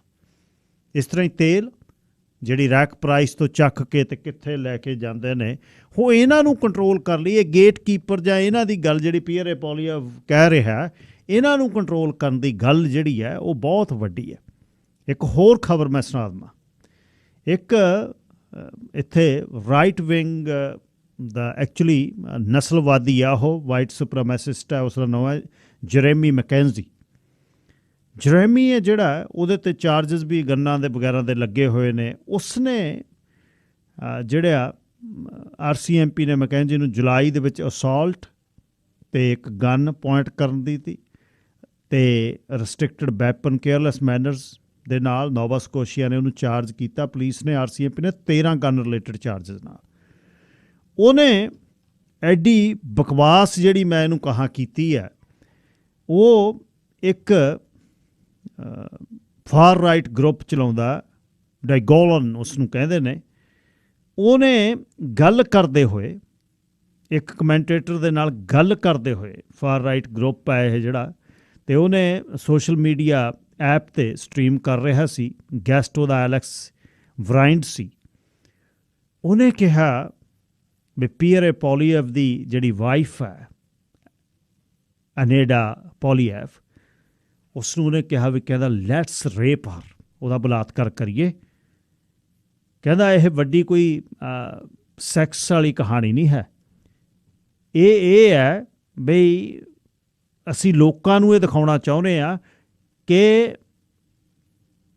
ਜੇ ਅਸੀਂ ਕੁਛ ਕਰਨਾ ਚਾਹੀਏ ਅਸੀਂ ਕਰ ਸਕਦੇ ਹਾਂ। It's the power move. Mackenzie ਕਹਿੰਦਾ let's rape her, it's not real a sex thing, it's like we just want to show people that we can do things to you if we want to do. It's power move. ਇਹ ਜੇ ਬਦਮਗਜ਼ ਬੰਦੇ ਸਿਰ ਚੱਕ ਰਹੇ ਨੇ Canada ਦੇ ਵਿੱਚ, ਜਿਨ੍ਹਾਂ ਤੇ ਜਿਹੜਾ ਉਹ ਹੁਣੇ ਹੀ ਸ਼ੱਕਲ ਮੂੰਹ ਤੇ ਪਾਉਣਾ ਚਾਹੀਦਾ ਇਹੋ ਜਿਹੇ ਲੋਕਾਂ ਦੇ।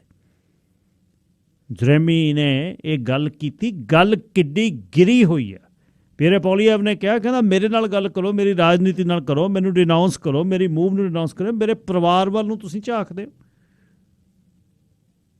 ਸੋ ਇਹ ਜਿਹੜੀ ਵੀਕਐਂਡ 'ਤੇ ਘਟਨਾ ਜਿਹੜੀ ਹੋਈ ਹੈ, ਹੁਣ ਉਹਨੇ RCMP ਨੂੰ ਇਨਵੈਸਟੀਗੇਟ ਕਰਨ ਲਈ ਕਿਹਾ। ਜਿਹੜੇ ਬੰਦੇ 'ਤੇ ਇੰਨੇ ਚਾਰਜਸ ਗੰਨਾਂ ਦੇ 13 ਦੇ ਲੱਗੇ ਹੋਏ ਨੇ ਅਤੇ ਲੋਕ ਕਿਸੇ ਵੱਲ ਗਨ ਪੁਆਇੰਟ ਕਰਨ ਦੇ, ਉਹ ਇੱਕ ਜਿਹੜਾ ਆਸਮਾਨ ਦਾ ਪ੍ਰਾਈਮ ਮਿਨਿਸਟਰ ਬਣਨ ਦਾ, ਜਾਂ ਤੁਸੀਂ ਲੀਡਰ ਕਿਸੇ ਪੋਲੀਟੀਕਲ ਪਾਰਟੀ ਜਿਹੜੀ ਸੈਂਟਰ ਦੀ ਬਣ ਜਾਂਦੇ, ਤੁਸੀਂ ਪ੍ਰਾਈਮ ਮਿਨਿਸਟਰ ਦੇ ਦਾਅਵੇਦਾਰ ਹੋ, ਚਾਹੇ ਜਗਮੀਤ ਸਿੰਘ ਆ, ਚਾਹੇ ਪੀਅਰੇ ਪੋਲੀਐਵ ਆ, ਜਾਂ ਗ੍ਰੀਨ ਪਾਰਟੀ ਦੇ ਨੇ, ਉਹ ਇਹ ਲਾਈਨ 'ਚ ਨੇ।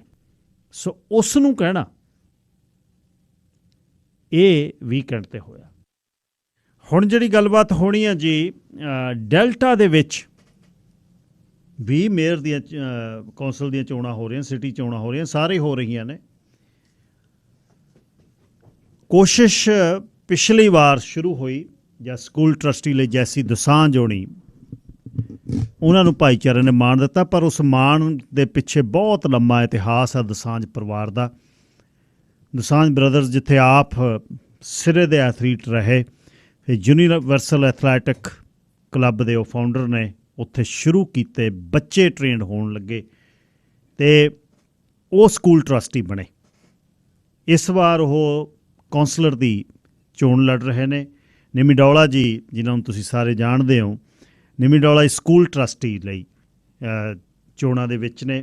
ਟੀਮ ਜਿਹੜੀ ਆ ਅਚੀਵਿੰਗ ਫॉर ਡੈਲਟਾ, ਇਹ ਟੀਮ ਹੈ ਮੇਅਰ ਹਾਰਵੀ ਦੀ। ਮੇਅਰ ਹਾਰਵੀ ਨੇ ਸਾਰੀ ਜ਼ਿੰਦਗੀ ਜਿਹੜੀ ਸਿਟੀ ਅਫੇਅਰਸ ਦੇ ਵਿੱਚ ਹੀ ਬਰਨਵੀ ਤੋਂ ਸ਼ੁਰੂ ਹੋ ਕੇ ਸਿਟੀ ਮੈਨੇਜਰ ਬਹੁਤ ਚਿਰ ਰਹੇ ਨੇ। ਉਹ ਸ਼ਹਿਰ ਨੂੰ ਅੱਗੇ ਲੈ ਕੇ ਜਾਣਾ, ਇਹ ਕੰਮ ਬਹੁਤ ਵੱਡਾ। ਅਤੇ ਫਿਰ ਸ਼ਹਿਰ ਦੇ ਵਿੱਚ ਜਿਹੜਾ ਦੇਸ਼ ਹੈ, ਇਹ ਵੰਨ-ਸੁਵੰਨਤਾ ਦਾ ਦੇਸ਼ ਹੈ, ਜਿਹੜੀ ਡਾਇਵਰਸੀਫਿਕੇਸ਼ਨ ਆ ਜਾਂ ਡਾਇਵਰਸਿਟੀ ਹੈ, ਉਹ ਜਦੇ ਦਿਖੂਗੀ ਜੇ ਸਾਡੇ ਅਹੁਦੇਦਾਰ ਉੱਥੇ ਹੋਣਗੇ। ਉਸ ਗੁਲਦਸਤੇ ਵਿੱਚ, ਬੁੱਕੇ ਦੇ ਵਿੱਚ ਜੇ ਅਲੱਗ-ਅਲੱਗ ਕਿਸਮ ਦੇ ਜਿਹੜੇ ਫੁੱਲ ਹੋਣਗੇ, ਤਾਂ ਹੀ ਉਹ ਸੋਹਣਾ ਅੱਖਾਂ ਨੂੰ ਲੱਗਦਾ। ਉਹ ਕਦੇ-ਕਦੇ ਇਹ ਚਾਂਸ ਮਿਲਦੇ ਨੇ, ਪਰ ਇਹ ਚਾਂਸਾਂ ਨੂੰ, ਇਹ ਸਮਿਆਂ ਨੂੰ, ਇਹ ਸੁਨਹਿਰੀ ਸਮੇਂ ਨੂੰ, ਮੌਕਿਆਂ ਨੂੰ ਲਿਆਉਣ ਦੇ ਲਈ ਪਿੱਛੇ ਬਹੁਤ ਕੰਮ ਹੁੰਦਾ, ਵੱਡਾ ਕੰਮ ਹੁੰਦਾ। ਸੋ ਅੱਜ ਮੈਂ ਗੱਲ ਜੈਸੀ ਦੋਸਾਂਝ ਉਹਨਾਂ ਨਾਲ ਕਰਨੀ ਹੈ, ਅਤੇ ਨਾਲ ਨਿਮੀ ਡੋਲਾ ਜੀ ਨਾਲ ਗੱਲ ਕਰਨੀ ਹੈ। ਨਿਮੀ ਡੋਲਾ ਜੀ ਤੋਂ ਸ਼ੁਰੂ ਕਰਦੇ ਹਾਂ ਪਹਿਲਾਂ, ਫਤਿਹ ਬੁਲਾ ਕੇ। ਨਿਮੀ ਜੀ ਸਵਾਗਤ, ਸਤਿ ਸ਼੍ਰੀ ਅਕਾਲ। ਅੱਜ ਦੂਜੇ ਪਾਸੇ ਬੈਠੇ ਹੋ ਤੁਸੀਂ। ਸਤਿ ਸ਼੍ਰੀ ਅਕਾਲ ਵੀਰ ਜੀ। ਸ਼ੇਰੇ ਪੰਜਾਬ ਰੇਡੀਓ ਸੁਣ ਰਹੇ ਸਾਰੇ ਸਰੋਤਿਆਂ ਨੂੰ ਨਿਮੀ ਡੋਲਾ ਦੀ ਪਿਆਰ ਭਰੀ ਸਤਿ ਸ਼੍ਰੀ ਅਕਾਲ ਹੈ। ਬੜੇ ਦਿਨਾਂ ਬਾਅਦ ਇਹ ਗੱਲ ਆਖੀ ਹੈ ਔਰ ਬਹੁਤ ਵਧੀਆ ਲੱਗ ਰਿਹਾ, ਔਰ ਤੁਹਾਡੇ ਨਾਲ ਗੱਲਬਾਤ ਕਰਕੇ ਅੱਜ ਹੋਰ ਵੀ ਮਜ਼ਾ ਆਉਣ ਵਾਲਾ ਹੈ। So thank you so much for having us in the studio ਜੀ। ਤੁਹਾਡੇ ਲਿਸਨਰ ਹਰ ਰੋਜ਼ ਮੈਨੂੰ ਦਰਸੀਸਾਂ ਦਿੰਦੇ ਨੇ, ਕਹਿੰਦੇ ਆਹ ਬੈਠਿਆ ਵਿੱਚ ਆ ਕੇ ਸਾਡੀ ਫੇਵਰੇਟ ਸ਼ੋਅ ਤੋਂ। ਹਾਂ, ਉਮੀਦ ਕਰਦੀ ਹਾਂ ਵੀ ਜਦੋਂ ਤੱਕ ਇਹ ਖਤਮ ਹੋਏਗਾ, ਜਿਹੜੀਆਂ ਉਹਨਾਂ ਦੀਆਂ ਇਹ ਅਸੀਸਾਂ ਤੇ ਦੁਰ ਅਸੀਸਾਂ ਨੇ, ਉਹਨਾਂ ਦਾ ਫਲ ਵਧੀਆ ਨਿਕਲੂਗਾ। ਵਾਪਸ ਆਵਾਂਗੇ ਔਰ ਜ਼ਰੂਰ ਪ੍ਰੋਗਰਾਮ ਉਸੇ ਤਰ੍ਹਾਂ ਚੱਲਦਾ ਰਹੇਗਾ। ਬਿਲਕੁਲ। ਤੇ ਪਰ ਇਹ ਵੀ ਇੱਕ ਲੋੜ ਸੀ, ਹਾਂ, ਇਹ ਵੀ ਇੱਕ ਜ਼ਰੂਰਤ ਸੀ। ਜਦੋਂ ਹੁਣ ਸਾਰੇ ਓਬਵੀਅਸਲੀ ਇਹ ਸਵਾਲ ਹਮੇਸ਼ਾ ਹੁੰਦਾ ਹੈ ਕਿ ਰੇਡੀਓ 'ਤੇ ਹੁੰਦਿਆਂ ਹੋਇਆਂ ਜਾਂ ਮੀਡੀਆ ਵਿੱਚ ਹੁੰਦਿਆਂ ਹੋਇਆਂ ਅਸੀਂ ਕਿਉਂ ਇਹਨਾਂ ਚੀਜ਼ਾਂ ਦੇ ਵਿੱਚ ਸ਼ਾਮਿਲ ਹੁੰਦੇ ਹਾਂ। ਜੀ। ਅਸਲ ਦੇ ਵਿੱਚ ਇਹੀ ਗੱਲ ਵਾਰ-ਵਾਰ ਮੈਂ ਜਦੋਂ ਵੀ ਮੈਨੂੰ ਕੋਈ ਪੁੱਛਦਾ ਮੈਂ ਇਹੀ ਰਿਪੀਟ ਕਰਦੀ ਹਾਂ ਕਿ 12 ਸਾਲ ਤੋਂ ਮੀਡੀਆ ਦੇ ਵਿੱਚ ਆ ਜੀ, ਔਰ ਤਕਰੀਬਨ 12 ਹੀ ਸਾਲ ਹੋ ਗਏ ਨੇ ਟਾਕ ਸ਼ੋਜ਼ ਕਰਦਿਆਂ ਨੂੰ, ਔਰ ਬਹੁਤ ਸਾਰੇ ਲੋਕ ਜਿਹੜੇ ਨੇ ਇਹਨਾਂ ਪ੍ਰੋਗਰਾਮਾਂ ਵਿੱਚ ਸ਼ਾਮਿਲ ਹੁੰਦੇ ਨੇ, ਆਪਣੇ ਮੁੱਦੇ ਸਾਂਝੇ ਕਰਦੇ ਨੇ, ਆਪਣੀਆਂ ਪ੍ਰੋਬਲਮ ਸਾਡੇ ਸਾਹਮਣੇ ਲੈ ਕੇ ਆਉਂਦੇ ਨੇ। ਤੁਸੀਂ ਵੀ ਉਹਨਾਂ ਵਿੱਚੋਂ ਇੱਕ ਹੋ, ਤੁਸੀਂ ਵੀ ਸੁਣਦੇ ਹੋ ਰੋਜ਼ ਜੀ। ਔਰ ਹਮੇਸ਼ਾ ਸਾਡੀ ਇਹ ਕੋਸ਼ਿਸ਼ ਹੁੰਦੀ ਹੈ ਕਿ ਅਸੀਂ ਉਹਨਾਂ ਮੁੱਦਿਆਂ ਉੱਤੇ ਐਕਸਪਰਟਸ ਲੈ ਕੇ ਆਈਏ, ਮਾਹਿਰ ਲੈ ਕੇ ਆਈਏ, ਉਹ ਆ ਕੇ ਇਹਨਾਂ ਚੀਜ਼ਾਂ ਦੇ ਹੱਲ ਦੱਸਣ ਔਰ ਉਹ ਗੱਲ ਕਰਨ।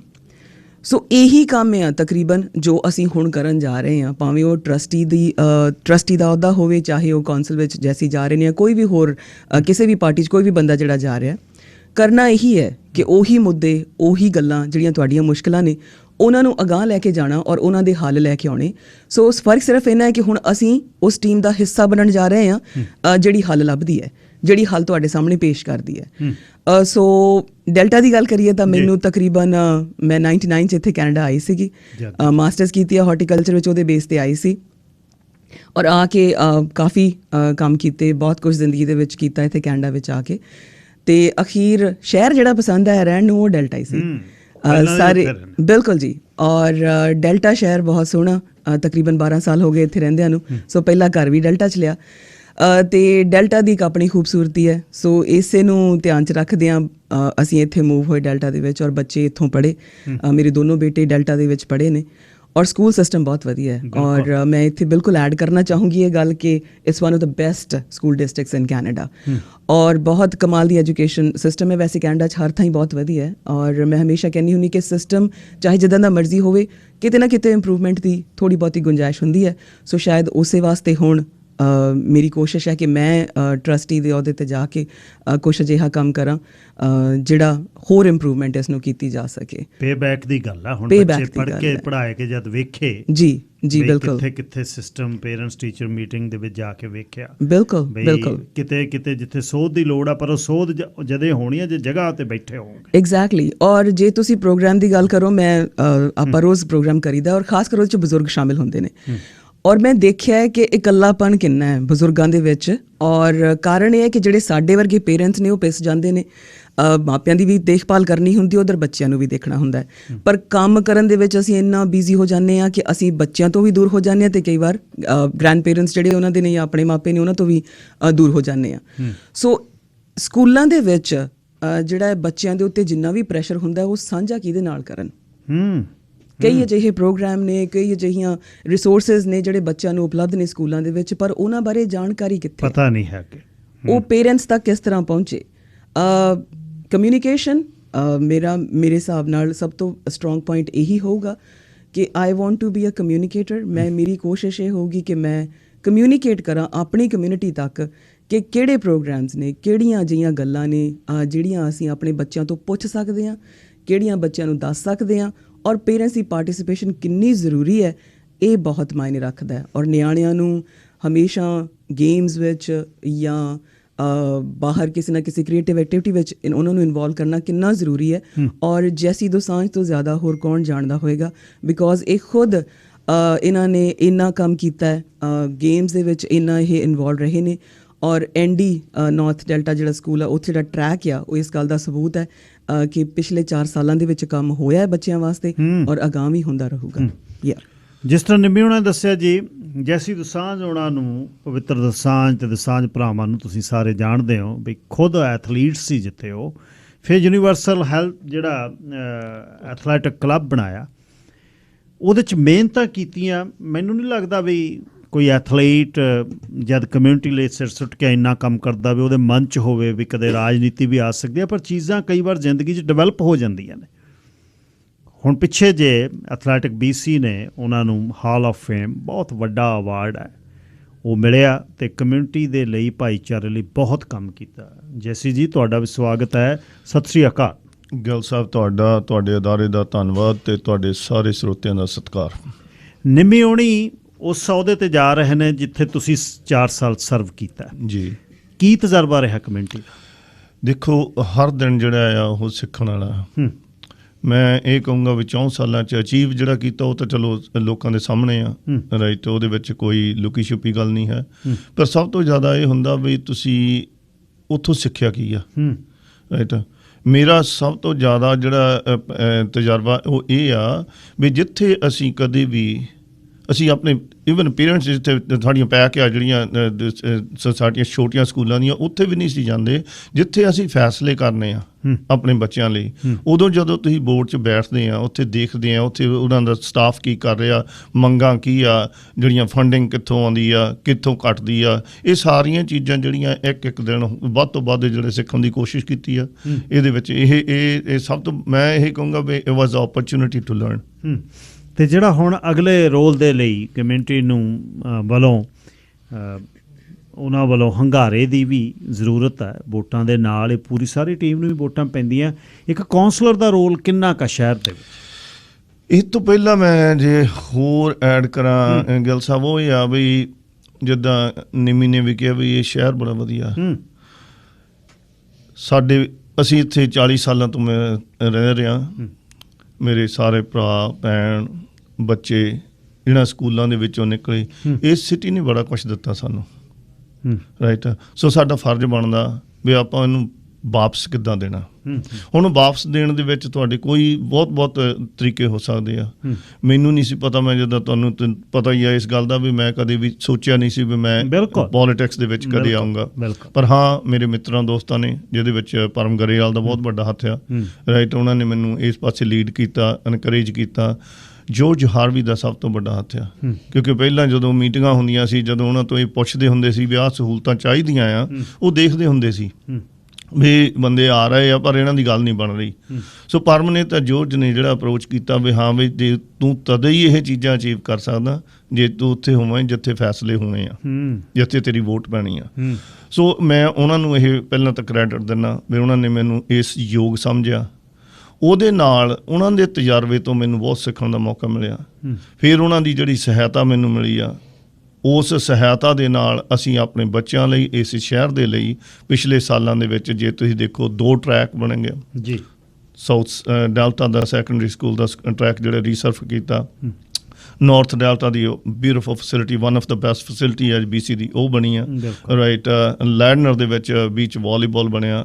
ਲੈਡਨਰ ਦੇ ਵਿੱਚ ਜਿਹੜੇ ਦੂਸਰੇ ਲੈਕਰੋਸ ਫੀਲਡ ਆ, ਉਹਨੂੰ ਉੱਤੇ ਛੱਤ ਪਾਈ ਆ, ਰਾਈਟ।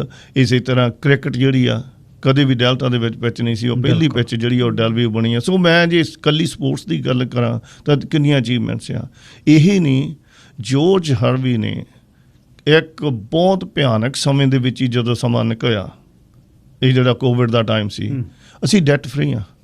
ਬਹੁਤ ਵੱਡੀ ਗੱਲ। ਸੋ ਇਹ ਉਹਦੇ ਕੋਲ, ਜੋਰਜ ਦੇ ਕੋਲ ਜਿਹੜੀ ਸਭ ਤੋਂ ਵਧੀਆ ਸਕਿੱਲ ਆ ਉਹ ਇਹ ਆ ਵੀ how to manage, number 1। Number ਇਹ ਆ ਵੀ ਸਲੂਸ਼ਨ ਆ ਉਹਦੇ ਕੋਲ, ਵੀ ਕਿਸੇ ਵੀ ਚੈਲੰਜ ਨੂੰ ਜਿਹੜਾ ਉਹ ਦੇਖਦੇ ਆ ਵੀ ਇਸ਼ੂ ਆ, ਉਹਨੂੰ ਟੈਕਲ ਕਿੱਦਾਂ ਕਰਨਾ, ਉਹਦਾ ਸਲੂਸ਼ਨ ਕੀ ਆ। ਉਹਨੇ ਹਰ ਚੀਜ਼ ਜਿਹੜੀ ਆ, ਦੇਖੋ ਉਸ ਵੇਲੇ ਸਾਨੂੰ 2018 'ਚ ਕੋਈ ਪਤਾ ਨਹੀਂ ਸੀ ਵੀ ਕੀ ਹੋਊਗਾ, ਸਮਾਂ ਕਿੱਦਾਂ ਦਾ ਆ ਜਾਣਾ, ਕਿੱਦਾਂ ਦਾ ਨਹੀਂ ਆ ਜਾਣਾ, ਪਰ ਸਮਾਂ ਭਿਆਨਕ ਹੋਇਆ। ਪਰ ਉਹਦੇ ਵਿੱਚ ਵੀ ਜਿਹੜੇ ਵੀ ਫੈਸਲੇ ਜੋਰਜ ਨੇ ਕੀਤੇ ਸੀ, ਉਸ ਮੇਅਰ ਨੇ ਉਹ ਸਾਰੇ ਡਿਲੀਵਰ ਕੀਤੇ ਆ। ਸੋ ਇਹ ਬਹੁਤ ਵੱਡੀ ਗੱਲ ਆ ਤੇ ਮੈਨੂੰ ਮਾਣ ਆ ਵੀ ਉਹਨਾਂ ਨੇ ਫਿਰ ਦੁਬਾਰਾ ਮੈਨੂੰ ਇਸ ਯੋਗ ਸਮਝਿਆ, ਆਪਣੀ ਟੀਮ ਦੇ ਵਿੱਚ ਲਿਆ। ਅੱਛਾ, ਤੁਸੀਂ ਹਿੱਸਾ ਰਹੇ ਹੋ ਕਮਿਊਨਿਟੀ ਦਾ, ਬਹੁਤ ਲੰਬਾ ਸਮਾਂ ਹੋ ਗਿਆ, ਪਰਿਵਾਰ ਇੱਥੇ ਵੱਡੇ ਪਾਲੇ, ਇਹ ਤਿੰਨੇ ਜਿਹੜੀਆਂ ਟਵਾਸਨ ਆ, ਲੈਡਨਰ ਆ, ਨਾਰਥ ਡੈਲਟਾ ਜੀ, ਇਹ ਸੁਰੱਖਿਅਤ ਕਿਵੇਂ ਨੇ, ਸੇਫੈਸਟ ਕਿਉਂ ਨੇ ਇਹ? ਵਾਹ, ਦੇਖੋ ਸਾਡੀ ਜਿਹੜੀ ਪੁਲਿਸ ਆ, ਓਨ ਪੁਲਿਸ ਆ, ਸਾਡੇ ਵਿੱਚ ਹੈਗੀ ਆ ਵੀ ਨੋ ਕਾਲ ਟੂ ਸਮਾਲ ਪਾਲਿਸੀ ਆ, ਉਹਨਾਂ ਦਾ ਬਹੁਤ ਵੱਡਾ ਸਲੋਗਨ ਆ, ਰਾਈਟ। ਇਹ ਕਿਤੇ ਵੀ ਦੂਸਰੇ ਕੁਇਕ ਰਿਸਪੌਂਸ ਕਰਨ ਦੇ ਲਈ ਉਹਨਾਂ ਨੂੰ ਐਕਟ ਕਰਨਾ ਪੈਣਾ, ਉਹਦੇ ਲਈ ਇਹ ਪਾਲਿਸੀ ਆ। ਨੰਬਰ ਦੂਜੀ ਜਿਹੜੀ ਆ, ਕਿਸੇ ਵੀ ਹੈ ਨਹੀਂ BC ਦੇ ਵਿੱਚ ਵੀ ਜਿਹੜਾ ਕੈਮਰਾ ਆ ਉਹ ਆਪਣੀ ਬੋਡੀ ਤੇ ਪਾ ਸਕਦੇ, ਬੋਡੀ ਹਰ ਵਕਤ ਹੈ, ਕਿਉਂਕਿ ਤੁਸੀਂ ਕਿਸੇ ਨੂੰ ਇੰਟਰਸੈਪਟ ਕਰਨਾ ਉਹ ਕਰ ਸਕਦੇ ਆ। ਤੀਸਰੀ ਗੱਲ ਇਹ ਆ ਵੀ ਜਿਹੜੀ ਬਿਜ਼ਨਸ ਜਿੱਥੇ ਜ਼ਿਆਦਾ, ਜਿੱਥੇ ਪਬਲਿਕ ਜ਼ਿਆਦਾ ਆ, ਉੱਥੇ ਉਹ ਪ੍ਰੈਜ਼ੈਂਸ ਆ ਪੁਲਿਸ ਦੀ ਸਦਾ ਹੀ ਰਹਿੰਦੀ ਆ, ਵੀ ਤਾਂ ਕਿ ਉਹ ਉਸ ਟਾਈਪ ਦਾ ਐਲੀਮੈਂਟ ਜਿਹੜਾ ਉਹ ਡਿਸਕਰੇਜ ਰਹੇ।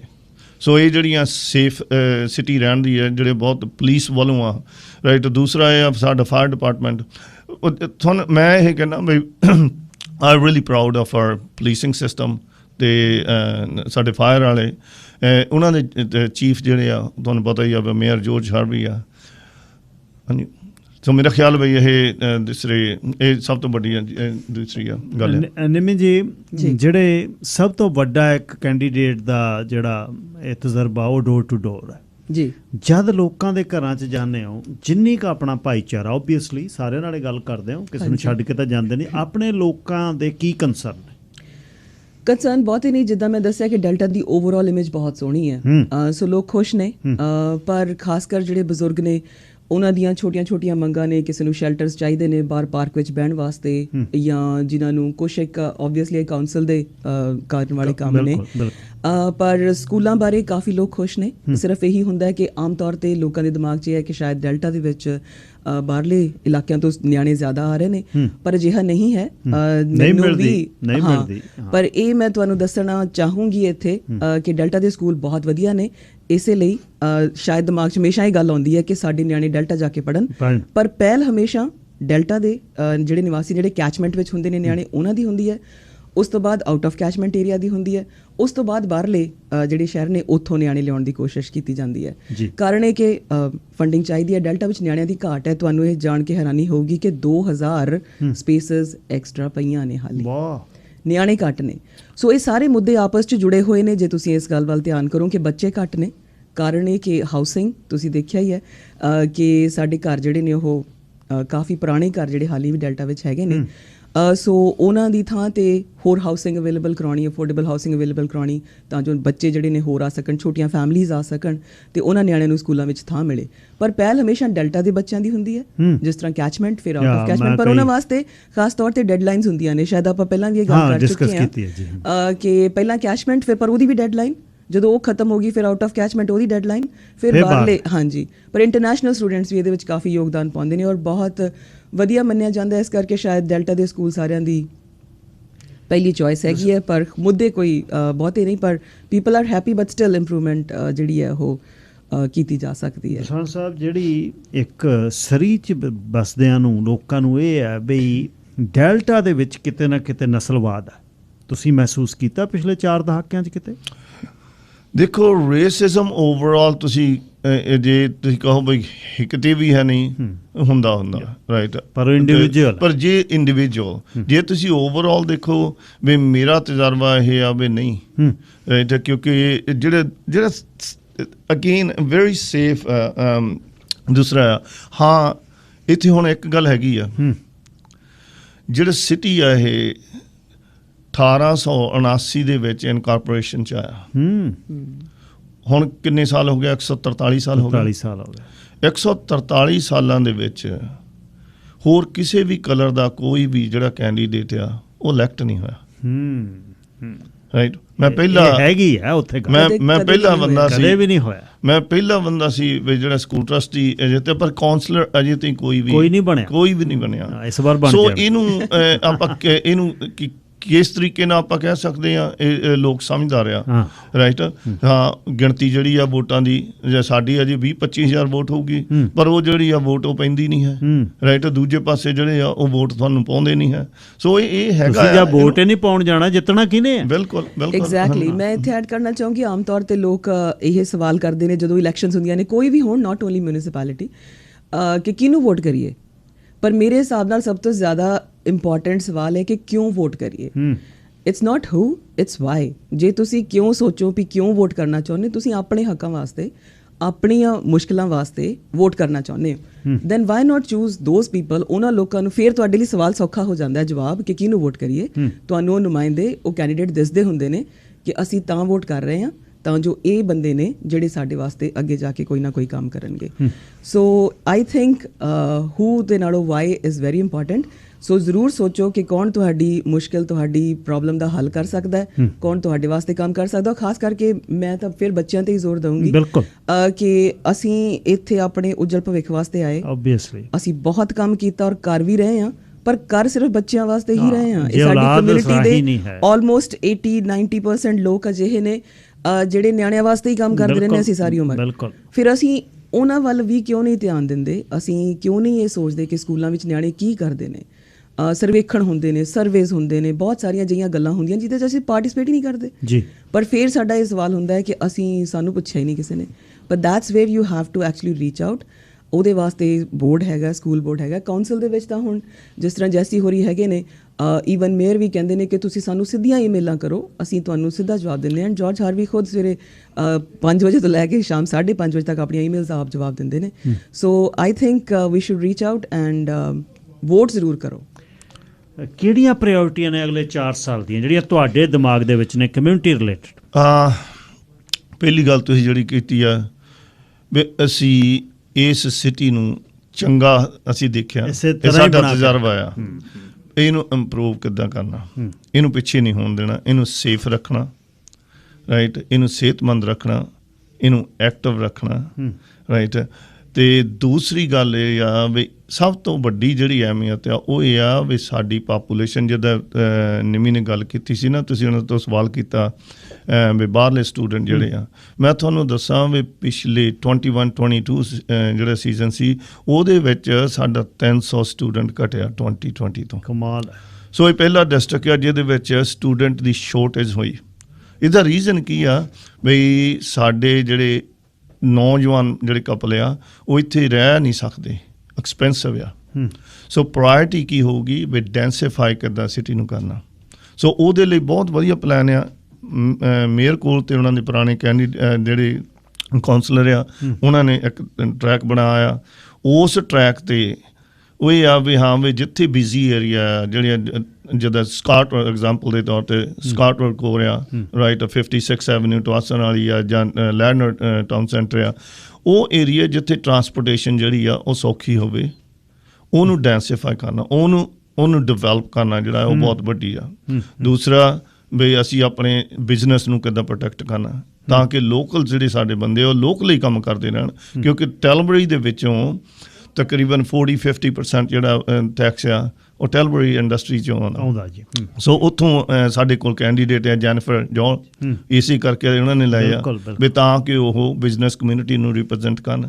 ਰਾਈਟ, ਹਾਊਸਿੰਗ ਦੇ ਲਈ ਤੁਹਾਨੂੰ ਪਤਾ ਹੈ ਡਿਲਨ ਕਰੂਗਰ ਜਿਹੜਾ ਉਹ ਬਹੁਤ ਵਧੀਆ ਕੰਮ ਕਰ ਰਿਹਾ ਪਿਛਲੇ ਸਾਲਾਂ ਤੋਂ। ਰਾਈਟ, ਸੋ ਕੀ ਹੋਇਆ ਜਿਹੜੀ ਸਾਡੀ ਟੀਮ ਆ, they have a different expertise but they have a same vision. This is ਬਹੁਤ ਜ਼ਿਆਦਾ ਜਿਹੜਾ ਜ਼ਰੂਰੀ ਆ ਵੀ ਐਕਸਪਰਟ ਉਹ ਬਹੁਤ ਵੱਖਰੇ ਹੋਰ ਉਹਨਾਂ ਦੇ ਹੈਗੇ ਆ, ਪਰ ਇੱਕ ਐਕਸਪਰਟੀ ਹੋਣੀ ਸਾਰਿਆਂ ਦੀ ਉਹ ਬਹੁਤ ਚੰਗੀ ਨਹੀਂ ਹੁੰਦੀ। ਟੀਮ ਉਹੀ ਹੀ ਚੰਗੀ ਹੋ ਸਕਦੀ ਹੈ ਜਿਹਨਾਂ ਕੋਲ ਵੱਖਰੀ ਐਕਸਪਰਟੀਜ਼ ਹੋਵੇ।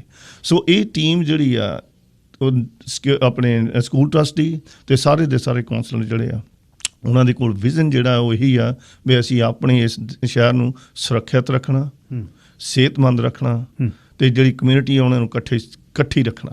Right, delta is one delta ਜਿਹੜਾ ਹੈ ਅਚੀਵਿੰਗ ਫॉर ਡੈਲਟਾ ਟੀਮ ਆ ਜੀ। ਮੇਅਰ ਜਾਰਜ ਹਾਰਵੀ ਜਿਨ੍ਹਾਂ ਨੇ ਸਾਰੀ ਜ਼ਿੰਦਗੀ ਇਹਦੇ ਵਿੱਚ ਹੀ ਲਾਈ ਆ। ਪਹਿਲਾਂ ਉਹ ਸਿਟੀ ਅਫੀਸ਼ੀਅਲ ਰਹੇ, ਸਿਟੀ ਮੈਨੇਜਰ ਰਹੇ ਬਹੁਤ ਚਿਰ, ਫਿਰ ਉਹਨਾਂ ਨੇ ਮੇਅਰ ਬਣ ਕੇ ਦੱਸਿਆ ਵੀ ਮੇਅਰ ਕਿਸ ਤਰ੍ਹਾਂ ਵਧੀਆ ਮੇਅਰ ਕੀ ਹੈ। ਉਹਨਾਂ ਦੀ ਟੀਮ ਦੇ ਵਿੱਚ 6 ਕਾਉਂਸਲਰ ਨੇ ਜਿਨ੍ਹਾਂ 'ਚ ਜੈਸੀ ਦੁਸਾਂਝ ਹੋਣੀ ਤੇ ਜੈਨੀਫਰ ਜੋਹਲ, ਉਹ ਵੀ ਆਪਣੇ ਭਾਈਚਾਰੇ 'ਚੋਂ ਨੇ, ਤੇ ਸਕੂਲ ਟਰਸਟੀ 7 ਚੁਣਨੇ ਨੇ ਜਿਹਦੇ 'ਚ ਨਿੰਮੀ ਡੌਲਾ ਜੀ ਅੱਜ ਗੱਲਬਾਤ ਕਰ ਰਹੇ ਨੇ।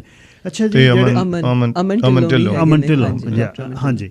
ਅੱਛਾ ਨਿੰਮੀ ਜੀ, ਜਿਹੜੀ ਸਕੂਲਾਂ ਦੀ ਫੇਰ ਜਿਵੇਂ ਮੇਰੇ ਕੋਈ ਯਾਰ ਦੋਸਤ ਬਹੁਤ ਵਾਰ ਕਹਿੰਦੇ ਨੇ, ਮੈਂ ਤੁਹਾਡੇ ਨਾਲ ਡਿਸਕਸ ਵੀ ਕੀਤਾ ਵੀ ਸਰੀ ਦੇ ਯਾਰ ਬੱਚੇ ਉਹ ਸਰੀ ਦੇ ਨਹੀਂ ਸੀ, ਉਹ ਆਊਟ ਆਫ ਕੈਚਮੈਂਟ ਤੇ ਫਿਰ ਉਹ ਮੈਨੂੰ ਲੱਗਦਾ ਕਿਤੇ ਨਾ ਕਿਤੇ ਵੀ ਕਮਿਊਨੀਕੇਸ਼ਨ ਦੀ ਮੁਸ਼ਕਿਲ ਹੈ ਲੋਕਾਂ ਦੇ ਮਨ 'ਚ। ਇਹ ਆ ਵੀ ਇਹਨਾਂ ਸਕੂਲਾਂ ਦੇ ਵਿੱਚ ਅਸੀਂ ਜਾ ਨਹੀਂ ਸਕਦੇ। ਹਾਂ, ਕੋਸ਼ਿਸ਼ ਇਹੀ ਹੈ ਕਿ ਲੋਕਾਂ ਤੱਕ ਇਹ ਸੁਨੇਹਾ ਪਹੁੰਚਾਇਆ ਜਾਵੇ ਕਿ ਹਰ ਵਾਰ ਜਦੋਂ ਤੁਸੀਂ ਵੀ ਕਿਤੇ ਵੀ ਅਪਲਾਈ ਕਰਦੇ ਹੋ, ਡੈਲਟਾ ਦੇ ਸਕੂਲ ਵਿੱਚ ਖਾਸ ਤੌਰ ਤੇ ਮੈਂ ਉਹੀ ਗੱਲ ਕਰੂੰਗੀ, ਜਾਂ ਕਿਸੇ ਵੀ ਸਕੂਲ ਦੇ ਵਿੱਚ, ਬਾਕੀ ਸ਼ਹਿਰਾਂ 'ਚ ਵੀ ਅਜਿਹਾ ਹੀ ਹੈ ਕਿ ਡੈਡਲਾਈਨ ਹੁੰਦੀ ਹੈ ਇੱਕ ਹਰੇਕ ਐਪਲੀਕੇਸ਼ਨ ਦੇਣ ਦੀ। ਸੋ ਜਦੋਂ ਪਹਿਲੀ ਵਾਰ ਤੁਸੀਂ ਆਪਣਾ ਨਾਮ ਪਾਉਂਦੇ ਹੋ, ਕਿਉਂਕਿ ਤੁਸੀਂ ਕੈਚਮੈਂਟ ਵਿੱਚੋਂ, ਤਾਂ ਵੀ ਤੁਹਾਡੀ ਡੈਡਲਾਈਨ ਹੈਗੀ ਆ ਅਪਲਾਈ ਕਰਨ ਦੀ। ਸੋ ਕਈ ਵਾਰ ਅਜਿਹਾ ਹੁੰਦਾ ਜਿਸ ਤਰ੍ਹਾਂ ਕਿ ਐਗਜ਼ਾਮਪਲ ਦੇ ਤੌਰ ਤੇ ਕਹਿ ਦਈਏ ਕਿ ਕਿਸੇ ਸਕੂਲ ਦੇ ਸਾਹਮਣੇ ਹੀ ਘਰ ਆ ਪਰ ਡੈਡਲਾਈਨ ਨਿਕਲ ਚੁੱਕੀ ਹੈ, ਤੁਸੀਂ ਤਾਂ ਵੀ ਨਹੀਂ ਕਰ ਸਕਦੇ। ਸੋ ਡੈਡਲਾਈਨ ਜਿਹੜੇ ਹੈਗੇ ਨੇ ਉਹਨਾਂ ਬਾਰੇ ਪਤਾ ਹੋਣਾ ਬੇਹੱਦ ਲਾਜ਼ਮੀ ਹੈ। ਸੋ ਕੈਚਮੈਂਟ ਦੀ ਡੈਡਲਾਈਨ, ਫਿਰ out of catchment the deadline, ਫਿਰ ਗਾਹਾਂ ਡੈਡਲਾਈਨਸ ਜਿੰਨੀਆਂ ਵੀ ਹੈਗੀਆਂ ਨੇ, ਇਹਨਾਂ ਦਾ ਧਿਆਨ ਦੇਣਾ ਬਹੁਤ ਜ਼ਰੂਰੀ ਹੈ। ਸੋ ਹਾਂ, ਇਸ ਗੱਲ ਤੇ ਰੋਸ ਨਹੀਂ ਕਰਨਾ ਚਾਹੀਦਾ ਕਿ ਸਾਨੂੰ ਐਡਮਿਸ਼ਨ ਨਹੀਂ ਮਿਲੀ ਹੈ, ਸਾਡਾ ਘਰ ਤਾਂ ਬਿਲਕੁਲ ਨਾਲ ਹੀ ਸੀ, ਹੁਣ ਅਸੀਂ ਕਿੱਥੇ ਜਾਈਏ, ਪਰ ਡੈਡਲਾਈਨ ਕ੍ਰਾਸ ਹੋ ਗਈ ਨਾ। ਸੋ ਇਹ ਕਿਸੇ ਸ਼ਹਿਰ ਦਾ ਜਾਂ ਕਿਸੇ ਥਾਂ ਦਾ ਮਸਲਾ ਨਹੀਂ, ਇਹ ਸਿਰਫ ਇਹੀ ਹੈ ਕਿ ਜਿਹੜੇ ਕਾਨੂੰਨ ਬਣੇ ਹੋਏ ਨੇ ਉਹਨਾਂ ਨੂੰ ਫੋਲੋ ਕਰਨ ਦੀ ਕੋਸ਼ਿਸ਼ ਕਰਦੇ ਨੇ ਉਹ ਜੀ। ਘਰਾਂ ਵਾਲੇ ਸੋਚਦੇ ਨੇ ਵੀ ਸਾਨੂੰ ਬੈਰੀਕੇਡ ਕੀਤਾ ਹੋਇਆ, ਅਸੀਂ ਡੈਲਟਾ 'ਚ ਘਰ ਨਹੀਂ ਬਣਾ ਸਕਦੇ। ਮੈਨੂੰ ਇਹ ਲੱਗਦਾ ਵੀ ਡੈਲਟਾ ਸਟਾਈਲ ਨਹੀਂ ਉਹ ਘਰ ਬਣਾਉਣਾ ਚਾਹੁੰਦੇ, ਕਿਤੇ ਇਹ ਹੈ ਜਾਂ ਕੀ ਤੁਹਾਡਾ ਤੁਸੀਂ ਸੋਚਦੇ? ਤੁਸੀਂ ਦੇਖਿਆ ਹੋਣਾ ਵੀ 4 ਸਾਲ ਬਾਅਦ ਪਿਛਲੇ 4 ਸਾਲਾਂ 'ਚ ਚੇਂਜ ਕਿੰਨੀ ਆਈ ਹੈ। ਰਾਈਟ, ਪਹਿਲਾਂ ਇੱਥੇ ਸਾਨੂੰ ਇਹ ਰੈਸਟ੍ਰਿਕਸ਼ਨਾਂ ਬਹੁਤ ਜ਼ਿਆਦਾ ਸੀ। 72 ਮੈਂ ਦੇਖਦਾ ਸਾਰੀ ਕੰਸਟਰਕਸ਼ਨ ਬਾਇਲਾਅ ਜਿਹੜੀ ਆ ਦੂਸਰੇ ਸਾਊਥ ਦੀ ਕੋਈ ਹੋਰ ਸੀ, ਨਾਰਥ ਦੀ ਕੋਈ ਹੋਰ ਸੀ। ਸੋ ਇਹ ਸਾਰੀਆਂ ਚੀਜ਼ਾਂ ਪਹਿਲਾਂ ਤਾਂ ਕ੍ਰੈਡਿਟ ਫਿਰ ਮੈਂ ਕਹੂੰਗਾ ਵੀ ਮੇਅਰ ਨੂੰ ਜਾਂਦਾ, ਉਹਨੇ ਇਹਨੂੰ ਦੇਖਿਆ ਤੇ ਸਮਝਿਆ ਤੇ ਉਹਨੂੰ ਹੱਲ ਕੀਤਾ। ਦੂਸਰਾ ਇਹ ਦੇਖੋ ਵੀ ਹੁਣ ਜਿਹੜੇ ਘਰ ਆ ਉਹ ਤੁਸੀਂ 3 ਸਟੋਰੀ ਬਣਾ ਸਕਦੇ ਆ। 3 ਸਟੋਰੀ ਦੇ ਨਾਲ ਉਹ ਲੀਗਲ ਸੂਈਟ ਦਿੰਦੇ ਆ, ਰਾਈਟ ਇੱਕ ਹਾਂ ਉਹ ਚਾਹੀਦੀ ਵੀ ਇੱਕੋ ਹੀ ਆ, ਇੱਕੋ ਹੀ ਚਾਹੀਦੀ ਹੈ ਤੇ Right, ਇੱਕੋ ਹੀ ਲੀਗਲ। ਹਾਂ ਰਾਈਟ ਉਹ ਲੀਗਲ ਹੋਣੀ ਚਾਹੀਦੀ ਆ। ਪੁਰਾਣੇ ਘਰਾਂ ਦੀ ਜਿਹਨਾਂ 'ਚ ਬੇਸਮੈਂਟ ਆਇਆ ਉਹ ਵੀ ਲੀਗਲ ਕਰਾਉਣੀਆਂ ਚਾਹੀਦੀਆਂ ਰਾਈਟ। ਉਹਦੇ ਨਾਲ ਪਤਾ ਰਹਿੰਦਾ ਵੀ ਕਿਹੜੇ ਕਿੱਥੇ ਕਿੰਨੇ ਕੁ ਬੰਦੇ ਰਹਿ ਰਹੇ ਆ, ਕੌਣ ਰਹਿ ਰਿਹਾ। ਤੇ ਇਹ ਦੂਸਰੀ ਗੱਲ ਦੇਖੋ ਵੀ ਇੱਥੇ ਹੋਰ ਮੈਂ ਤੁਹਾਨੂੰ ਇਹ ਕਰਦਾ, ਪਿਛਲੇ 10 ਸਾਲਾਂ 'ਚ ਸਾਡੇ ਕੋਲ ਇੱਕੋ ਹੀ ਹਾਈ ਰਾਈਜ਼ ਬਣੀ ਆ, ਬਿਲਕੁਲ ਰਾਈਟ। ਤੇ ਪਿਛਲੇ 4 ਸਾਲਾਂ 'ਚ ਜਿਹੜੀ ਆ ਅਪਰੂਵ ਜਿਹੜੀ ਹੋਈ ਆ ਉਹ ਸਿਰਫ ਇੱਕ ਹੋਈ ਆ, ਕਿਉਂਕਿ ਉੱਥੇ ਮੇਅਰ ਬੜਾ ਸਟਕ ਰਿਹਾ। ਕਿਉਂਕਿ ਜਿਹੜੇ ਪਹਿਲਾਂ ਉਹਨਾਂ ਨੂੰ ਗੱਲਾਂ ਬਾਤਾਂ ਕਰਨ ਤੇ ਜਾਂ ਕੰਸਲਟੇਸ਼ਨ ਦੇ ਵਿੱਚ ਉਹਨਾਂ ਦੇ ਨਾਲ ਦੇ ਜਿਹੜੇ ਕਾਉਂਸਲਰ ਸੀ ਉਹ ਨਾਲ ਹੁੰਦੇ ਸੀ, ਪਰ ਜਦੋਂ ਵੋਟ ਪੈਣੀ, ਜਦੋਂ ਫੈਸਲਾ ਹੋਣਾ, ਉਹਨਾਂ ਦੇ ਅਗੇਂਸਟ ਚੱਲ ਜਾਣਾ। ਸੋ ਬਹੁਤ ਕੰਮ ਜਿਹੜੇ ਆ ਮੇਅਰ ਜਾਰਜ ਹਾਰਵੀ ਜਿਹੜਾ ਚਾਹੁੰਦਾ ਵੀ ਸੀ ਕਰਨਾ ਹੈ, ਉਹ ਹੋਏ ਨਹੀਂ। ਇਸ ਕਰਕੇ ਨਹੀਂ ਹੋਏ ਕਿਉਂਕਿ ਉਹਦੀ ਕੋਈ ਮੈਜੋਰਟੀ ਨਹੀਂ ਸੀ, ਰਾਈਟ। ਸੋ ਜੇ ਤੁਸੀਂ ਕੰਪੇਅਰ ਕਰਦੇ ਆ ਤੁਸੀਂ ਨਾਲ ਦੇ ਸ਼ਹਿਰ ਦੇ ਨਾਲ, ਉੱਥੇ ਦੇਖੋ ਕਿੰਨੀਆਂ ਹਾਈ ਰਾਈਜ਼ ਬਿਲਡਿੰਗਾਂ ਬਣੀਆਂ, ਰਾਈਟ। ਤੇ ਸਾਡੇ ਕੋਲ ਦੂਸਰੇ ਕਿੰਨੀ ਘੱਟ ਆ। ਸੋ ਉਸ ਤਰ੍ਹਾਂ ਦੇ ਜਿਹੜੇ ਆ ਆਪਸ਼ਨ ਜਿਹੜੀ ਆ ਹਰ ਬੰਦੇ ਨੂੰ ਕਿੱਦਾਂ ਦੀ ਦੇਣੀ ਆ। ਹੁਣ ਇੱਕ ਬੰਦਾ ਦੂਸਰੇ ਆ ਘਰ ਆ, ਉਹ ਚੰਗੇ ਤੋਂ ਚੰਗਾ ਜਿਹੜਾ ਘਰ ਆ ਉਹ ਬਣਾ ਸਕਦਾ $10 ਮਿਲੀਅਨ ਦਾ, ਰਾਈਟ। 10 ਮਿਲੀਅਨ ਵਾਲਾ ਜਿਹੜਾ ਘਰ ਆ ਉਹ ਅਫੋਰਡ ਕਰ ਸਕਦਾ, ਦੂਸਰਾ ਬੰਦਾ ਉਹ 5 ਲੱਖ ਦਾ ਘਰ ਨਹੀਂ ਲੈ ਸਕਦਾ। ਸੋ ਦ ਹਾਊਸਿੰਗ ਆਪਸ਼ਨ ਜਿਹੜੀ ਆ ਉਹ ਸਿਟੀ ਦੇ ਵਿੱਚ ਬਹੁਤ ਜ਼ਿਆਦਾ ਜ਼ਰੂਰੀ ਆ, ਰਾਈਟ। ਹਰ ਟਾਈਪ ਦੀ ਜਿਹੜੇ ਹਾਊਸਿੰਗ ਆ ਜਿਹੜੀ ਜਿਹਦੇ ਨਾਲ ਅਸੀਂ ਆਪਣੀ ਜਿਹੜੀ ਨੌਜਵਾਨ ਕਪਲ ਆ ਜਿਹੜੇ ਉਹਨਾਂ ਨੂੰ ਆਪਣੇ ਨਾਲ ਰੱਖ ਸਕੀਏ। ਨਿਮੀ ਜੀ, ਤੁਸੀਂ ਮੇਅਰ ਹਾਰਵੀ ਦੀ ਟੀਮ 'ਚ ਹੁਣ ਬੈਠ ਕੇ ਡਿਸਕਸ਼ਨ ਕਰਦੇ ਹੋ ਐਜ਼ ਏ ਟੀਮ ਜੀ। ਤੁਹਾਡੇ ਤੋਂ ਪਹਿਲਾਂ ਜਿਹੜਾ ਸ਼ੁਰੂਆਤ ਹੋਈ ਤਾਂ ਜਿਸ ਤਰ੍ਹਾਂ ਦੱਸ ਕੇ ਗਏ ਨੇ ਪਰਮ ਗਰੇਵਾਲ ਹੁਣੀ, ਜਿਨ੍ਹਾਂ ਨੇ ਉਹ ਤੰਦ ਸ਼ੁਰੂ ਕੀਤਾ, ਜਿੱਥੋਂ ਸ਼ੁਰੂਆਤ ਹੋਈ। ਪਹਿਲਾਂ ਤਾਂ ਇਹ ਸੀ ਵੀ ਕਮਿਊਨਿਟੀ ਬਿਲਕੁਲ ਕਹਿੰਦੀ ਸੀ ਵੀ ਮੇਅਰ ਜੈਕਸਨ ਵੇਲੇ ਤਾਂ ਸਾਨੂੰ ਐਂ ਸੀ ਵੀ ਅਸੀਂ ਤਾਂ ਇਹਦੇ ਤੋਂ ਐਂਟਰੀ ਨਹੀਂ ਕਰ ਸਕਦੇ। ਲੋਕਾਂ ਦੇ ਮਨ 'ਚ ਇਹ ਫੀਲਿੰਗ ਸੀ, ਇਸ ਤਰ੍ਹਾਂ ਸੱਚ ਨਹੀਂ ਹੁੰਦਾ ਪਰ ਫੀਲ ਸੀ। ਹੁਣ ਜਦ ਤੁਸੀਂ ਟੀਮ 'ਚ ਬਹਿਨੇ ਹੋ ਜਾਰਜ ਹਾਰਵੀ ਦੀ, ਮੇਅਰ ਦੀ, ਸਾਡੇ ਭਾਈਚਾਰੇ ਪ੍ਰਤੀ ਉਹਨਾਂ ਦੀ ਸੋਚਣੀ ਕੀ ਹੈ? ਉਹਨਾਂ ਦੀ ਸੋਚਣੀ ਇਸੇ ਗੱਲ ਤੋਂ ਸਪਸ਼ਟ ਹੋ ਜਾਂਦੀ ਹੈ ਕਿ ਅਸੀਂ 4 ਜਣੇ ਆਪਣੇ ਭਾਈਚਾਰੇ ਦੇ ਵਿੱਚ ਉਹਨਾਂ ਦੀ ਟੀਮ ਦੇ ਵਿੱਚ ਸ਼ਾਮਿਲ ਹਾਂ। ਸੋ ਕੋਈ ਦੋਏ ਰਾਏ ਨਹੀਂ ਇਸ ਵਿੱਚ ਕਿ ਜਾਰਜ ਹਾਰਵੀ ਬਿਲਕੁਲ ਡਾਈਵਰਸ ਟੀਮ ਦੇ ਵਿੱਚ ਯਕੀਨ ਰੱਖਦੇ ਨੇ। ਔਰ ਅਜਿਹਾ ਹੀ ਹੋਇਆ ਕਿ 2 ਕਾਉਂਸਲ ਦੇ ਵਿੱਚ ਜਿਹੜੇ ਮੈਂਬਰ ਨੇ ਸਾਡੀ ਟੀਮ ਦੇ ਉਹ ਖੜੇ ਹੋਏ ਨੇ, ਜੈਸੀ ਦੋਸਾਂਝ ਤੇ ਜੈਨੀਫਰ ਜੋਹਲ। ਔਰ ਨਾਲ ਦੀ ਨਾਲ ਟਰਸਟੀ ਜਿਹੜੇ ਨੇ ਡਾਕਟਰ ਅਮਨ ਢਿੱਲੋਂ ਤੇ ਮੈਂ ਖੁਦ ਟਰਸਟੀ ਟੀਮ ਵਿੱਚ ਹਾਂ। ਔਰ ਉਹਨਾਂ ਦਾ ਯਕੀਨ ਨਾਰਥ ਡੈਲਟਾ ਜਾਂ ਸਾਊਥ ਡੈਲਟਾ ਨਹੀਂ, 1 ਡੈਲਟਾ ਦੇ ਵਿੱਚ ਬਿਲੀਵ ਕਰਦੇ ਨੇ। ਬਹੁਤ ਵੱਡੀ ਗੱਲ। ਔਰ ਇਹ ਗੱਲ ਉਹ ਵਾਰ-ਵਾਰ ਕਹਿੰਦੇ ਨੇ, ਇਟਸ ਨਾਟ ਕਿ ਮੈਂ ਹੁਣ ਅੱਜ ਕਹਿ ਰਹੀ ਹਾਂ ਇਹ ਗੱਲ, ਵਾਕਈ ਮੈਂ ਸੁਣਿਆ ਹੈ, ਮੈਂ ਵਾਰ-ਵਾਰ ਉਹਨਾਂ ਤੋਂ ਇਹ ਗੱਲ ਦੇਖੀ ਹੈ ਉਹਨਾਂ ਨੂੰ ਕਹਿੰਦਿਆਂ ਨੂੰ ਕਿ whenever you go out just say 1 delta. ਜਾਂ ਨਹੀਂ ਤਾਂ ਪਟਵਾਸਮ ਲੈਡਰ ਨਾਰ ਡੈਲਟਾ ਤਿੰਨ ਸੋਚਦੇ। ਕਿਉਂਕਿ ਹੁਣ ਵੀ ਅਸੀਂ ਕਈਆਂ ਨੂੰ ਦੱਸੀਦਾ, ਪੀਪਲ ਆਰ ਲਾਈਕ ਤੁਸੀਂ ਨਾਰਥ ਡੈਲਟਾ ਤੋਂ ਖੜੇ ਹੋ ਕਿ ਤੁਸੀਂ ਸਾਊਥ ਡੈਲਟਾ ਤੋਂ ਖੜੇ ਹੋ, ਕਿ ਨਹੀਂ ਅਸੀਂ 1 ਡੈਲਟਾ, ਅਸੀਂ ਡੈਲਟਾ ਤੋਂ ਹੀ ਸਾਰੇ ਜਣੇ, ਸਾਰੀ ਟੀਮ ਹੈਗੀ ਹੈ। ਔਰ ਡਾਈਵਰਸ ਟੀਮ ਚੁਣੀ ਹੈ। ਔਰ ਜਿੱਦਾਂ ਕਿ ਦੱਸਿਆ ਕਿ ਲੋੜ ਆ ਹੁਣ ਕਿ ਤੁਸੀਂ ਆਪਣੇ ਨੁਮਾਇੰਦੇ ਜਿਹੜੇ ਨੇ ਉਹਨਾਂ ਨੂੰ ਅੱਗੇ ਲੈ ਕੇ ਜਾਓ, ਜਿਹੜੀ ਗੱਲ ਤੁਹਾਡੀ ਸਾਹਮਣੇ ਰੱਖ ਸਕਣ। ਔਰ ਜਿਵੇਂ ਕਿ ਜੈਸੀ ਪਹਿਲਾਂ ਕਹਿ ਰਹੇ ਸੀਗੇ ਕਿ ਹਰ ਕਿਸੇ ਦੀ ਆਪਣੀ ਕਾਬਲੀਅਤ ਹੈ, ਹਰ ਕਿਸੇ ਕੋਲ ਆਪਣਾ ਐਕਸਪਰਟੀਜ਼ ਹੈ। ਮੇਰੇ ਕੋਲ ਕੁਝ ਹੋਰ ਤਰ੍ਹਾਂ, ਮੈਂ ਰੇਡੀਓ ਹੋਸਟ ਰਹੀ ਹਾਂ, ਮੇਰੇ ਕੋਲ ਕਮਿਊਨੀਕੇਸ਼ਨ ਦਾ ਸਕਿੱਲ ਹੈ। Doctor Aman Dhillon, she is a counsellor, mental health 'ਤੇ ਗੱਲ ਕਰ ਸਕਦੇ ਨੇ, ਬਹੁਤ ਵਧੀਆ ਉਹਨਾਂ ਕੋਲ ਐਕਸਪੀਰੀਅੰਸ ਹੈ। ਜੈਨੀਫਰ ਖੁਦ ਇੱਕ ਬਿਜ਼ਨਸ ਵੂਮਨ ਹੈ, ਉਹ ਕਾਉਂਸਲ ਦੇ ਵਿੱਚ ਜਾ ਕੇ ਬਿਜ਼ਨਸ ਦੀ ਗੱਲ ਕਰ ਸਕਦੇ ਨੇ। ਜੈਸੀ ਇਜ਼ ਆਲ ਓਵਰ। ਇਹਨਾਂ ਨੇ ਜੋ ਪਿੱਛੇ ਦੇਖਿਆ ਹੈ, ਜੋ ਇਹਨਾਂ ਨੇ ਕੀਤਾ ਹੈ, like he is been into almost everything. ਔਰ ਇਹਨਾਂ ਨੇ ਕਮਿਊਨਿਟੀ ਨੂੰ ਬਹੁਤ ਨੇੜਿਓਂ ਦੇਖਿਆ। ਸੋ ਇਹਨਾਂ ਨੂੰ ਦੇਖ ਕੇ ਸਾਡਾ ਵੀ ਹੌਸਲਾ ਪਿਆ ਹੈ ਕਿ ਚਲੋ ਅਸੀਂ ਵੀ ਇਹਨਾਂ ਵਾਂਗਰਾਂ ਹੋ ਸਕਦਾ ਅੱਗੇ ਜਾ ਕੇ ਕੋਈ ਨਾ ਕੋਈ ਕੰਮ ਕਮਿਊਨਿਟੀ ਵਾਸਤੇ ਕਰ ਸਕੀਏ। So as I said, being on media is also kind of like ਲੋਕਾਂ ਦੀਆਂ ਗੱਲਾਂ ਰੋਜ਼ ਸੁਣਨੀਆਂ, and being this in this role is also kind of similar। ਜਸੀ ਜੀ, ਅਖੀਰ ਦੇ ਵਿੱਚ ਕੀ ਸੁਨੇਹਾ ਜਿਹੜਾ ਮਨ ਦਾ ਤੁਹਾਡਾ ਜਿਹੜਾ ਦੇਣਾ ਚਾਹੁੰਦੇ ਸੁਣਨ ਵਾਲਿਆਂ ਨੂੰ, ਤੇ ਨਾਲ ਕਦ ਐਡਵਾਂਸ ਵੋਟਿੰਗ ਵਗੈਰਾ ਕਾ ਸ਼ੁਰੂ ਹੋ ਰਿਹਾ? ਇੱਕ ਤਾਂ ਇਹ ਆ ਵੀ ਡੈਲਟਾ ਨੂੰ ਅਸੀਂ ਬਹੁਤ ਚੰਗਾ ਖੂਬਸੂਰਤ ਸ਼ਹਿਰ ਰੱਖੀਏ, ਉਹਦੇ ਵਿੱਚ ਸੇਫਟੀ ਰਹੇ, ਸਾਡੀ ਐਗਰੀਕਲਚਰ ਲੈਂਡ ਬਚੀ ਰਹੇ, ਹਾਊਸਿੰਗ ਆਪਸ਼ਨਸ ਹੋਵੇ, ਚੰਗੇ ਸਕੂਲ ਹੋਣ, ਖੇਡਾਂ ਪ੍ਰਤੀ ਉੱਥੇ ਚੰਗੇ ਇਨਫਰਾਸਟਰਕਚਰ ਹੋਣ, ਪ੍ਰੋਗਰਾਮ ਚੰਗੇ ਤੋਂ ਚੰਗੇ ਹੋਣ, ਸਾਡੀ ਆਪਸ ਵਿੱਚ ਹੀ ਸਾਂਝ ਹੋਵੇ। ਇਹ ਜਿਹੜੀਆਂ ਚੀਜ਼ਾਂ ਹੈ ਇਹ ਬਹੁਤ ਅਹਿਮੀਅਤ ਰੱਖਦੀਆਂ, ਅਤੇ ਇਹ ਤਦੇ ਹੀ ਹੋ ਸਕਦੀਆਂ ਜਿੱਦਾਂ ਮੈਂ ਪਹਿਲਾਂ ਕਿਹਾ ਵੀ ਜੇ ਮੇਅਰ ਦੇ ਨਾਲ ਮੈਜੋਰਟੀ ਆ। ਮੈਜੋਰਟੀ ਦੇ ਲਈ ਇੱਕੋ ਇੱਕ ਕੰਮ ਆ ਸਾਡੇ ਲਿਸਨਰਾਂ ਦੇ ਕੋਲ ਉਹ ਇਹ ਆ ਵੀ ਵੋਟ ਪਾਉਣੀ ਆ। ਬਿਨਾਂ ਵੋਟ ਤੋਂ ਉੱਥੇ ਕੋਈ ਵੀ ਬੰਦਾ ਉੱਥੇ ਪਹੁੰਚ ਨਹੀਂ ਸਕਦਾ। ਸਾਨੂੰ ਚਾਹੀਦੀਆਂ ਵੋਟਾਂ ਉੱਥੇ। ਉਸ ਵੋਟਾਂ ਦੇ ਲਈ ਸਭ ਤੋਂ ਪਹਿਲਾਂ ਜਿਹੜਾ ਆ ਹੁਣ ਜਿਹੜਾ ਚੱਲਦਾ ਵੀ ਤੁਸੀਂ ਔਨਲਾਈਨ ਰਿਕੁਐਸਟ ਕਰ ਸਕਦੇ ਆ ਬੈਲਟ ਲਈ। ਅੱਛਾ ਜੀ, ਘਰੇ ਆ ਜਾਓ, ਘਰੇ ਉਹ ਮੰਗਾ ਲਓ, ਕਿਉਂਕਿ ਬਹੁਤ ਸਾਰੇ ਬਜ਼ੁਰਗ ਆ ਜਿਹੜੇ ਨਹੀਂ ਉਸ ਦਿਨ ਜਾ ਸਕਦੇ ਹੁੰਦੇ, ਰਾਈਟ। ਬਹੁਤ ਸਾਰੇ ਬੱਚੇ ਆ ਜਿਹੜੇ ਬਿਜ਼ੀ ਹੁੰਦੇ ਆ ਜਾਂ ਕਿਸੇ ਨੇ ਉਹਨਾਂ ਦਿਨਾਂ ਦੇ ਵਿੱਚ ਟਰੈਵਲ ਕਰਨਾ ਹੁੰਦਾ।